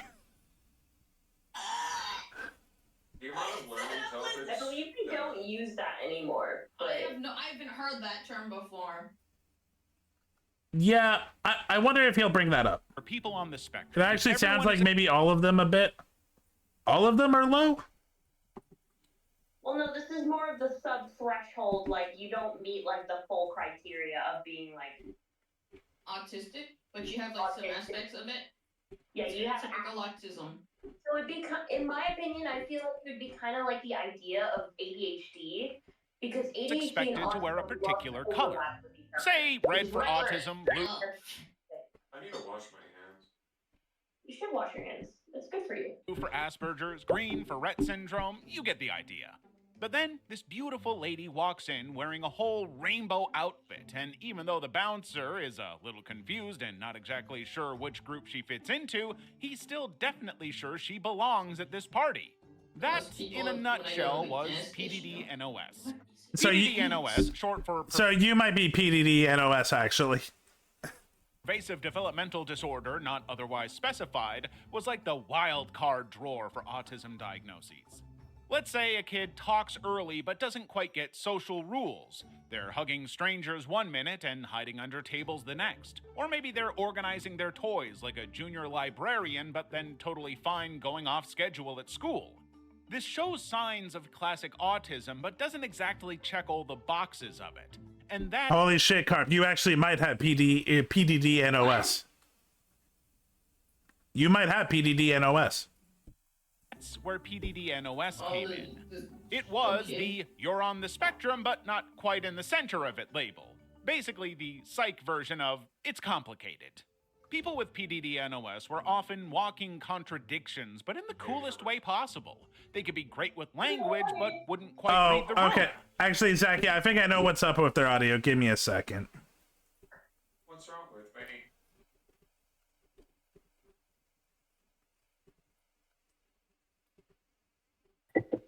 Yeah.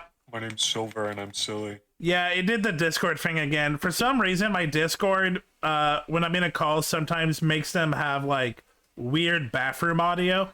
Yeah.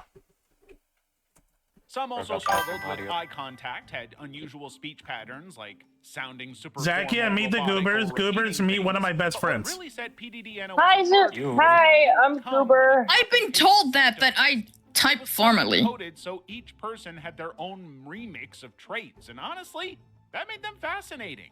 However, in 2013, the big boss of diagnoses, aka the DSM-5, rolled all the PDDs into one big tent called the Autism Spectrum Disorder.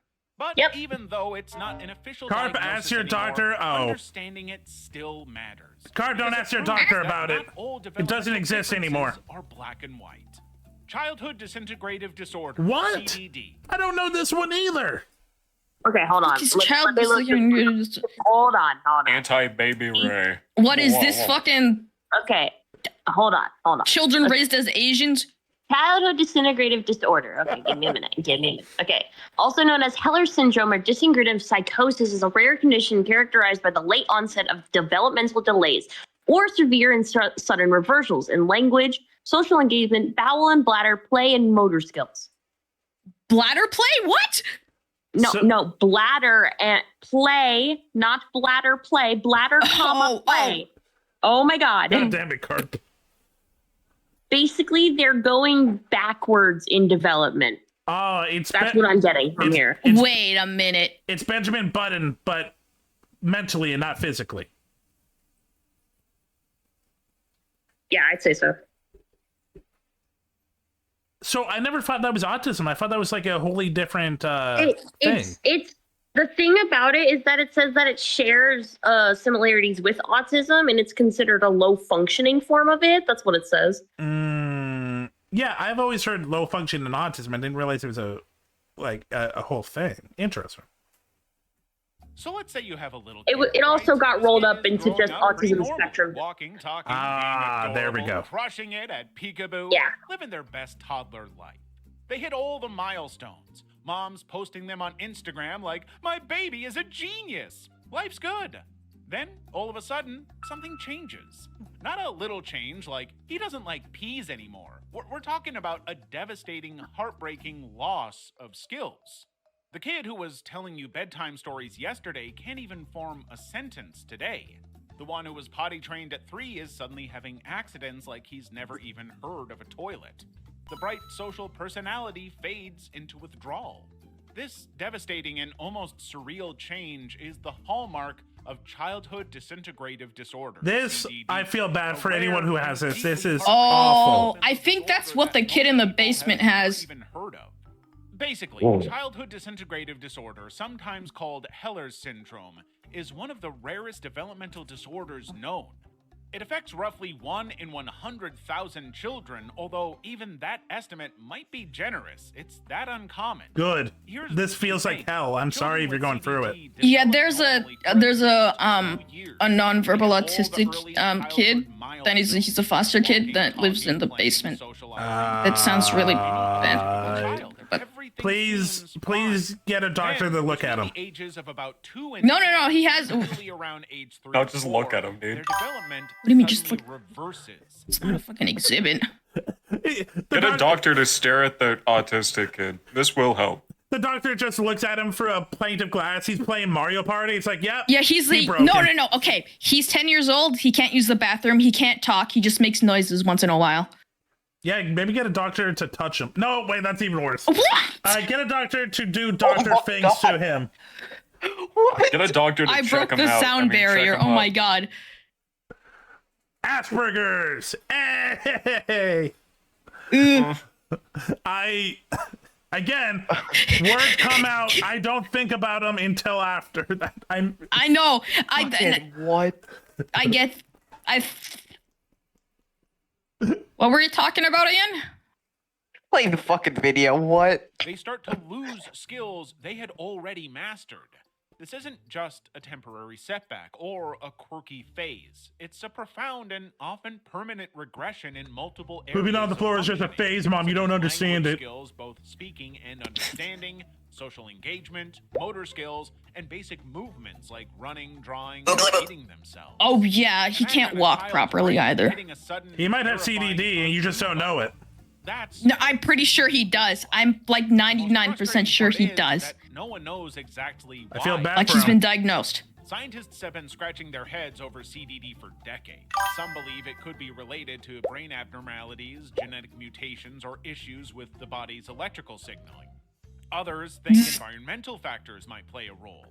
One thing we do know, it's neurological. RFK thinks he had too much Tylenol as a child. I love Tylenol. Actually, no, I like Advil more. I like the round ones that are like coated in, that are like sugar coated. Those ones are good. That's why I fill a humidifier with them. Such a fucking idiot.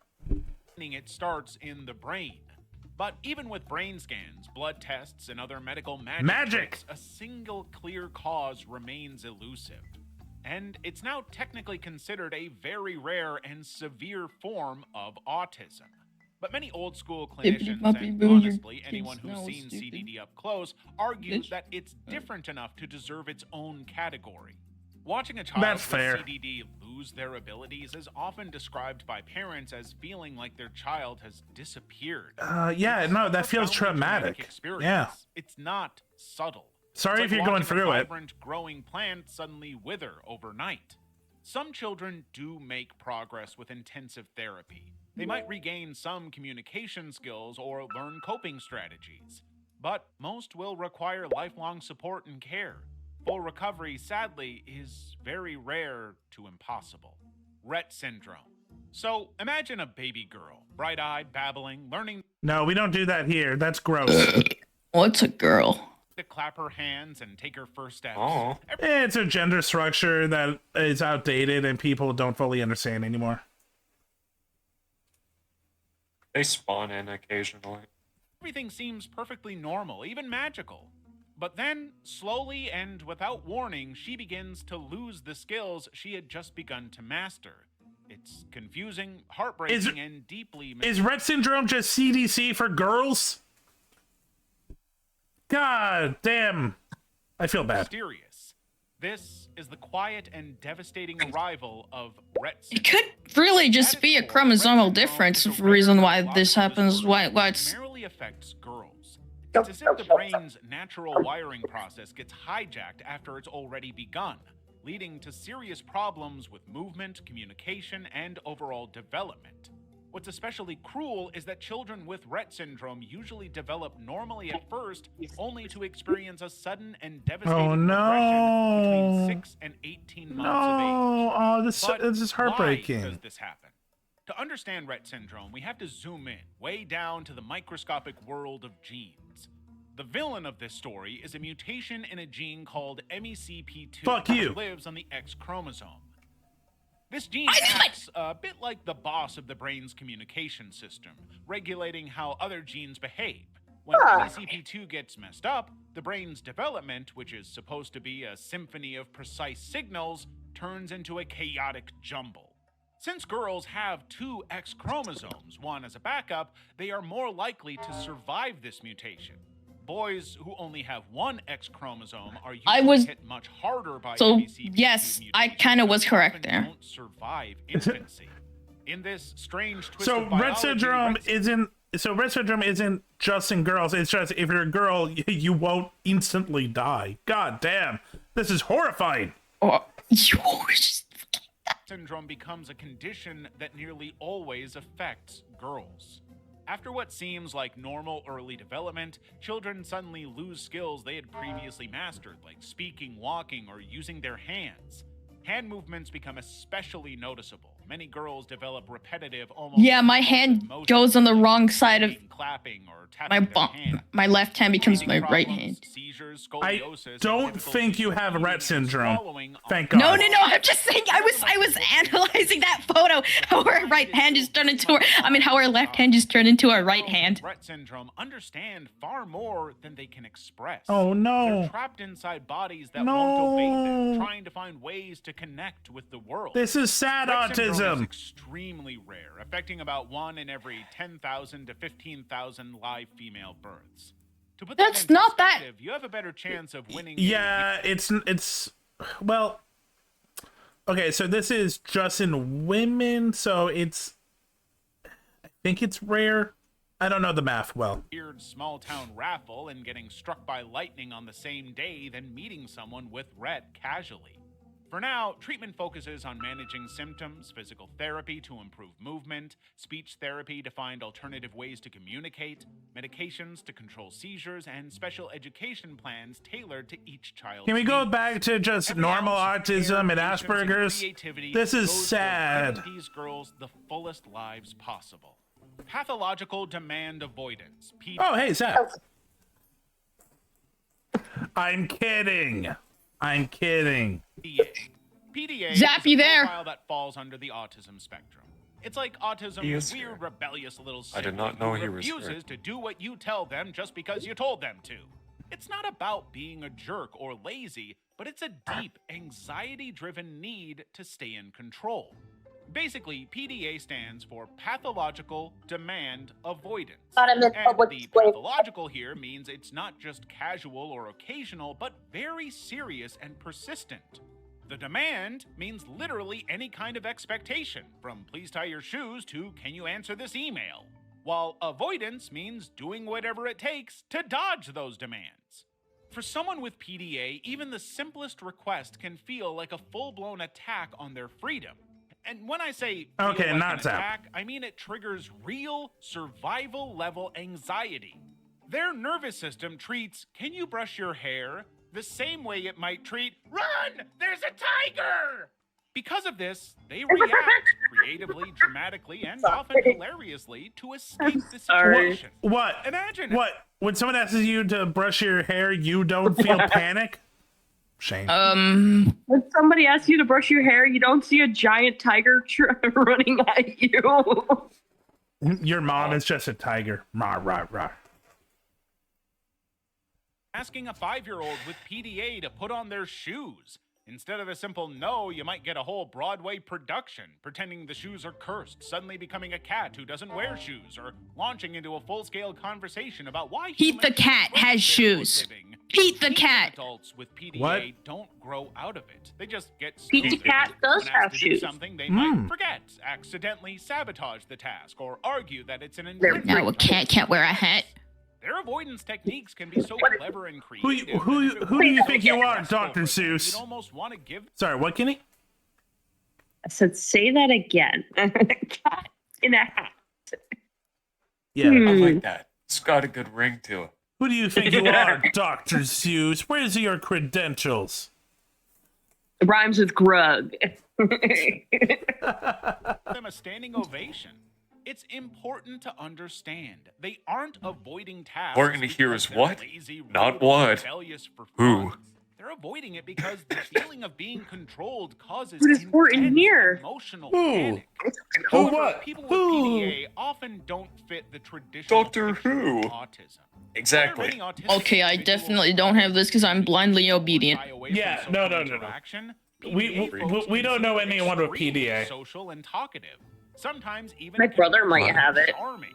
He cannot do literally. I think he's does just not- a jackass. He might just be just a jack. Carp, I'm But glad you said it. I thought the same Under the thing. surface, they are managing enormous anxiety. Structures and rules which usually help other autistic individuals feel safe can actually make someone with PDA feel more trapped and trigger even stronger avoidance.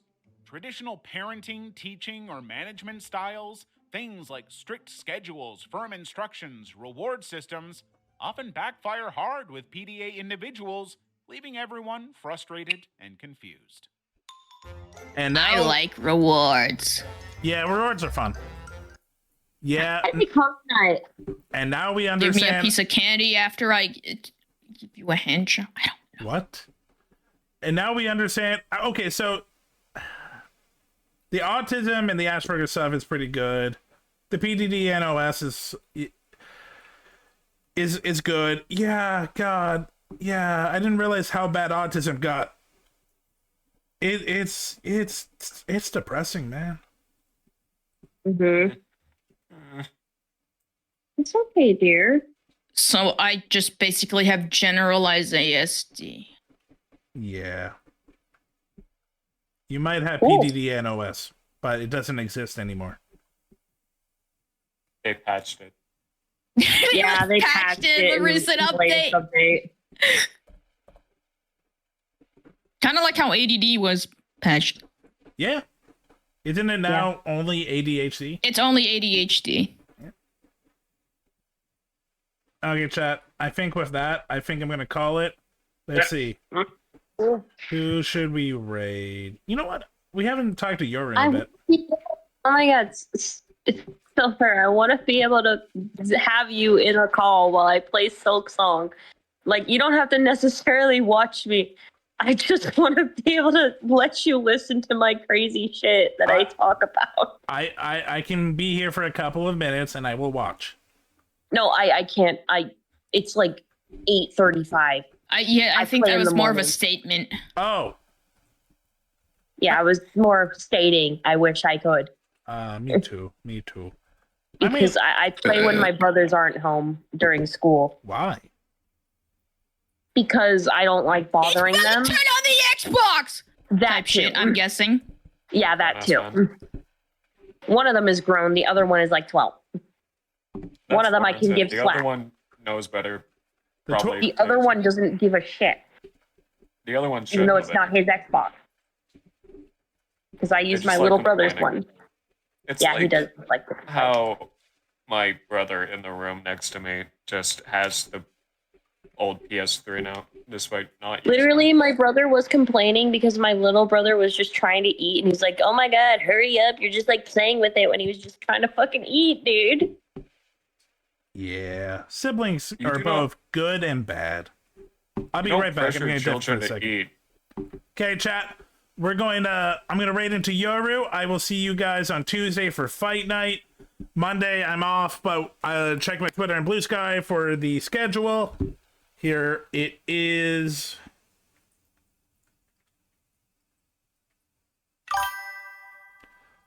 I will see you guys then. Have a great night. Peace.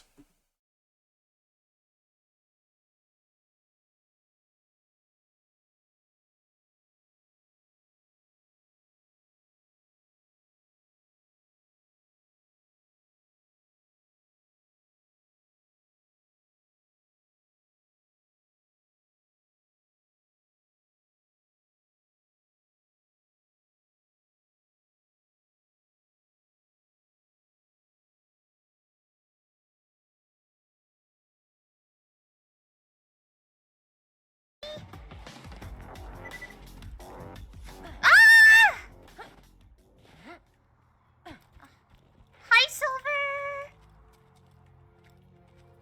Broken from nowhere and jump scared you? I know. Hi, Silver! How are you? What the pirate raid? Try not to die.